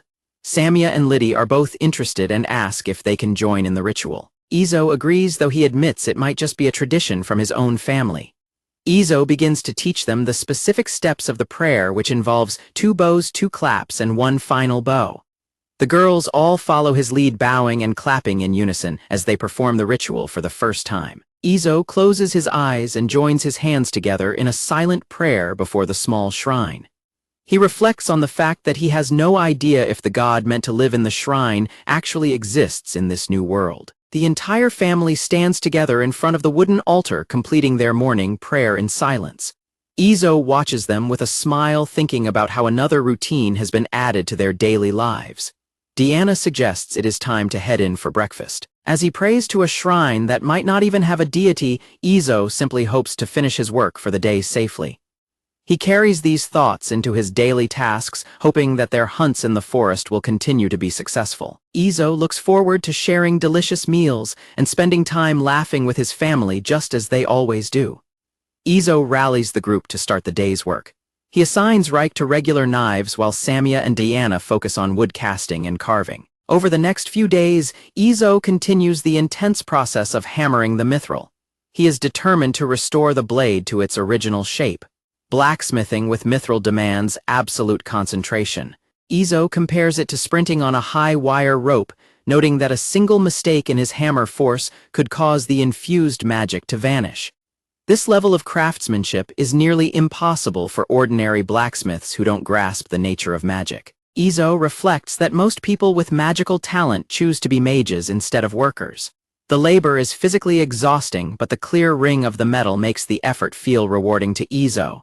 He understands why so few humans can work with mithril successfully. During a break, Izo drinks some water and asks Liddy if she is enjoying her time observing the forge. Liddy admits that while she usually gets bored easily, his extraordinary work keeps her completely captivated. Izo is a bit embarrassed by the compliment and offers his thanks. Liddy mentions that because elves live for so long, their perception of time makes days feel much shorter than for other races. Deanna, Reich, and Samia are shocked by this new piece of information. Izo wonders if Samia's perception of time is the opposite. He thinks about how her youth might make every day feel much longer to her. Liddy adds that the sound of his hammering is uniquely beautiful. She notes that no forge in her own village can produce such a clear and perfect tone. Izo asks if the sound of the metal changes depending on the person working it. Liddy confirms this, explaining that a better infusion of magic leads to a superior sound from the mithril. Liddy explains that higher purity allows for easier magic storage and results in a more beautiful sound. Izo finds the technical details of elven metalwork quite impressive. Deanna, Reich, and Samia stand together with proud expressions as they listen to Izo receive such high praise from their guest. While the praise is motivating, Izo knows that adding more magic only makes the mithril harder and more time-consuming to finish. He decides that focusing on a single task for too long would be counterproductive for the workshop. Izo makes sure the group takes regular breaks and holidays to keep their morale high. Remembering his past life as an overworked corporate slave, he is determined to run a healthy and happy workshop for his family. Izo dips a bucket into the river, the water splashing as it fills. Izo carries the heavy jugs on a shoulder pole as he walks back from the water. He reflects on how well he slept and how refreshed he feels, but he suddenly stops. Izo stares ahead with a look of genuine surprise. Liddy stands quietly by a large tree, her eyes closed, as she seems to be part of a soft, glowing light. Liddy remains in her tranquil state, her face illuminated by the shimmering magic around her. Izo walks over with his jugs and greets Liddy, warning her that the woods can be dangerous. Liddy smiles and explains that normal beasts avoid areas with high magic, though monsters are a different story. Izo asks if he should be worried about monsters appearing out of nowhere. Liddy tells him that such things are actually quite rare. Liddy points out that while the local wildlife can transform into monsters, they usually keep their original personality. Izo listens as Liddy cautions him about caves with stagnant magic, explaining that creatures inside can become far more aggressive than usual. Izo remembers a bear he encountered before and realizes it might have been one of those aggressive cases. Izo asks if it is a bad idea to keep animals in such a magic-rich area. Liddy confirms it isn't recommended unless he is prepared to deal with an emergency. Izo looks down and resolves to be ready for whatever action might be necessary in the future. Izo asks Liddy what she is doing out there, but quickly adds that she doesn't have to answer if it's a private matter. Liddy says she doesn't mind and explains that she was simply absorbing the surrounding magic. Izo looks on, still learning about elven nature. Liddy explains that magic is just as essential as food for an elf, which is why they rarely visit human cities. Izo tells her he understands and decides to head back to the workshop ahead of her. Liddy watches Izo with a quiet, expectant look. Izo stops as Liddy calls out his name from behind. Liddy asks if he plans to keep his word and not ask her any more questions about her circumstances. Izo looks away and admits he understands that some things are simply better left unasked. Liddy offers a small smile as Izo continues his walk back to the workshop with the heavy water jugs. Back in the forge, Izo explains that he finished extending the mithril to its original length before their break. He tells Reich they just need to use the pre-made mold to stretch it into its final shape, and Samia shouts in agreement. Izo focuses all his attention on the hammer, noting that they are finally in the last stages of the repair process. While he works, Izo asks Liddy if she would be willing to tell him how the sword was broken in the first place. Liddy remains silent for a long moment, looking down with a serious expression. Izo explains that knowing what a mithril sword went through to shatter into so many pieces would help him reinforce it against similar situations in the future. Liddy explains that she can't too many details because magic is involved. She notes that by following certain procedures, a user can draw out magic power from mithril weapons. Liddy says the village cherished the sword for that very reason, but a situation forced them to use it. Izo listens intently to her explanation. Liddy confirms the sword exceeded its limit and shattered, creating the need for a blacksmith who could infuse magic back into the metal. Izo compares the weapon's function to a magic battery. Izo thanks Liddy for the explanation and tells her he understands the situation now as he clenches his tools.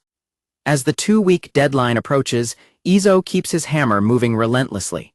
The group watches with focus while Izo's eyes glow with the intensity of his craft. Izo puts the final touches on the blade, making the restored mithril surface shine. Izo holds up the weapon and announces to the group that the job is finally complete. Behind him, the girls celebrate the successful repair with cheers and smiles. Izo hands the sword over to Liddy and asks her to take a good look at the finished product. Liddy stares intensely at the restored blade, inspecting every detail. Reich, Samia, and Diana watch her with nervous anticipation. A satisfied smile appears on Liddy's face as she evaluates the quality of the repair. Liddy offers her heartfelt thanks, noting that the result is even better than she had imagined.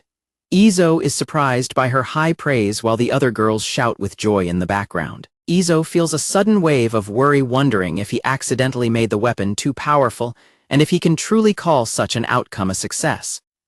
Liddy reassures him by explaining that the increased amount of infused magic power is significantly greater than before and will be incredibly helpful. Izo looks a bit overwhelmed by the explanation.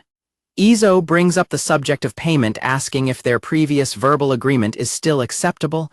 Liddy confirms that it is, much to Izo's relief. Liddy prepares to hand over the payment, and Izo watches as she reaches into her clothing to retrieve it.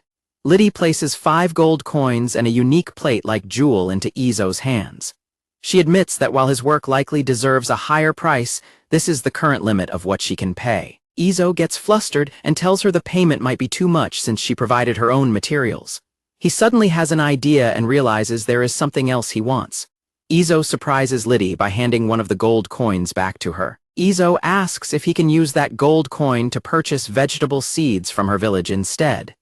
He suggests that she can deliver them to a merchant named Camillo in the city for him to pick up later. Izo adds that since she stayed with them and taught Reich so much about magic, he considers that to be her lesson fee.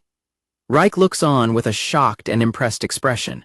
Izo watches as Liddy bows and accepts his generous offer. Liddy carries her wrapped sword and thanks everyone for their help, mentioning that she saw many fascinating things during her stay. Liddy smiles brightly and says she had a wonderful time at the workshop. The family watches their guest depart. Reich asks Liddy to teach her elven swordsmanship the next time she visits. Liddy promises to practice her magic handling before she returns and says goodbye to the group. Liddy expresses her desire to entrust this workshop with not just repairs but other tasks in the future. Izo tells her he looks forward to it when the time comes. Samia waves goodbye with a playful expression. Life returns to normal after the elven sword is finished. Izo meets with Camillo at his shop and the merchant confirms the quality of the goods delivered is as fine as always. Izo notes the heavy presence of city guards and asks if the rumors about bandits are true. Camillo confirms the situation. Camillo explains that while the bandits attack, they don't harm anyone or steal property, and strangely no one can remember what they look like. Izo wonders if these are the same people Carol sent after Deanna. Deanna doesn't think that is the case. Deanna points out that if Carol could afford such skilled mercenaries, he would have used them from the beginning. Izo admits that her logic makes sense. Camillo tells them that while no damage has been done, yet the town is staying vigilant. Samia, Deanna, and Reich listen while enjoying tea. Camillo asks Izo if he will be needing a horse, soon catching the blacksmith completely off guard. Izo agrees that transporting goods by manpower alone is becoming too difficult. Camillo asks the group to follow him for a moment. Izo, Samia, Diana, and Reich all stare ahead in absolute shock at what they see in the merchant's stable. A slender, two-legged lizard-like creature wearing a sturdy harness stands tied near a water bucket. The creature lets out a rhythmic chirping sound. Camillo explains that it isn't a horse but a soryu, leaving a confused Izo to repeat the unfamiliar name. Camillo clarifies that the animal is more like a lizard than a dragon. Izo takes in the information while Deanna thinks the creature is adorable. The soryu tilts its head and lets out an inquisitive noise. Deanna is completely smitten by the animal and Izo remarks that she clearly likes it. Izo asks what kind of food the little creature requires. Camillo explains that he has heard it eats just about anything, having consumed both meat and fodder while staying at his shop. Izo asks about the size of its meals, thinking to himself that they can easily provide a mix of meat and fodder. Camillo mentions he heard it doesn't usually eat that much. Camillo adds that its appetite has increased since arriving. Izo asks if the merchant doesn't usually keep animals like this. Camillo explains that for a trade business of his scale, a single animal wouldn't be enough, and it draws far too much attention from the public. Izo takes a moment to process the situation, while Deanna continues to admire the soryu. Izo decides to take the animal. Camillo gives a wide smile but warns the blacksmith that it won't be a cheap purchase. Izo asks if he can pay at the time of the next delivery to give him time to prepare the funds. Camillo agrees and tells the group to wait while he prepares the creature to be attached to their cart. Camillo walks away humming a cheerful tune while Izo watches him go. Deanna asks if she can pet the new creature. Izo tells her that since it has joined their family, he doesn't mind at all. Deanna reaches out and touches the sorrious neck, surprised by how warm its skin feels. The animal lets out a soft chirp in response. Deanna gently leans against the soryu, enjoying the closeness with their new companion. The soryu lets out a loud series of chirps, catching Deanna off guard for a moment. Deanna is completely won over by the animal's charm. Samia and Reich her excitement, and even Izo admits he likes the new addition to their household. Samia and Reich join in to pet the soryu while Izo watches the scene with satisfaction. The group enjoys a brief tea break together at the table. The family sets off on the road, riding in their cart, now pulled by the soryu. Reich takes the lead, handling the reins at the front. Izo asks Reich for her opinion on their new mode of transport. She notes that while it differs from the carriages she knew at home, the soryu is a well-behaved animal that seems to understand their directions. The soryu runs along the path at a brisk pace, humming happily as it pulls the heavy cart. Izo suggests they all practice using the reins once they return home. Suddenly, the cart hits a bump and everyone shouts as they are jolted around. Izo remarks that while the Soryu is fast and convenient, the ride is much shakier than he expected. Samia wonders about the animal's carrying capacity, noting there is plenty of extra space even with all 4 of them on board. Diana compares the experience to hiding behind Camillo's carriage, and Izo agrees. The blacksmith realizes they will need to test the load capacity to see what the Soryu can truly handle. Diana points out that they have already reached the forest. Izo is impressed, noting that the Soryu is moving at twice their normal walking speed. Izo notes that the Soryu doesn't seem intimidated by the forest's presence. He reminds himself to stay vigilant, but trusts that Samia's sharp senses will keep them safe by detecting anything the animal might also notice. Suddenly, the cart wheel slams into a thick tree root with a jarring jolt. The Soryu keeps moving as the group is thrown off balance in the back of the carriage. Reich apologizes for the rough ride, explaining that the roots got in the way. Izo assures her it is fine while everyone tries to steady themselves. Izo decides he needs to add suspension to the carriage to prevent his lower back and buttocks from suffering on future trips. The Soryu lets out a cheerful chirp, seemingly unbothered by the bump. The group arrives back at the workshop much earlier than usual. Izo unloads the cart while Samia observes that it is still very bright outside. Reich and Diana help unload the supplies, pleased that the Sorya's speed has given them plenty of extra time for the day. Izo washes his hands and offers his sincere thanks to the Soryu for its hard work during the trip. Izo pets the animal and promises to bring out some of the meat they hunted. The creature responds with a happy sound. Izo tells the Soryu it can graze on the nearby grass if it's edible and warns it not to wander off. Diana brings out a tray of meat and asks the group what they should name the little one. Reich examines the creature up close and wonders whether it is a boy or a girl. Samia admits she can't tell its gender just by looking. Diana asks if there are any specific traditions for naming horses, but Izo doesn't think any such rules exist. Diana mentions a noble from another country who named his favorite horse Henning Hermann Roman III. Izo realizes it was likely a third-generation horse carrying a family name. Diana asks Izo if he has any name ideas. Izo admits he has no talent for naming animals and decides to let the others handle it. Samia suddenly has an idea. Since the creature constantly makes a sound like kruru, she suggests naming it Krull, a proposal that immediately catches Izo's attention. Diana thinks the name Krull is cute and sounds good. Reich agrees that the name seems to suit her perfectly. Diana happily pets the animal and welcomes her to the family. Izo thinks the name doesn't feel odd at all, and they officially settle on Krull. The creature lets out a satisfied chirp as it leans into the affection. Izo tells Krull she can rest wherever she likes for the day. He promises that they will get to work building her a little house the following morning. The next morning, Izo stretches his muscles before starting the day's chores.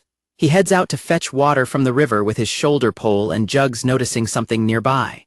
Izo finds Krull resting in the grass and gives her a warm morning greeting. He asks if she wants to join him on his trip to fetch some water. Krull appears to be in high spirits as she gets up.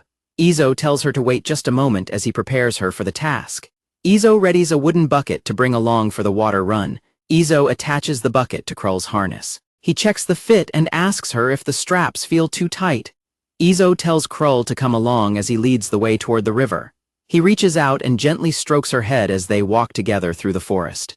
As they work together at the water's edge, Izo reflects on how reliable Krull has already become as a helper. The entire group begins constructing Krull's hut. They transport seasoned timber from the lumberyard where it had been cut and dried. Izo notes that since Krull can move around easily without the cart, she is already proving useful for regular labor. Krull pulls a massive log toward the building site. With her help, the construction work progresses much faster than the blacksmith anticipated. Diana watches with a worried expression, asking if the logs are too heavy or if Krull might get hurt. Samia looks on with a casual shrug and says she thinks the animal is doing just fine. Krull chirps happily while carrying a smaller log in her mouth, following Reich as the apprentice carries timber on her own shoulders. Thanks to the group's teamwork, Izo's special abilities, and Krull's active participation, the work moves along surprisingly quickly. The completed hut is finished in just 2 days. Izo presents the newly finished hut to Krull and tells her it will be her room from now on. Diana explains that Krull should use the shelter for sleeping or to stay dry when it rains. She adds that if any trouble arises, Krull only needs to knock on the walls of the house. Krull chirps in response. Deanna gives Krull a big hug inside the small building. Krull rolls onto her back in the straw and hums happily, catching Deanna by surprise. Reich remarks that Krull is a smart creature who seems to understand their speech. Izo agrees with her. Izo notes how quickly the hut was completed thanks to everyone's cooperation. Samia points out that Izo did the bulk of the work by managing the project and directing their efforts. Reich adds that her master's wide range of knowledge makes working with him a very educational experience. Izo listens as she praises his skills. Izo thinks about how he uses memories and knowledge of technologies from his previous world that don't exist in this one, while he and the girls go about their work. He realizes that this advanced knowledge and his production abilities allow him to work efficiently without any doubt or hesitation. Izo resolves to create only items that are appropriate for this world, so he doesn't cause any confusion or disruption. Izo pushes a wooden bucket down into the water to fill it. With the hut finished, Izo shifts his focus to improving the cart while inspecting some planks. Later, he asks Krull if she can carry a bucket during their water run, and she chirps happily in agreement. The blacksmith considers it an urgent and vital task to protect the well-being of his family's backs during their long trips in the cart. Izo gathers the group in the workshop and explains that for the next several days he will be concentrating on the cart while they handle their regular duties. Izo asks Reich if she can prepare more sheet metal using steel for his project. Reich agrees right away, and Izo apologizes for giving her the task since it is technically part of his own job. Reich tells him not to worry, asserting that it is a disciple's duty to follow their master's instructions. Izo offers his thanks for her dedication. Izo decides that he needs to build a suspension system for the cart to soften the impact from the ground while it is moving. He chooses a leaf spring design as it is the only type he can produce with his current materials. He begins by boiling water to heat and bend the boards, then stacks and nails together several pieces of varying lengths. He assembles the wheels into trusses and installs the springs on the rear wheels to adjust the height. He finally finishes a prototype cart using simple log wheels. Izo turns to Krull and asks if she wants to try pulling the new carriage. She chirps back with enthusiasm as they prepare for a test run. The blacksmith watches as Krull hums and easily pulls the prototype across the grass. He is satisfied that the basic design looks solid. After several more trials and adjustments with Krull's help, Izo successfully forges a cart frame with a proper steel suspension system. He admits that even with his knowledge of modern designs, it is a struggle to shape the materials into something practical for this world. Izo takes a quiet moment to focus and catch his breath during the difficult project.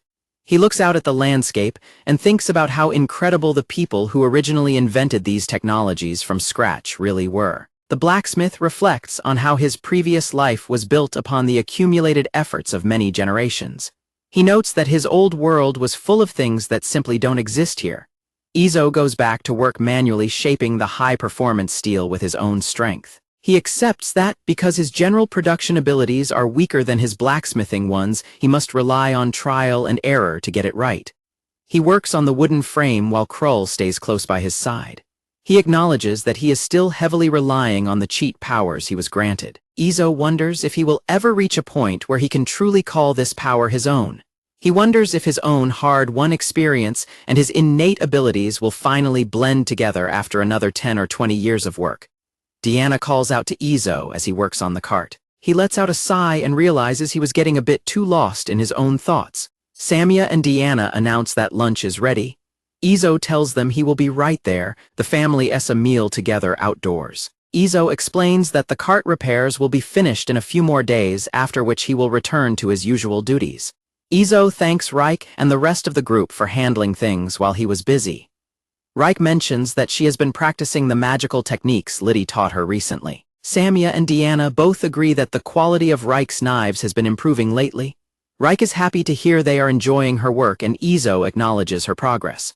Reich offers her sincere thanks for the group's kind words. Izo carefully inspects one of Reich's finished knives. He notes that while it is technically a standard model, the quality is already very close to a high-end product. Izo tells his apprentice that her work is good, but Reich believes she still has a long way to go. Reich expresses her determination to reach a level where she can consistently produce high-end models. Izo encourages her to keep up the hard work as he watches her return to her tasks. Izo eventually finishes his work on the cart and gathers everyone around. He presents the upgraded carriage to the family and invites them to try sitting in it. The girls are amazed to see that the cart now features proper seats, including a dedicated spot for the driver. They note that the seating is even foldable. Izo takes his place at the front and tells Krull it is time to move. The animal chirps in response. The group tests the carriage on the path.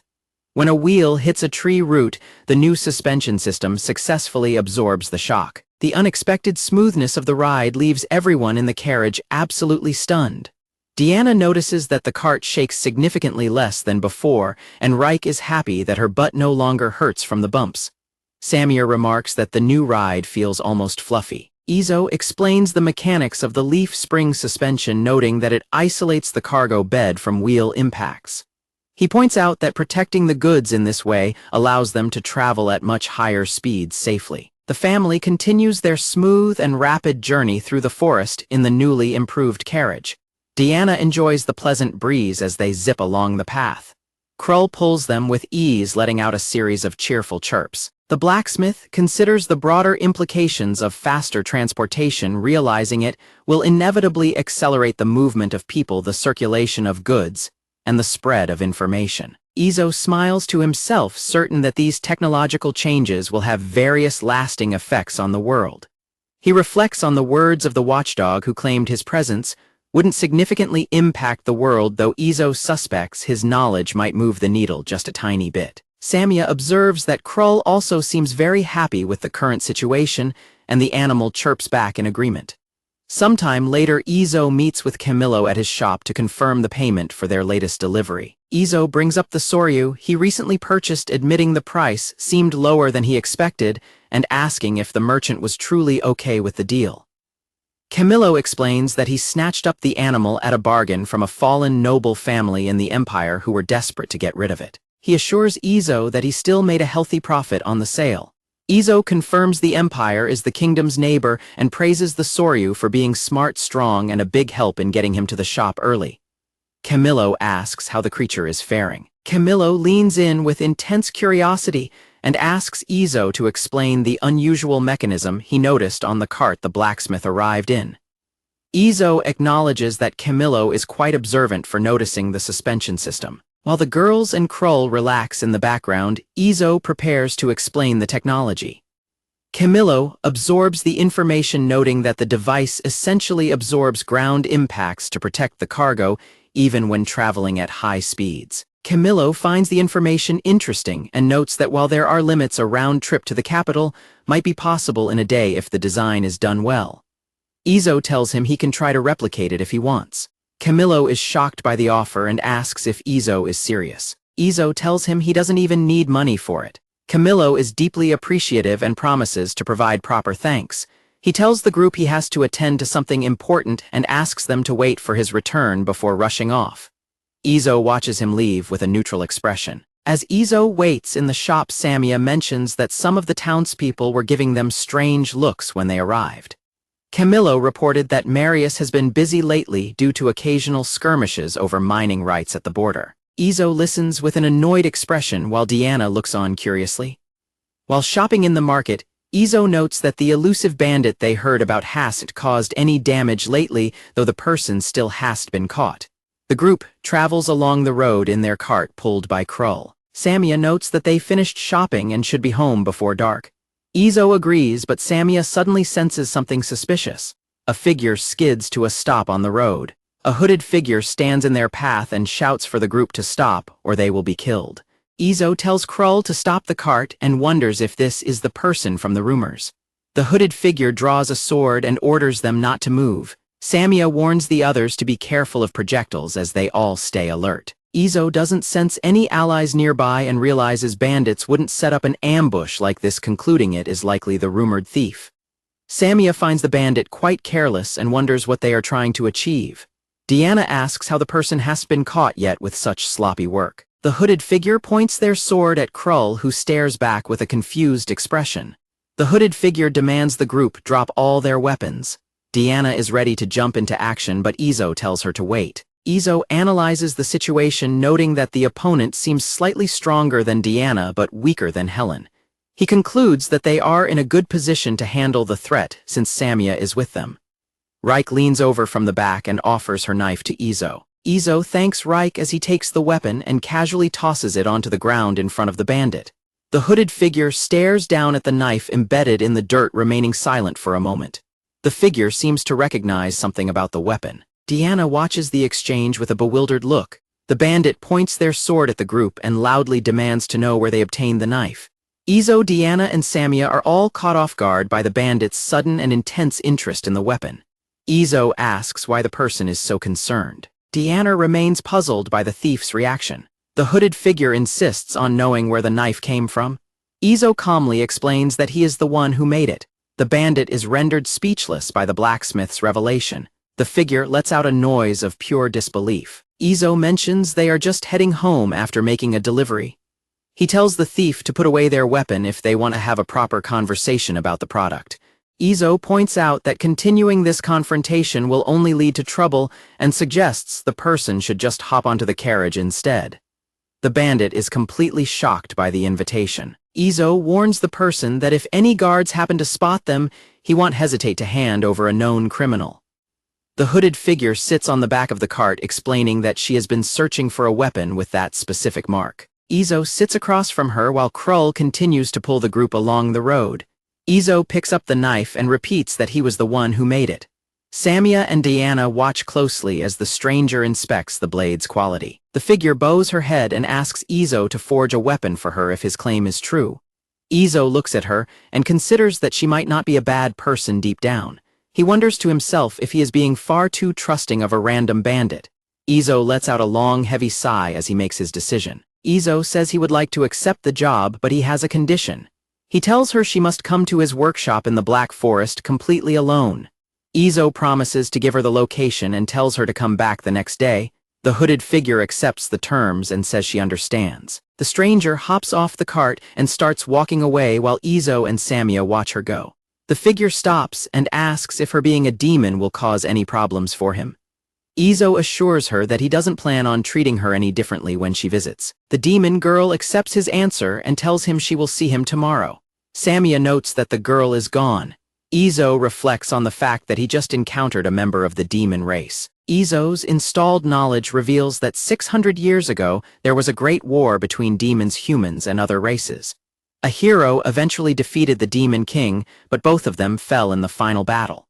With both sides completely exhausted by the fighting, they eventually agreed to a ceasefire. Legends also mention a massive orichalcum sword that the hero wielded during the war. According to Reich, it was forged by a legendary blacksmith blessed by the gods named Don Dorgo. Reich expresses her firm belief that her master can surpass even the legendary Don Dorgo and become a legend in his own right. Izo looks at her with a surprised and contemplative expression. As the cart rolls along, Izo ponders the mention of demons, heroes, and the idea of becoming a legend. The group arrives back at the workshop, and Izo announces their return as the wooden building comes into view. Izo and Diana unload the cart while discussing their visitor. Diana notes that the dangers of the Black Forest are famous even in the demon realm and asks if the girl will truly show up the next day. Izo believes she will, but Diana questions if it is acceptable to provide weapons to their former enemies. Izo points out that the Great War ended centuries ago and major conflict has ceased, suggesting a blacksmith should work for anyone. However, he worries that his weapons might one day harm Diana's brother if war returns, and he asks for her thoughts on the matter. Diana laughs off the concern, noting that since a mercenary like Helen already carries his work, that risk is present on every battlefield. Izo admits that she has a valid point. Diana remains resolute, her mind already made up about staying at the workshop. Izo stands outside with Krull looking over the forest as he continues to weigh the situation. Izo notices that Samia and Reich have no personal hatred toward demons, despite never having met one. He remains slightly concerned about the fact that the girl is technically a bandit. Samia points out that the girl hasn't actually caused any real harm yet, and Izo acknowledges that she is right.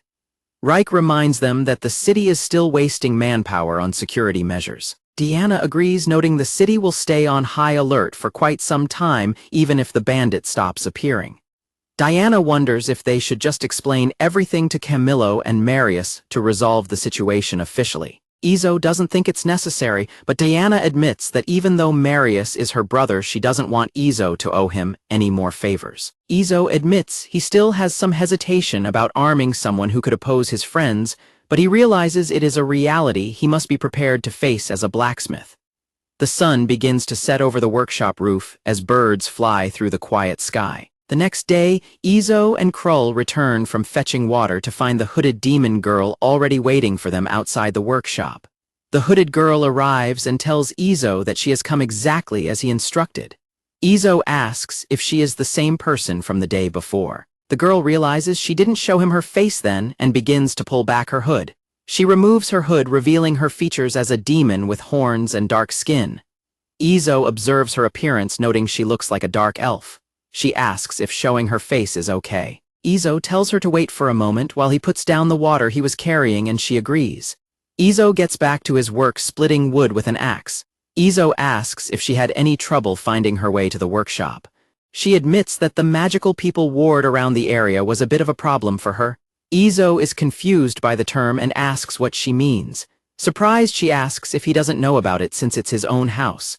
Izo struggles to find an answer. Izo explains that he isn't very knowledgeable about magic and mentions that the house was given to him as a gift. The demon girl begins to understand. She explains that it is a type of magic that confuses anyone who doesn't meet certain conditions. She adds that for someone like her who can recognize it, the ward can be bypassed. Izo realizes that in addition to the high magic levels keeping animals away, there was also this specific ward protecting the property. Izo shifts the subject and asks if she has eaten yet, noting how early she arrived. She is caught off guard by the question. Izo tells her that once she is ready they will have breakfast and invites her to eat with them. She asks if it is really all right for her to join them. Izo simply replies that a guest is a guest regardless of who they are. She remarks that Izo is quite strange for being so welcoming to a demon. He argues that living in a place like the Black Forest makes his attitude perfectly natural, and she eventually agrees. Izo tells her that for him, her race doesn't make any difference at all as he carries a load of firewood. Nilda quietly absorbs the information, acknowledging Izo's explanation. The demon girl introduces herself as Nilda. Izo welcomes her and offers to show her to the guest room, leading her toward the workshop as he carries his bundle of wood. Nilda playfully asks Izo if he thinks she would make for a good wife. As planned, Izo introduces Nilda to the rest of the household members who have just woken up. He then escorts her to the room where she will be staying. While Izo gets started on breakfast, the three girls efficiently handle the morning chores around the house. Samia sweeps the floor while Reich prepares a tub of water. Samia goes to collect Nilda's laundry from the guest room. In the kitchen, Izo reflects on how helpful it is to have the girls handle tasks in areas where he, as a man, shouldn't enter. Izo puts his effort into kneading a large ball of dough on the counter. With the focused expression of a true craftsman, Izo notes how much his bread-making skills have grown. He realizes that since he is making unleavened bread, the process is much faster, especially when he rolls the dough thin for quick baking. Izo waits patiently with his arms crossed as the flatbread cooks in the stone oven. Once the hot stack of bread is ready, Izo decides it is finally time to bring out a special accompaniment for the meal. Izo heads to the storage shelf and locates a specific jar. He excitedly prepares to open it, anticipating the contents. As he cracks open the lid, a soft, fizzing sound escapes from the jar, revealing the perfectly preserved items inside. Izo is pleased with the result, chuckling to himself about the success of his work. He thinks about how important variety is and is glad to have something new to serve. The small household spirits watch Izo and remark on how he has started talking to himself again as he continues to laugh with satisfaction. The entire group gathers around the large table to enjoy breakfast together. Nilda joins the family for her first meal at the workshop, while Samia dives into her food with her usual enthusiasm. While Izo eats, he asks Nilda how she managed to hear about his workshop's products. Nilda starts her meal, noting that the food looks very appetizing. Nilda explains that she encountered a human reconnaissance team while traveling through the border territories between the demon and human realms. Izo listens as she describes the encounter. Nilda clarifies that the two realms are just different territories rather than separate worlds. She reveals that she heard about the workshop from a red-haired woman named Helen who was part of the human team. Izo is visibly stunned to hear Helen's name mentioned. Nilda adds that Helen was known by the title Quick Thunder. Izo recalls Helen's old title and wonders if she has gained a new one. Izo realizes Helen is continuing to grow stronger. Nilda admits that her unit was completely outclassed when they fought against Quick Thunder's unit. Nilda explains that while Helen didn't kill them, the warrior destroyed all of their weapons in a matter of moments. The demon girl says she attempted to hold her position, but the battle was over before she knew it. Samia, Deanna, and Reich listen to the story while eating their breakfast. Nilda stares off as she recalls the specific words Helen spoke to her after the fight ended. In the flashback, Helen stands over the defeated Nilda and offers her a compliment on her combat skills. Nilda looks up at her opponent, struggling to catch her breath as Helen's blade remains nearby. Helen tells Nilda that the fight might have been closer if the demon girl possessed a weapon of the same quality as her own. Helen explains that her sword is a custom-made masterpiece that is very difficult to obtain. Hearing this, Nilda resolves to find a way to get a similar weapon for herself. Suddenly, a voice calls out to Nilda from the distance. Both Helen and Nilda are startled by the sudden arrival of others. Nilda realizes that if her subordinates approach, they will likely be defeated by Quick Thunder as well. Helen tells Nilda that if she truly wants a weapon like hers, there is a way. Helen shows Nilda the engraving on her sword and tells her to find the craftsman who made it. She waves goodbye as Nilda's subordinates call out for their leader. Nilda's subordinates, including a large beastman and a small goblin-like demon, rush to her side as she sits on the ground. Nilda continues her story explaining that Helen likely dealt with the rest of her unit before retreating. Izo says he understands. Nilda explains she took leave to search for the engraver and had heard rumors they were in this specific area. Izo realizes this explains the rumors of the non-violent bandit. Nilda looks at him while he processes the information.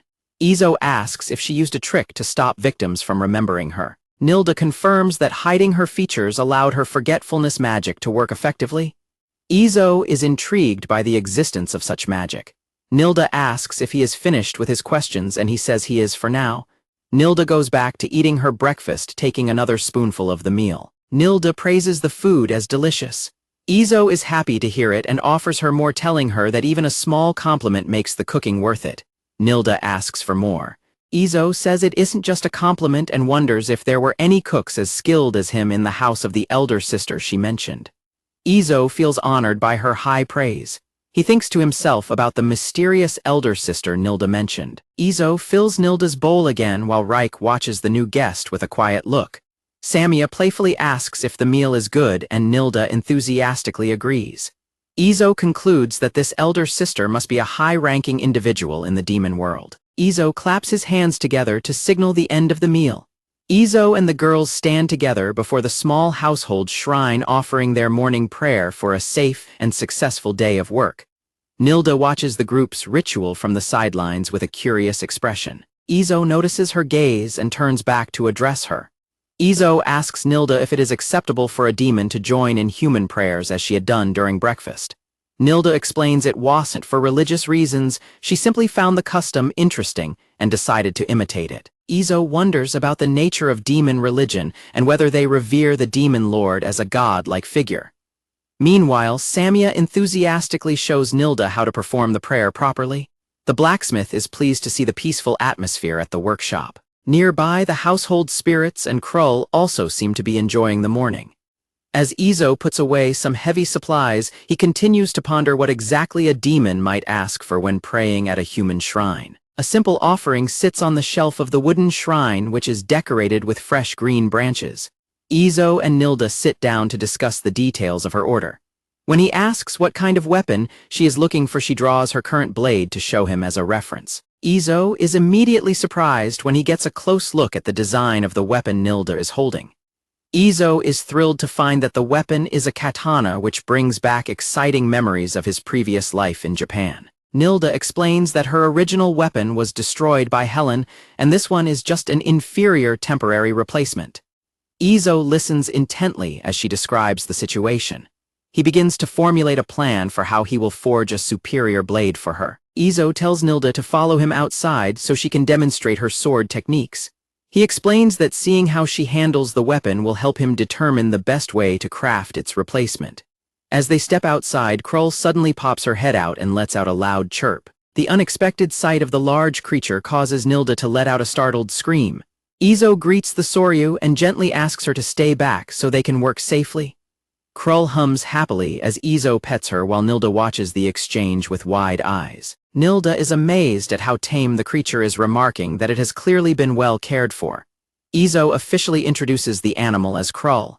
Nilda explains that normal Soryu are difficult to handle because they frequently sulk even if they aren't completely disobedient. Izo asks if that is how they usually behave. Nilda notes that while there are Soryu in the demon realm, they tend to be much more aggressive, though she isn't familiar with others. Izo wonders if there is really such a significant difference between the breeds, as Krull lets out a wide, tired yawn. The blacksmith considers if Krull is a different breed from those in the demon realm since she isn't as gluttonous as he had heard. He figures there might just be large individual differences between them, but ultimately decides she is simply a member of his family. Nilda asks what she should do for her demonstration. Izo tells her that a performance or training session with movements as close to real combat as possible would be the most helpful for his assessment. Nilda agrees and draws her blade, shifting into a focused combat stance. Nilda begins a series of fluid and rapid sword forms, moving through the air with practiced ease as Izo watches. She accelerates her body, becoming a blur of motion as she strikes out with high-speed maneuvers. The blade flashes through the air, cutting with intense precision and speed. Izo watches with absolute focus, his eyes tracking every detail of her technique to analyze her requirements. Izo observes that her movements have an excellent balance between stillness and motion. However, he notes that her current sword looks a bit too heavy, and the length doesn't seem quite right for her specific style. The blacksmith determines that while her movements are fast, her finishing strike is slightly weak compared to Helen's, though she is still a bit better than Deanna. He picks up a wooden rod and considers a shorter length for her new weapon.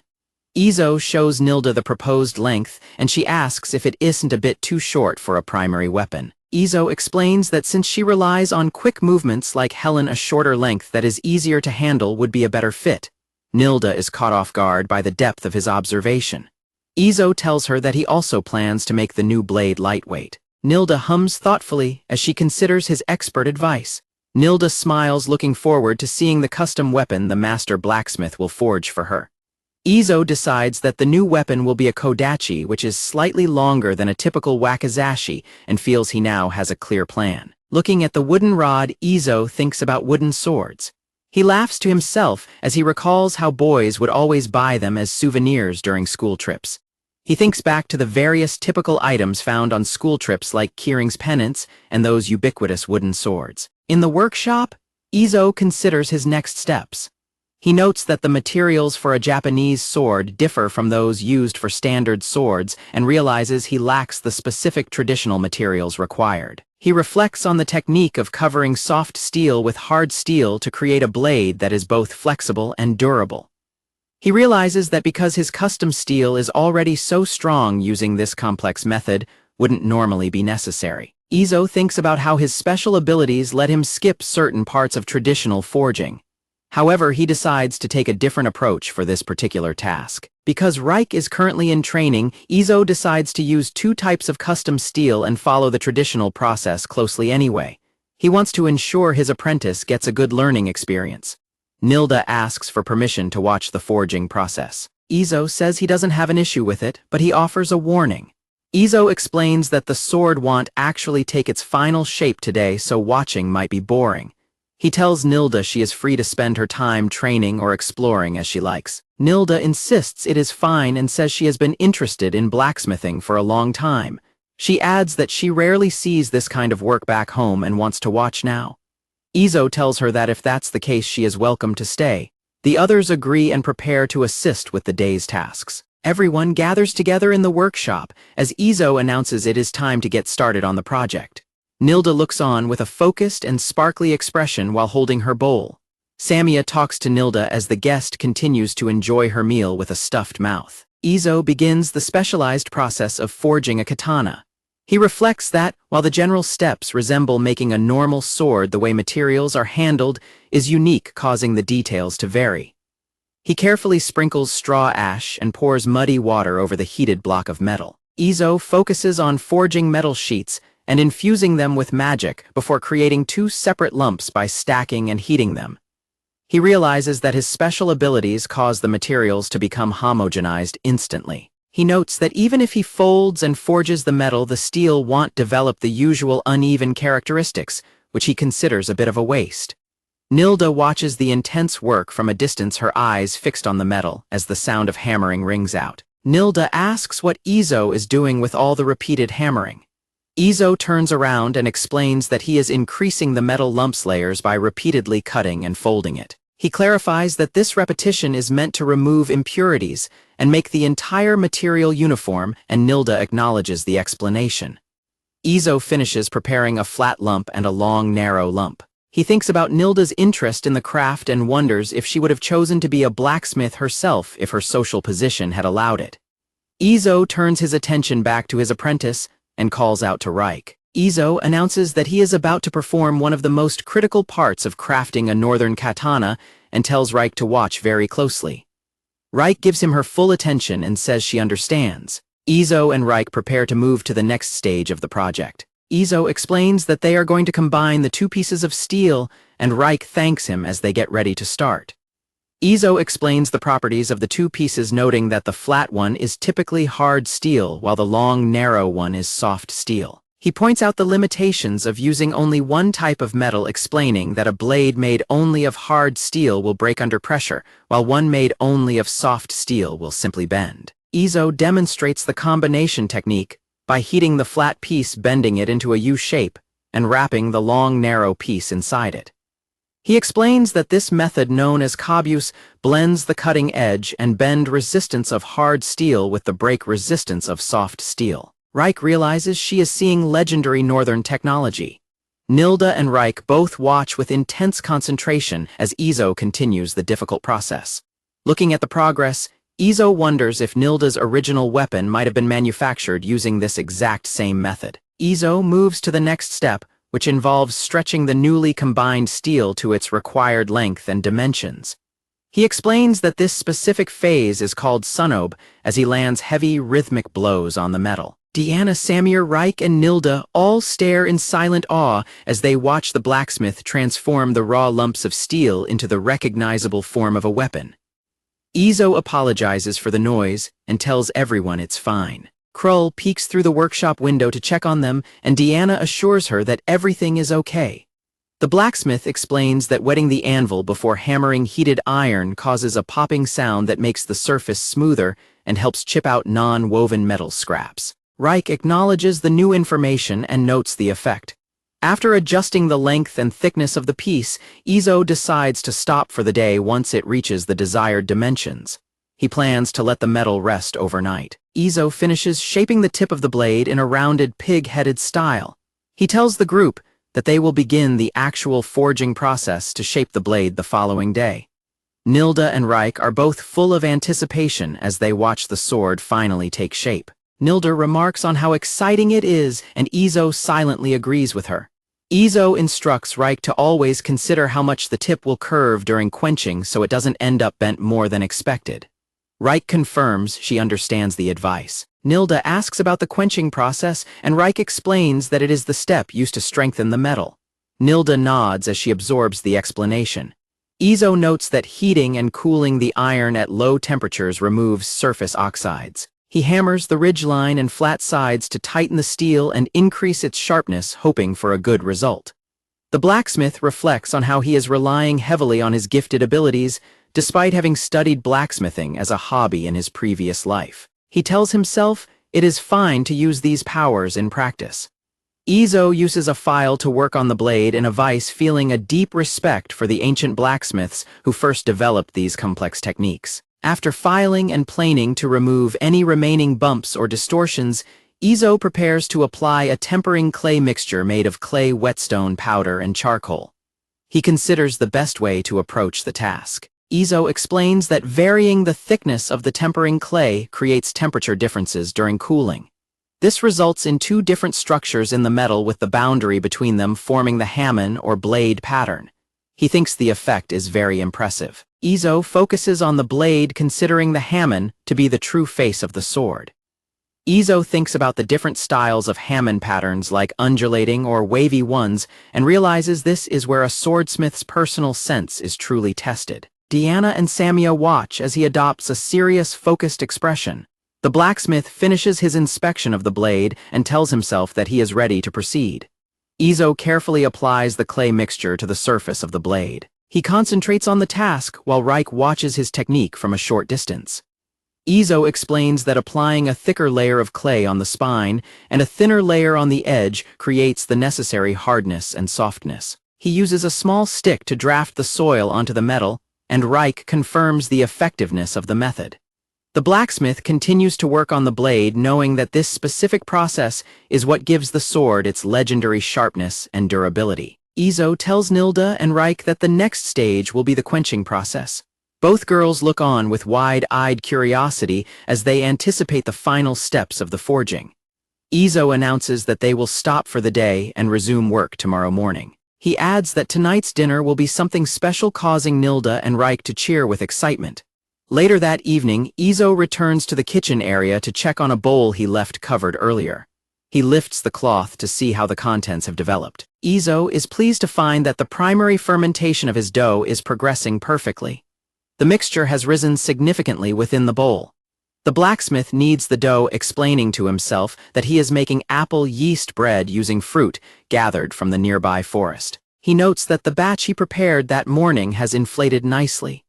Izo deflates the dough and divides it into individual portions for the family before letting it rest for another round. He thinks to himself that making some apple jam would also be a good idea for future meals. While the bread undergoes its final fermentation, Izo takes some time to practice combat movements with Deanna.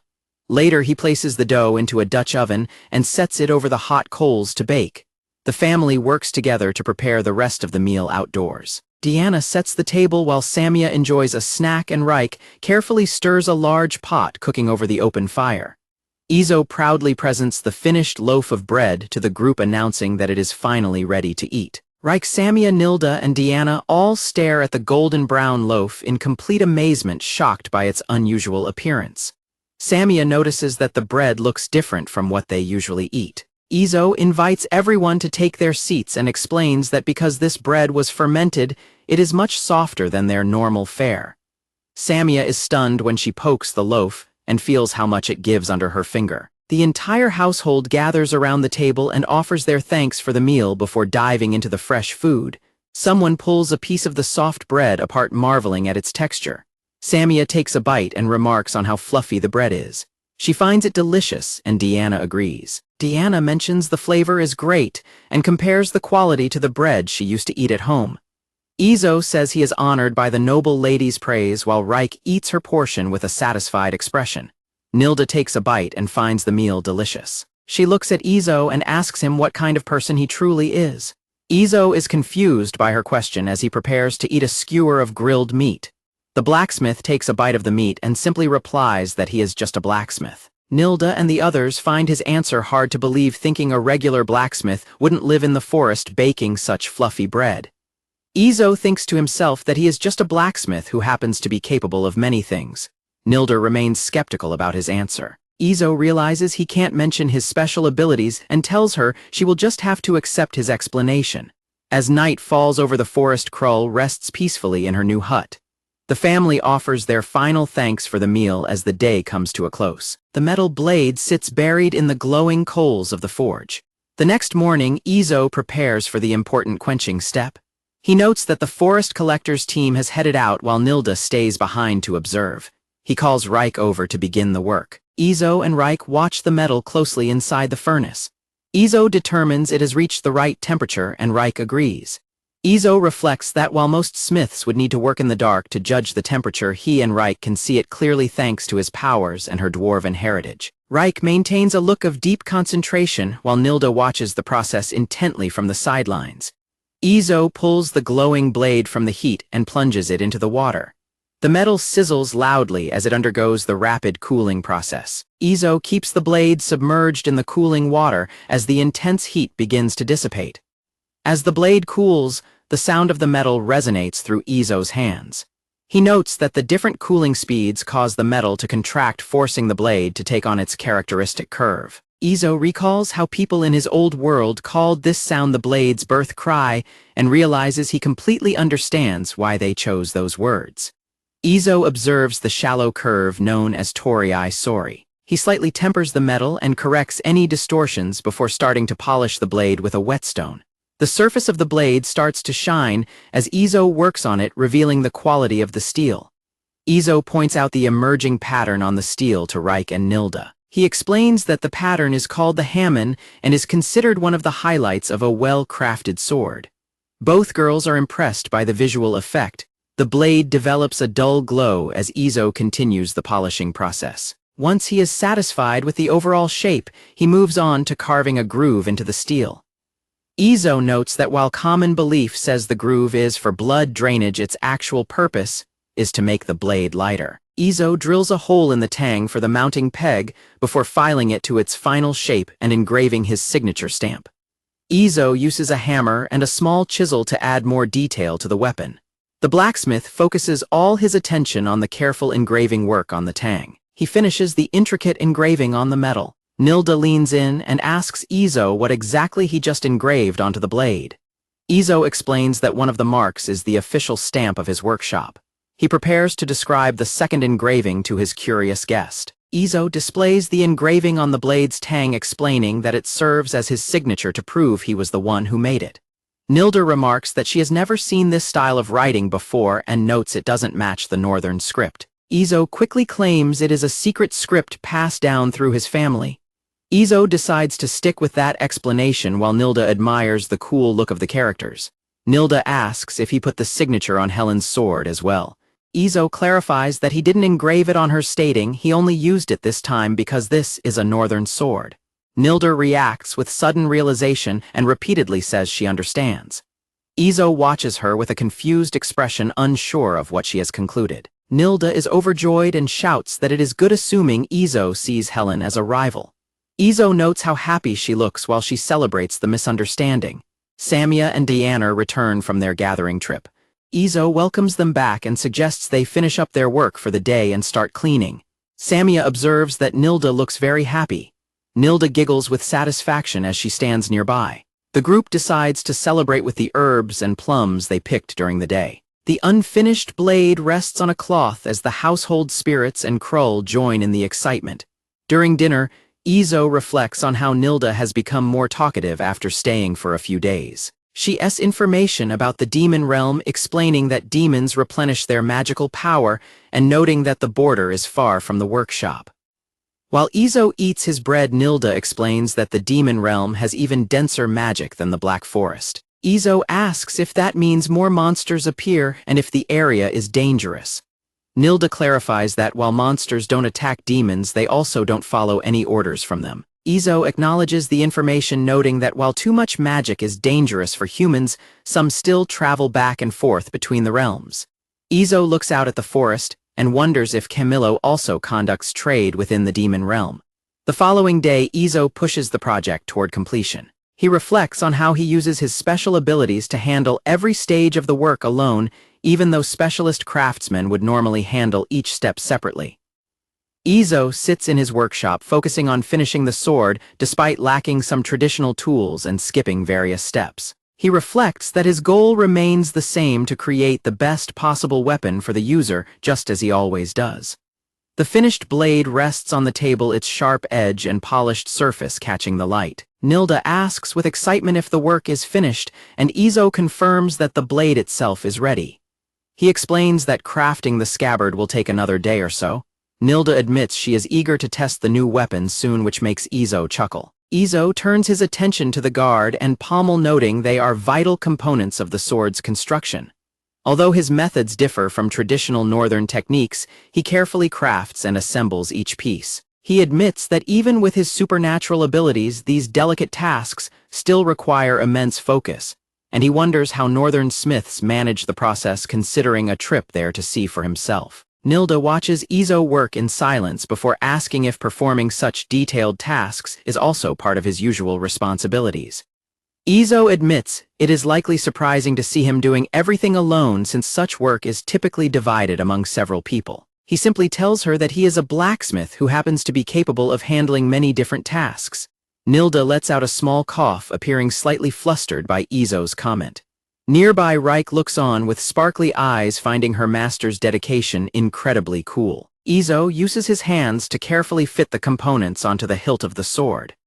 Izo continues the assembly, explaining that he has stripped away as many decorative elements as possible to keep the design simple. He notes that this simplicity would make it easier for him to remake the weapon if he were ever back in his original homeland. Izo holds the weapon out, noting that while he had to use substitute materials for some parts, he ensured the sword remains durable enough for combat without any loss in performance. He thinks to himself that a traditional northern craftsman might be angry at his shortcuts, hoping for forgiveness if he ever returns to a place that uses the traditional methods. Izo triumphantly holds the sword aloft, announcing that the weapon itself is finally complete. He tells the group they will finish the rest tomorrow and suggests it is time to clean up for the evening. Nilda watches the gleaming blade with a look of awe. The final process begins the next day as Izo starts work on the scabbard. He measures the blade against a block of wood to determine the correct length for the sheath. Izo carves into the wood, reminding himself that because this sword is curved unlike standard straight blades, he must be extremely careful to ensure the curve doesn't interfere with drawing or sheathing the weapon. Izo uses a small knife to shape the scabbard, which is made from plain white wood to match the style of the blade. He decides to add only minimal decorations, including the mouth of the scabbard and the attachment knob needed for wearing the weapon on a belt. Izo holds the fully sheathed sword and proudly announces that the entire project is complete. Nilda looks at the finished masterpiece with wide, sparkly eyes. Nilda is shocked at the speed of the work, shouting in disbelief. Izo notes to himself that skipping certain steps and using substitute materials helped him finish much faster than usual. Izo invites Nilda to give the new weapon a try. She eagerly accepts the offer and prepares to test the blade. The group heads outside to a clearing. Nilda stands a short distance away while Izo and Samia watch from the side to observe her performance. Nilda draws the blade with a sharp motion and lets the empty scabbard drop onto the grass at her feet. Seeing this, Izo suddenly calls out Nilda's name and tells her that she has already been defeated. Nilda is caught completely off guard by his statement, looking back at him with a stunned expression. Nilda asks why he would say something so discouraging, and Izo quickly apologizes. He explains it is just an old tale from his hometown about a famous duel where a swordsman was taunted for throwing away his scabbard. Izo asks the moral of the story: if a warrior intends to win, they shouldn't throw away the scabbard, they will need to sheath their sword afterward. Nilda finds the logic convincing and promises to be more careful with her equipment.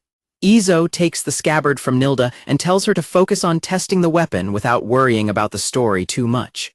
Nilda agrees and turns back to her training. Nilda raises the sword above her head, her features shifting into a state of total concentration. Nilda launches into a series of incredibly fast and precise maneuvers, the blade becoming a blur as she strikes. She unleashes a massive sweeping horizontal slash that cuts through the air with immense power.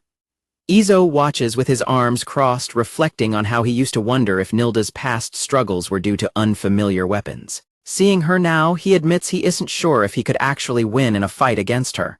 Izo wonders how Helen could have defeated someone this skilled so easily. Nilda continues her practice, moving with graceful speed. Nilda stops her demonstration, breathing heavily from the intense physical effort. Izo asks Nilda for her thoughts on the new weapon. She remains completely silent, looking down at the ground as she holds the blade. Izo starts to worry and tells her that if she feels any discomfort at all, he can make adjustments the next morning. Nilda continues to stand there without saying a word. Nilda suddenly explodes with excitement, shouting that the sword is absolutely amazing. She holds the weapon up with a huge grin on her face. Izo is stunned by her sudden outburst. Nearby, the household spirits Samia and the others peek out from the workshop door, wondering what all the noise is about. Nilda tries to compose herself with a small cough and admits she got a bit carried away. She looks at the sword again and tells Izo that it is truly incredible.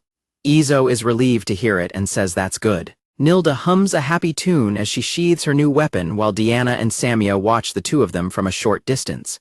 Inside the workshop, Nilda thanks Izo for all of his help. She then mentions that they still haven't discussed the final price for the custom order. Nilda pulls out a small pouch and asks if 30 gold coins would be enough. Izo is completely shocked by the high number and tries to explain his usual policy. Izo tells her that he typically lets the client name the price for custom work and says she can pay whatever amount she likes. Nilda thinks the approach is very bold and asks if he shouldn't be focused on making more of a profit. Izo struggles to find a response while Diana and Samia look on with skeptical expressions. Even the household spirits seem confused by his lack of business sense. Izo explains that custom orders serve as a valuable learning experience for him as a blacksmith. He adds that since Helen showed off her weapon, his reputation has spread through word of mouth, which he believes will bring in more work later. Nilda thinks it over and decides on what she considers to be a fair reward. She reaches into her pouch to pull out the payment. Nilda places a stack of gold coins and a small dark object on the wooden table. She asks Izo to please accept the payment as it is. Izo is surprised to find 10 gold coins and a mysterious gemstone. He holds the red gem up to the light, noting its beauty, and Samia identifies it as a magic stone. Nilda explains that a magic stone is a solidified form of stagnated magic power. She notes that while such power usually turns into monsters, it occasionally solidifies into a stone like this one instead. Izo asks if magic power is safe to handle. Nilda reassures him that once the power solidifies into a stone, it no longer leaks out, though she notes it is a shame the energy cannot be extracted. Diana and Samia admire the stone, remarking on its beauty.